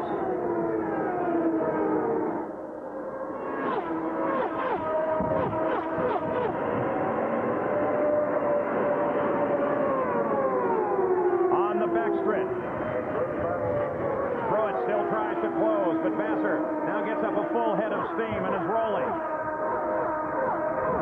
Jimmy Vasser fought off Pruitt terrifically there. What style, Paul. He just knifed back across, had none of Pruitt's effort to pass him. Damn, it looked to me like that might have been a tie right down in the apex of that corner. Boy, but what a chance he took. See that car there, number 9, 5th place? They're going to give him the black flag. Excessive speed on the last pit stop. So Rahal will have to make a stop-and-go penalty. He was going 109. Supposed to go not more than 100. Now let's go to the pitch, Jerry Punch. Checking in on what Jimmy Vasser's going to do, guys. Here's the scenario in the Vasser pit. I talked with Tom Anderson. They pitted on lap 156. Whoa, another car into the wall, and it's Vasser. Vasser into the wall. Unbelievable. Every Indianapolis 500 has its own character. There's his crew. Disbelieving. He had such a fine ride going. From feast to famine. That shows what happens, the pressure that you get from the sprint car race to the end. And that's what this race has worked itself out to be. Watching to make sure Jimmy Vasser's okay. The rescue crews are already there. He takes off the wheel. He's disgusted, Paul. He's really disgusted, but I think he's all right. By the way, going back, one accident to that of Davy Jones. He climbed out of the car, went in for a routine check at the medical center. Debris all up and down the track now from Jimmy Vasser's impact with the wall. Let's take a look at it. Look how high he is there. Completely out of the groove. There he is, kaboom. He just went into the turn too fast, it looks like, got out of the groove. Once you get out there, especially when the groove is very dirty this late in the race, that's where all the little rubber peeled off, the tires have gone, all the little trash. Look at him going out there, kaboom, right into the wall there. It's just too loose out there. The guys have to stay in the groove. So the leader of the race crashes. Jimmy Vasser, as he was anticipating to stop. Scott Pruitt picks up the lead. Let's go to Jerry Punch. We're with Tom Anderson, the team manager for Ganassi Racing, and Vasser. I tell you what, Tom, what happened out there? So like Jimmy just said, he got it up, and I guess Pruitt was down underneath him, and Jimmy was up on the high side, and he got the right side tires in the gray, and she just wouldn't hold on, so it got away from him. He made a heck of a move on the restart to hold on to his position. You guys were ready to roll the dice on that fuel and possibly try to steal one here. Yeah, we kind of jumped out of sequence a couple of sessions ago, and we were playing our own card game, but it looks like it didn't pan out today. That's Tom Anderson, the team manager for Jimmy Vasser. So Vasser is the leader of the race, catches the wall out of the race. Caution is on once again at the Indianapolis Motor Speedway, and Scott Pruitt will be the new leader.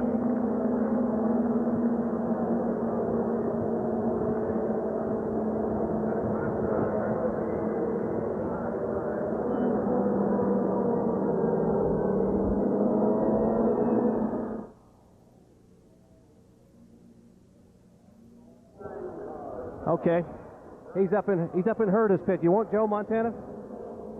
He's in the Brian Herta pit. Just a reminder now that Rahal has to get that stop and go under the green. He's in third place, going to kill him. Yeah. Yep. And Hogan just took off. I think he's trying to find somebody to appeal to.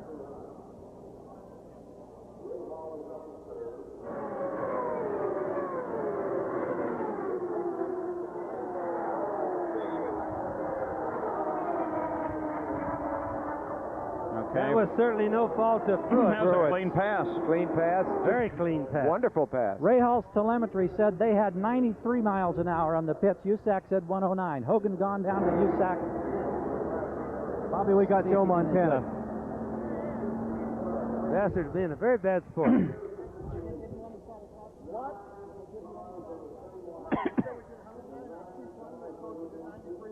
Yes, sir. I got him, yeah. You want me to call this one, Bob, when we do this? Yeah. I'll lead it to you, Bobby. All right. If we coming off of that, I'm staying with Carl Hogan, and he's vibrating. Okay. We got to have that. We'll come to Gary then, almost immediately after this. That's one of those radar things I told you about, Mr. K. Oh, God, here we go again. But that's all. Here you guys go. They let him take the stop and go under yellow? They're bringing him in now. Rahal. Dropped way behind. Well, they're waving. They're bringing him in. Back up into 10th. Official is there. R.A. Lyondike. There he is. Okay, let's give you a rundown on who's who. We've got Pruitt, P1, Goodyear, Villeneuve, Bozell and Christian, and then Salazar and yourself. Rahal just got a stop and go, or he's going to get one, so he's back behind you. Guzman's obviously right behind you. It looks like if this yellow lasts as long as it's going to, it really plays into the hands of all those guys ahead. All the guys ahead of us, they really could just about squeak it to the end. So it helps us in some respects because it gives us a bit more fuel to race, but it's going to be a tough job when it goes green here.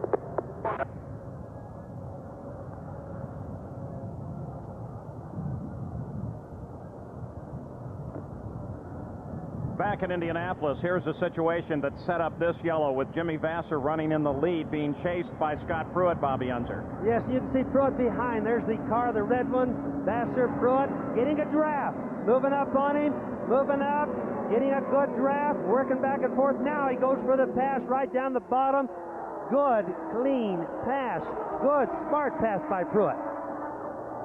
And that, of course, put put Vassar into the wall. This is from Scott Goodyear's car. There they are just ahead of you. You can see that Vassar getting way high after the pass. Catches the wall. Goodyear goes into second place. And Jimmy Vassar, not very happy with this. He apparently didn't think it was a clean pass.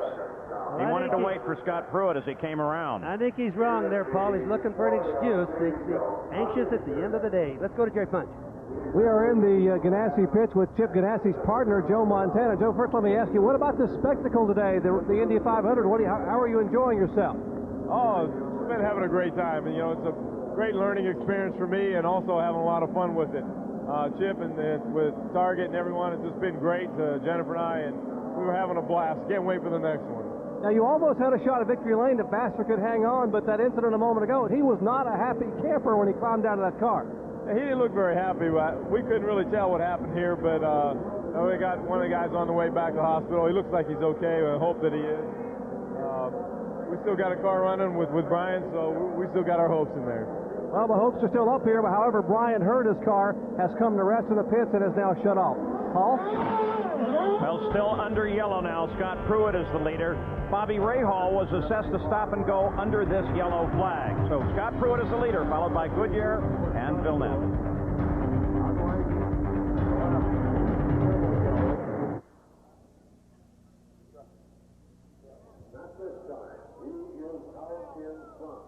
Get ready with your 102% fuel. The starter's starting to move around again. I'll let you know. That's good stuff.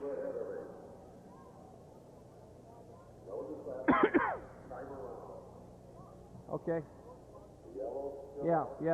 He apparently told Chip that he had a little help out there. Yeah, we got a camera that saw it. And it wasn't help. Okay, great. Thank you. Will you let me know when Vassar comes out and we'll head back that way? That's what he said. Stay in yellow. Go back to 94. We got any chance? 2 laps? Can we do Hogan prior to that? Yeah, okay. I'm still hanging.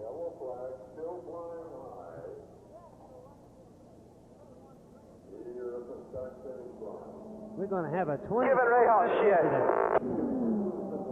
It's called as a stop and go. Official was there. They're going to make it all the way, Bob, I think. Be nice now. Be nice. No more stops. No more stops. No, I'm going to. No, there's no more stops. It's a trophy dash. That was my first line. Murray's holding us up big time. He's trying to stay back for this big old savior. And there's 50 car lengths between us. It's going to be a 24-lap trophy dash. You think so, Bobby? Well, if we don't have another wall banger. I know. I'm telling you what we My saw. wall is not white anymore. There's something wrong.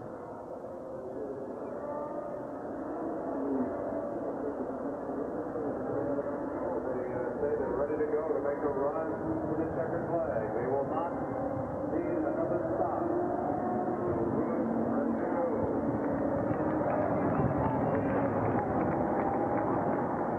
The Chevrolet Corvette pace car already accelerating as we're ready to go back to green flag racing. It'll be a 24-lap sprint to the finish. Everybody's made their stop. Shouldn't be another reason to head into the pits. It's Scott Goodyear out in front, or it's Scott Pruitt out in front. Scott Goodyear right behind him. Jacques Villeneuve in third, and Raul Boisel is fourth, followed by Christian Fittipaldi and Eliseo Salazar. And here we go. This should be a run to the 500th mile. As immediately Goodyear tries to make a move and gets it done as they cross the line. Pruitt drops right into his slipstream. He's absolutely drafted him. I saw it coming. He laid for him. Scott Pruitt was slow on the gas. What a better thing. You can bet Pat Patrick is going straight in the air right now. Goodyear has the more experience, especially in 500 milers of the two.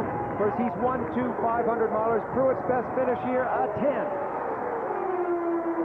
So Scott Goodyear, the Honda power, moves into the front. Both men have crew chiefs urging them on that have won the race. Jim McGee, representing Scott Pruitt, has won it 3 times.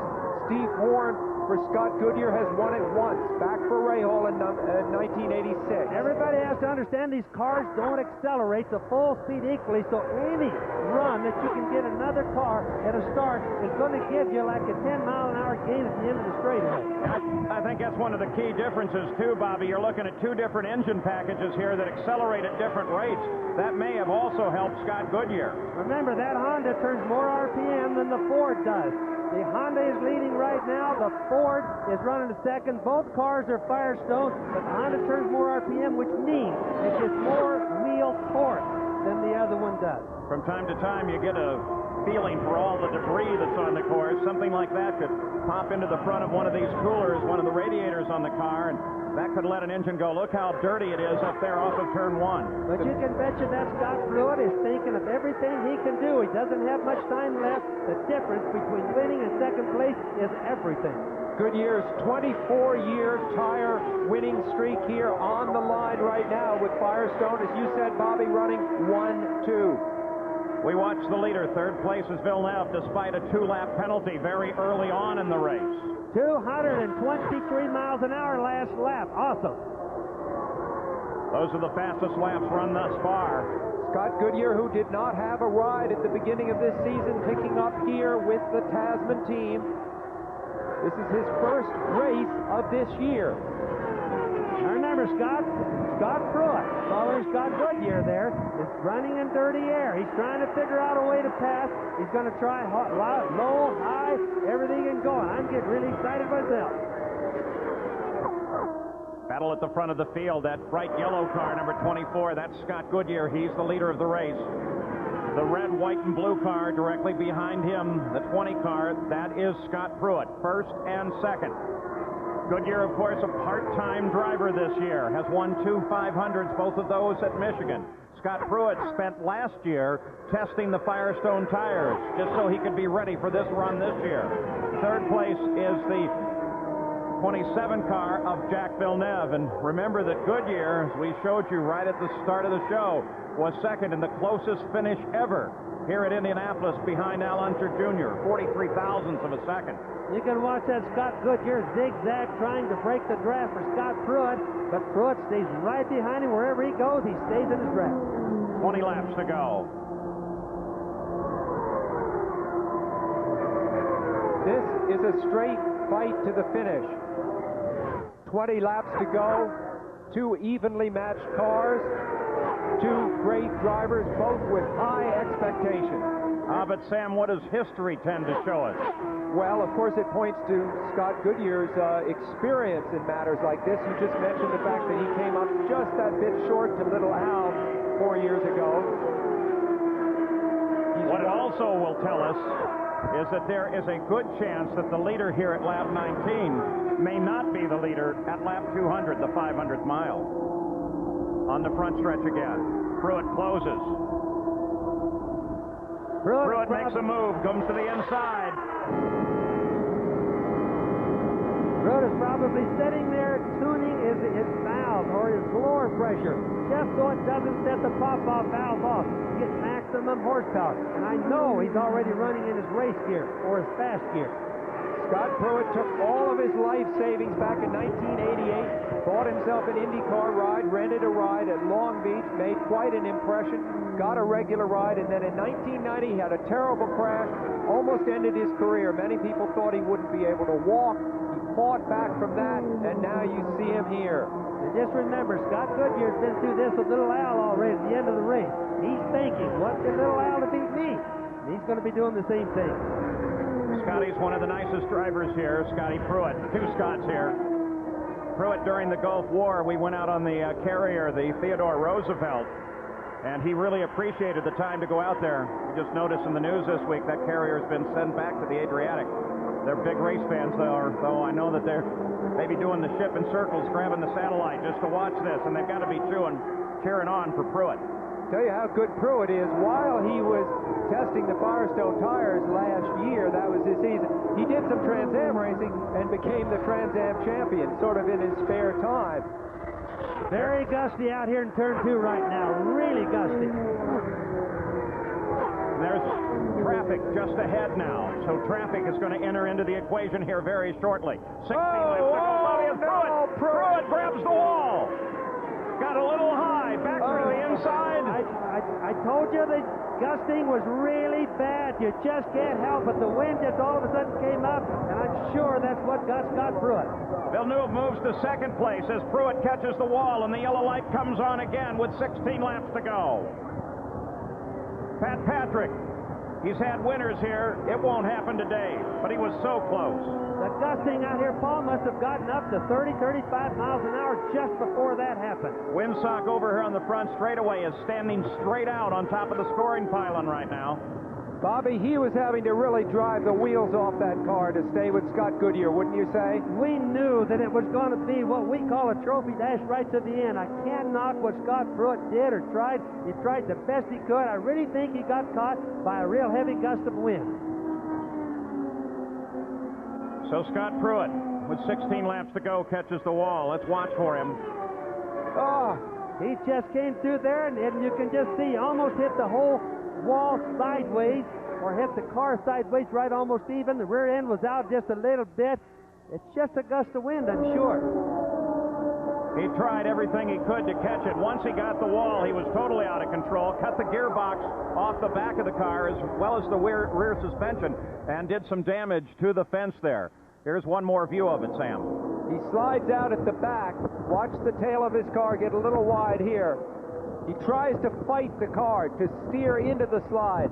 It's too late. He runs out of track. Almost verbatim what happened to Emerson Fittipaldi last year. Almost the same thing, the same way. Except in turn 2 for Scott Pruitt.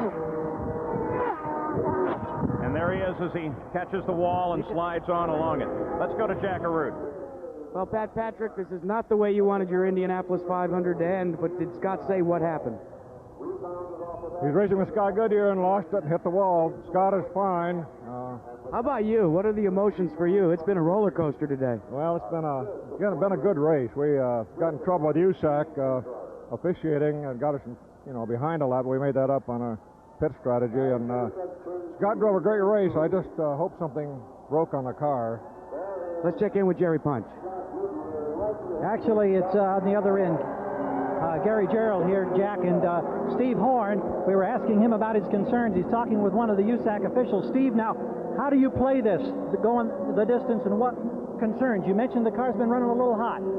It's probably been running 5 degrees hotter than we'd like, but I think it's okay. I think that last accident, Scott Goodyear nearly lost it himself. There was oil in turn 2, and I think that's what got Pruitt. Scott Goodyear said he nearly lost it as well. Now, Villeneuve, I believe, has the fastest lap of the race thus far. Have you got enough muscle to hold him off? I think we're about to find out. How about that New Zealand charm that you've been carrying this weekend? You got it right here? Here it is. I hope it works. There's the sock. All right, Jerry. And Jimmy Vassar just stepped out of the hospital. Jimmy, first of all, good to see you're okay, but what happened out there? Pruitt went in on the inside quite a bit later than I thought he would, but I had to give him a little room and got a little bit out in the marbles, this softer compound where everybody's tire wore this year. Offline is terrible marbles, and there was absolutely no grip, and I just slid straight up into the wall. So, Chip Ganassi team did a great job all day long, put me in a best car I've ever had, best chance I had to win the Indy 500, and I feel bad for my sponsors, Target and STP, but hopefully we'll be back with them again next year. That's Jimmy Vassar. Paul? Yeah, sounds like an accurate description. The winds are gusting over 30 miles an hour now, as we'll come back for the closing lap with Scott Goodyear in front.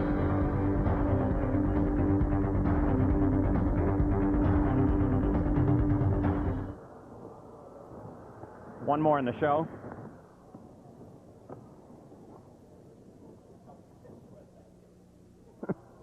Scared me. Any update on Sharp? Last we had him going to the hospital.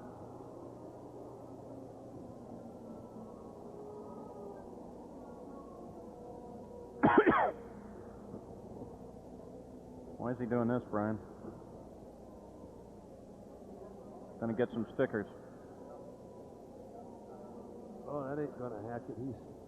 That's the optional though there, Bobby. It's a gamble. Yeah, it's a poor gamble. He's back in the serial scoring now, see.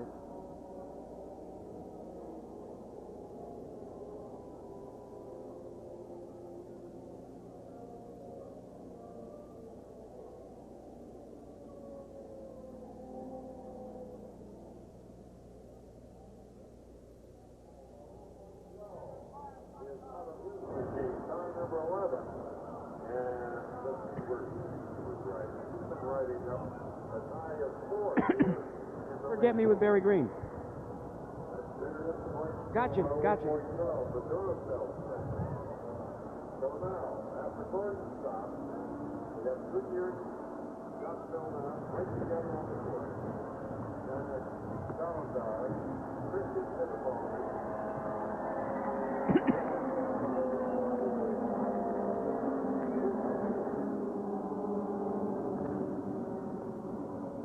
Yeah, I don't know if Punch is back there or not. C-23 Davy Jones.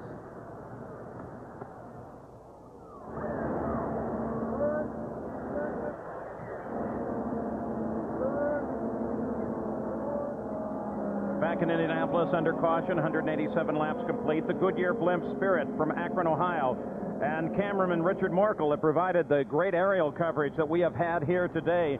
She's still up there, and the sky is still nice and blue. They've really lucked out with the weather here today. Tony George has inherited his grandfather, Tony Holman's luck with running a nice, clean, clear race. Paul, we're getting gusts over here over 35 miles an hour now.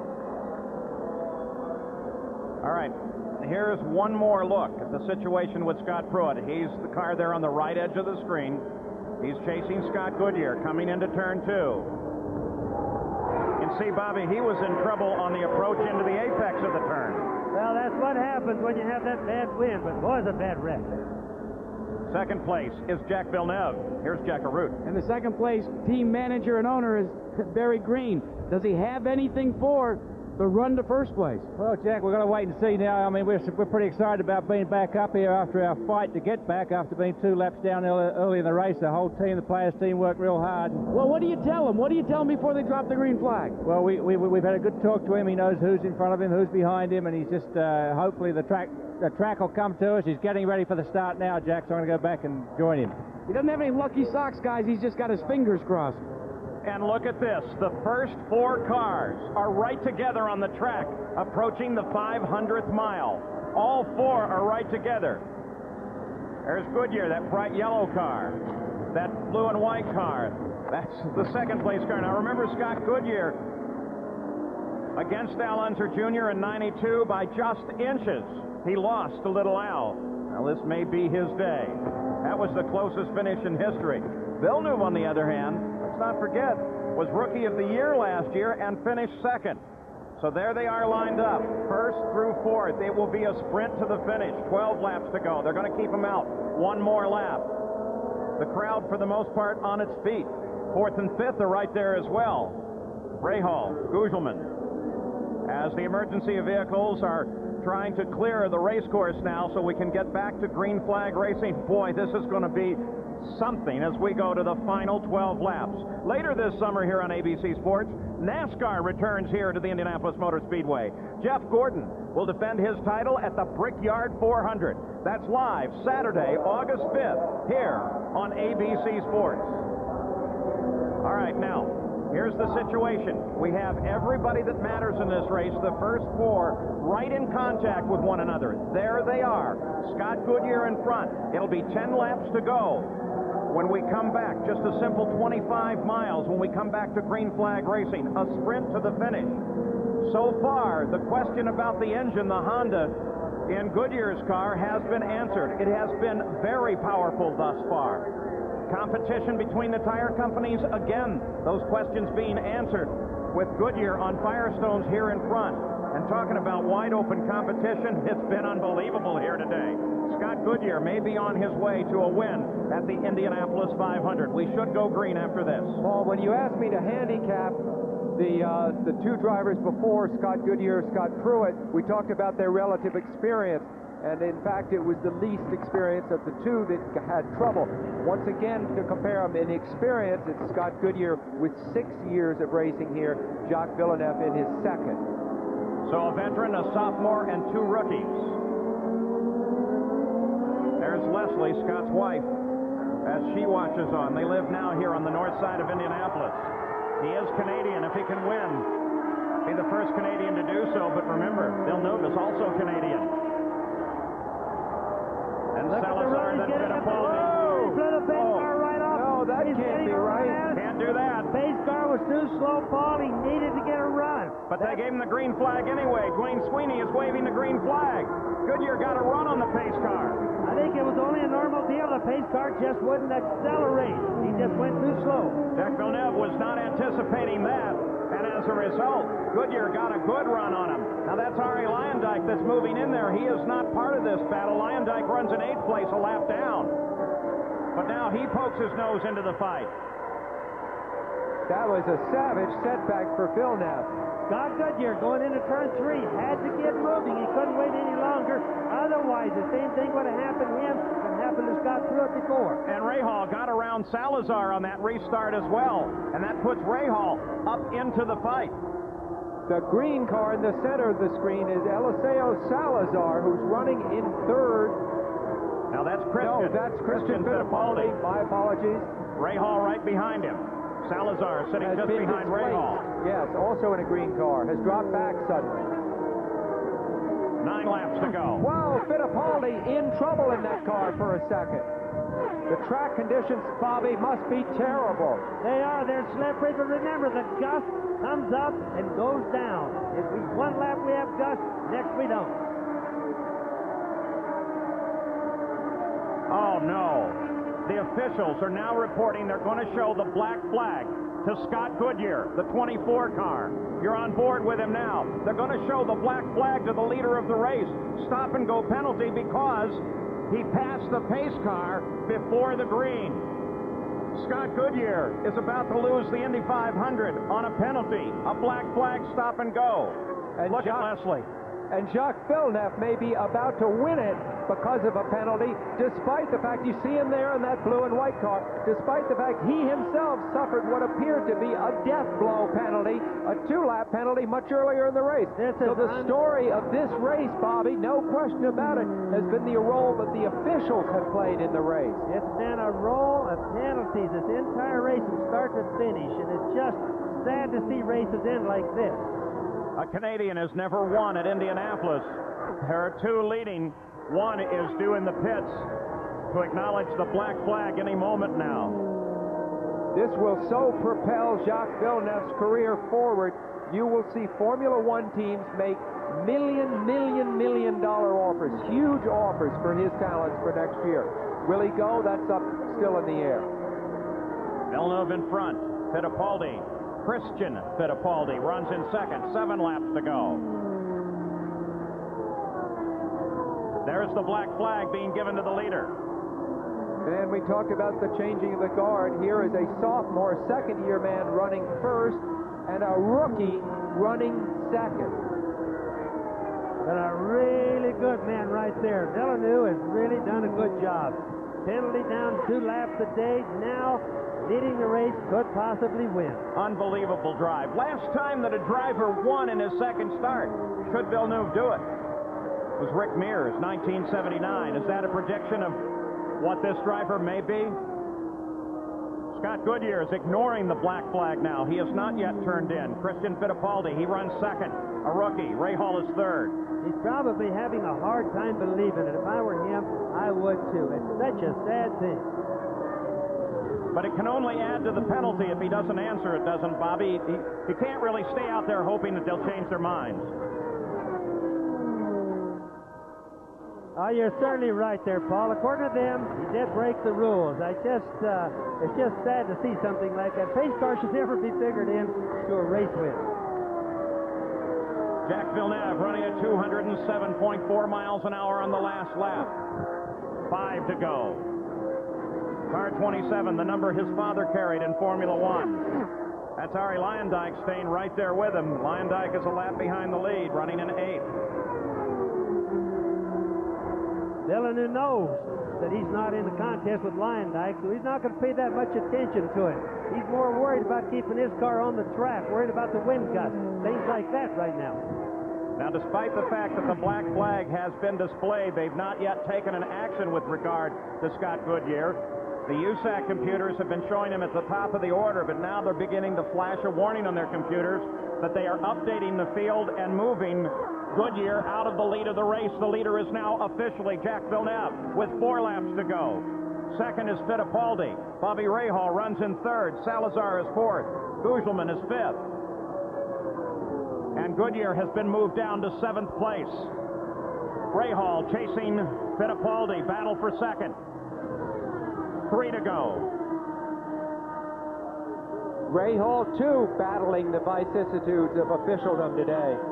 Coming back from that stop and go, which he was luckily able to make under the yellow, now battling for second. Fittipaldi on the left in that car, which if you look straight down on it from the top, looks like a Brazilian flag. If you look straight down on that green and blue and yellow car. Eliseo Salazar, the 7 car from Chile, now closing on Rahal. He's in the fight, too.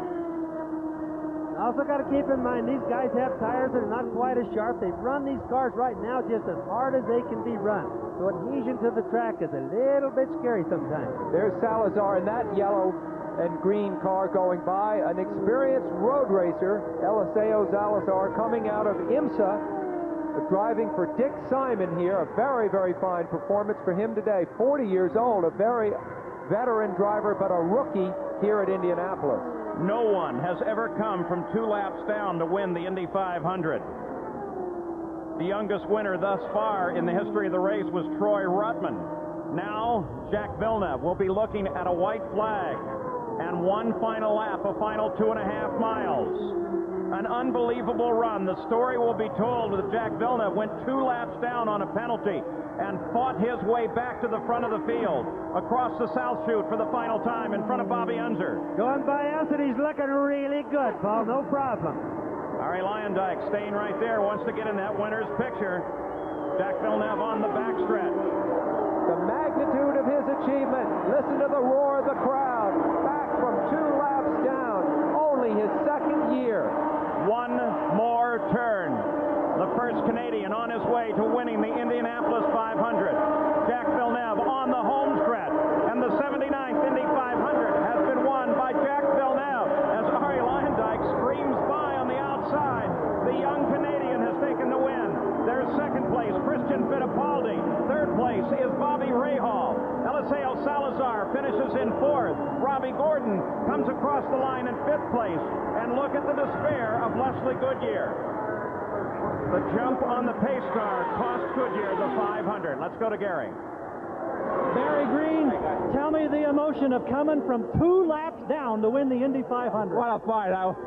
What a driver. I mean, geez. Have you ever seen anything like this in your long career? We just won the first 505-mile race, huh? I got to get down to Victory Circle. What was the thought when the black flag came out for Scott Goodyear? You know, a bit of bad communication maybe on our part. We should have made him aware he's in P1, but we're going to get down there and enjoy it. Thanks, guys. Savor it. Barry Green's on the run to victory lane. Jack will be there momentarily.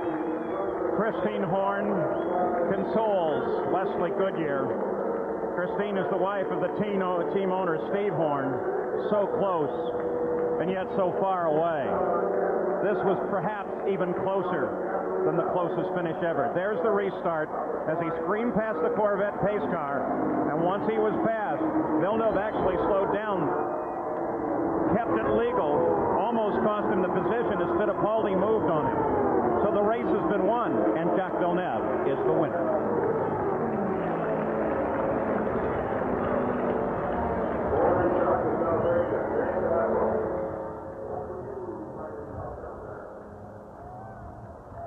Can somebody send Rick Rice to me at the Villeneuve pit so I can back up with him? I'm assuming we're chasing 2nd place. Gary, I've got Christian Fittipaldi, or I can go on up and get somebody else. No, if you're there, do it. Okay. I'll go for Rahal as soon as I get a camera. Great.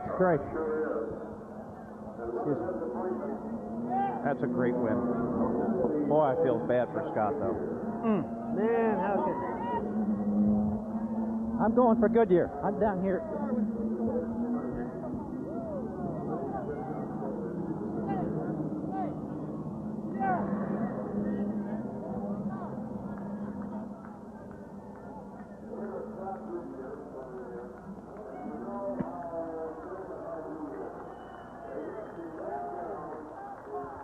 Yes, we...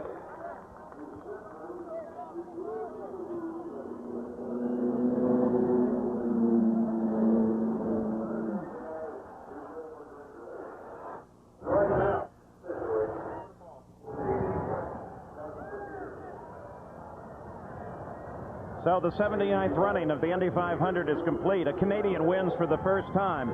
Jacques Villeneuve of Canada, car 27, is the winner of the Indianapolis 500. And right now, he's in winner's circle. Here's Jack Arute. Taking the customary congratulations of everybody, the swig of milk. Jack, first of all, tell us about your emotions when you were 2 laps down with the penalty. I was really, really unhappy, and I think I was swearing a little bit, actually, but no, I didn't know I was in the lead when the yellow fell, and all I was trying to do was get back to the pack, and everybody was flying back the pace car, and I didn't see it trying to stop me. So, you know, at that point, I thought, that's it. We can get a few points, but then the car was really, really good, and the team did a terrific job. Let's talk about the team, because the teamwork on the pit crews and the pit stops, it was just incredible. They got you back in the hunt. Yeah, the team did an unbelievable job. I stalled it in 2 pits and in 2 pit stops, and the first pit stop, I started to go before the refueling was done, and they just did an unbelievable job. And we talked with Barry and Tony during the run, and we worked on the car a little bit, and the car was really, really strong for the second half of the race. And then the final restart.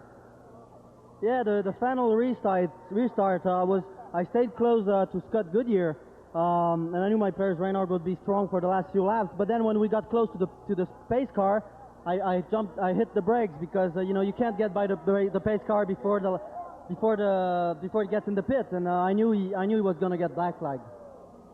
So let's talk about, too, your feelings having won the Indianapolis 500. Has it sunk in yet? Oh, it's great. The first part of the race, I didn't think we could make it with the 2 laps down. And I tell you, I'm lucky to be with a great team, and everybody just worked hard. It's the best team out there, and I'm lucky to be with them. Will we see you back to defend your Indianapolis 500 title in 1996? I don't know yet, but it sure would be a lot of fun. Let's go back to the tower. All right, so Jacques Villeneuve takes the win. Let's go further down the pits. Gary Gerald. Scott Goodyear has climbed out of the car, and Scott, I don't know how you put into words the emotions you must be experiencing right now. I'm sure you feel like you've won this race.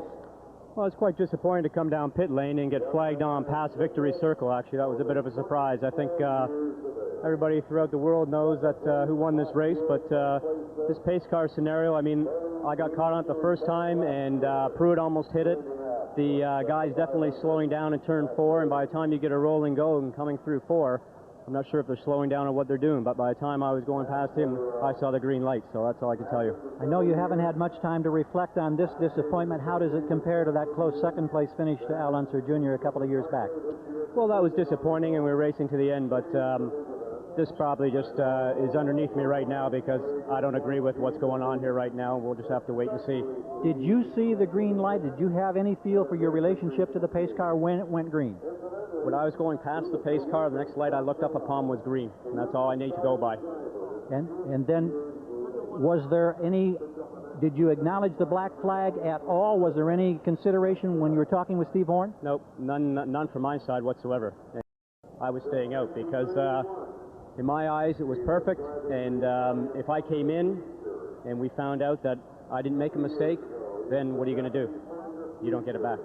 Steve, is there any way that you will try to pursue this? Will there be a protest filed? We have to look at the video. I think the key part of this is USAC have already reversed one decision today. Jacques Villeneuve did actually get a 2-lap penalty for passing the pace car already and has had that reversed. So I think USAC, we have to go to USAC and look at the videos. It's very clear what happened and who won this race. So we just have to get the decision reversed. Now, you say that Villeneuve had it reversed. We thought it, and our picture seemed to indicate he made up those laps on the racetrack. You don't see it that way? No, he had a 2-lap penalty and the decision was reversed by USAC to our understanding. Well, race control is saying that they did not reverse that decision. We'll let you take that up with them. Thank you, gentlemen, for your time. Jack? Well, the man that comes home, a tough drive today, and you seem not to be as pleased as you should be for this type of a finish. Well, they black flagged us. And our telemetry showed us at 91 miles an hour, and they said 109 on the pit exit, which is just total balderdash. You know, it's amazing they'd ruin a race for that, but Miller car ran great all day long. Pit stops are great, even with me blowing one. My crew did a super job, and the car held good, just wasn't quite great. Now, what about the situation, you may remember it or may not, that you were running with Robbie Gordon, and all of a sudden it looked as if you waved Robbie Gordon by. What was that all about? No, I didn't wave him by. I was asking him to go forward, you know, make sure we packed up. Paul? All right, so a lot of disappointment here at the conclusion of the 79th running of the Indianapolis 500-mile race. All right, let's update you on some of the drivers that were injured today. Stan Fox, still listed in serious condition, but is out of surgery at Methodist Hospital of Indiana. Scott Pruitt was taken to Methodist. They wanted to make sure that his chest was okay, and they gave him a chest x-ray. He's still there. Scott Sharp also went to Methodist, and he had bruises and contusions of his left arm. He has now been released. So the most serious accident of the day was right there on lap number 1. And Stan Fox got down into the grass. Looks really like something must have broken on that car. Almost head-on into the wall.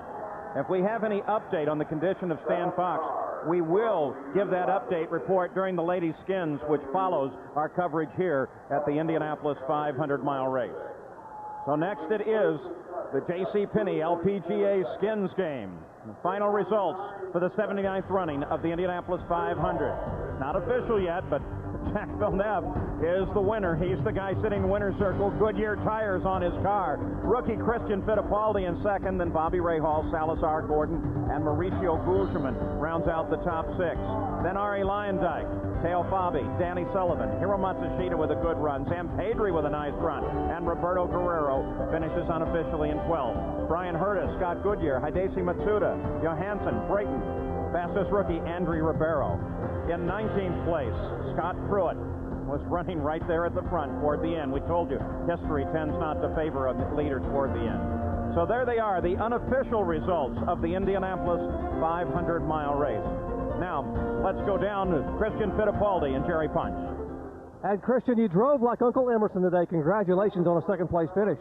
Yeah, I'm very, very happy because it was a difficult month for me, especially the first week. We just couldn't get the car up to speed. And it was a long race today, and I think everything worked out right. I'm only a little bit upset because the car was perfect balance up to a half race distance, and I had the same pace as the leaders, and then after that, I don't know for what reason, it was oversteer all the way through, but nevertheless, it was a fantastic race. Jacques did a fantastic job, and I think he really deserved to be up there. Paul? All right, next time we see you here at the Indianapolis Motor Speedway will be for the Brickyard 400, the first Saturday of August. I'm Paul Page. So long for the 79th running of the Indy 500.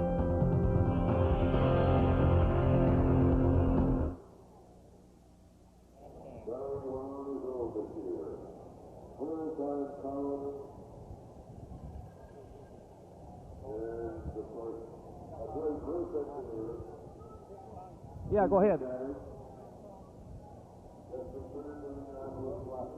Okay. Okay, we'll head back that way, Bobby.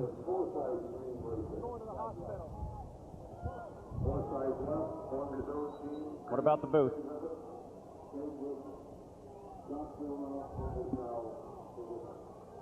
Good job.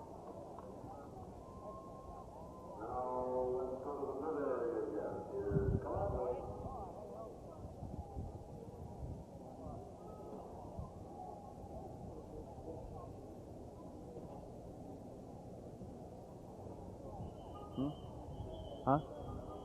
Yeah, as soon as they clear me. They haven't given us a clear yet. Yeah. You take it, Brian? Then will you take one of Brian and I and send it to me later? Wait, Are we clear on the pits? Where's your card?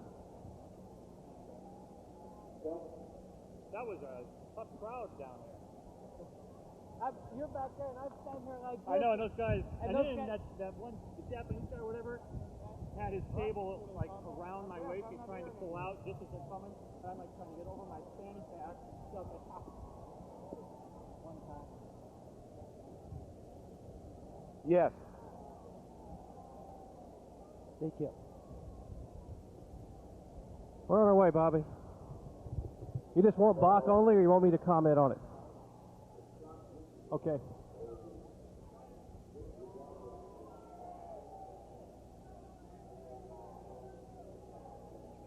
Right, exactly.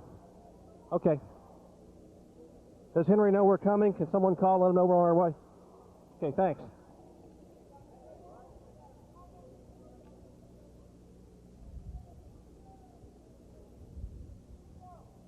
Yeah.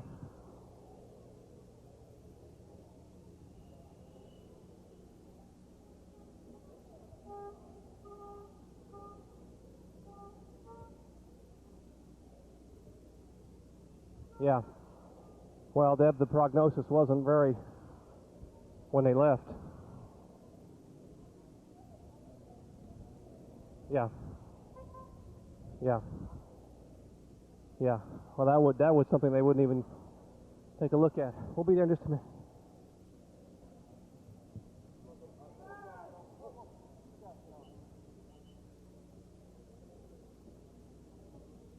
Wait till he's on. Okay. Hospital? Yeah, hospital. Like, wait for the camera. Heads up.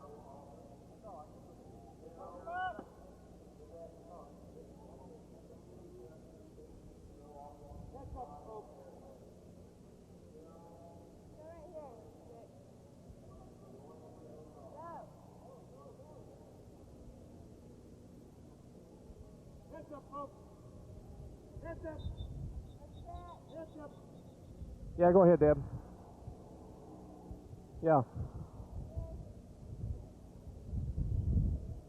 Okay, all right. Okay, we're just headed to the garage. We had just run back to pit road, so we ran about halfway back and then grabbed the golf cart, so we're almost there. We could probably walk from here across the street. Let us walk from here before we run over somebody.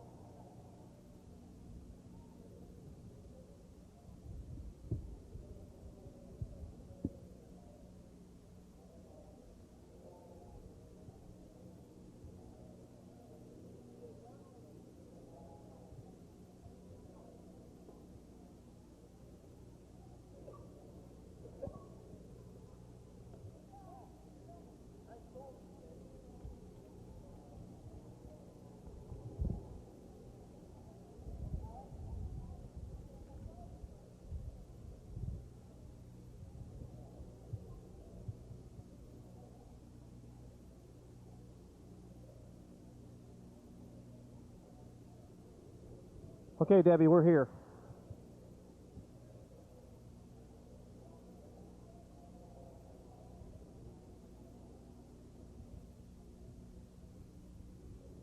Do you just want Hank, or do you know yet?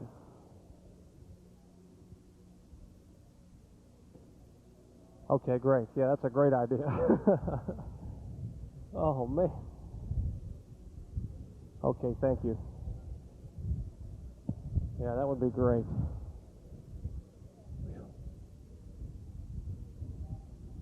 What a wild one, huh?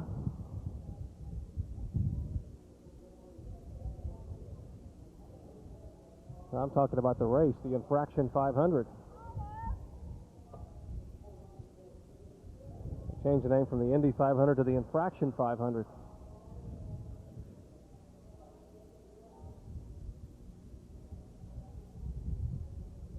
Yeah, he did. I didn't think so either, but he came in under yellow. Here's Hank. Here's Hank.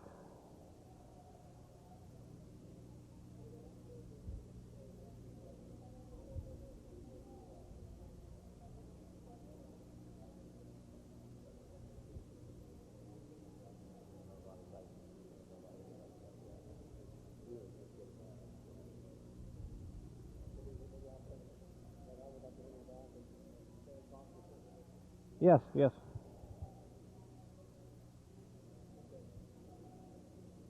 Okay.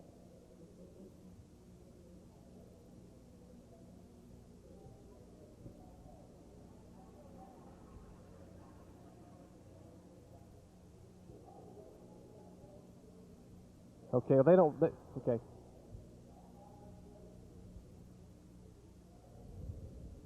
All right. Okay, okay. Okay, all right. Okay, here we go.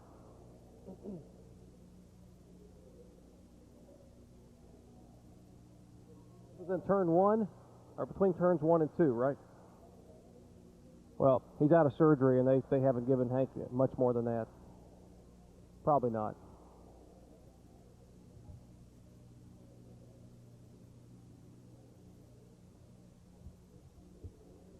They haven't relayed anything about him, and I can get a comment on Hank. Hank, we reported earlier today that he had gone to Methodist with a closed head injury. I'm back with Dr. Henry Bach. Henry, what's the latest?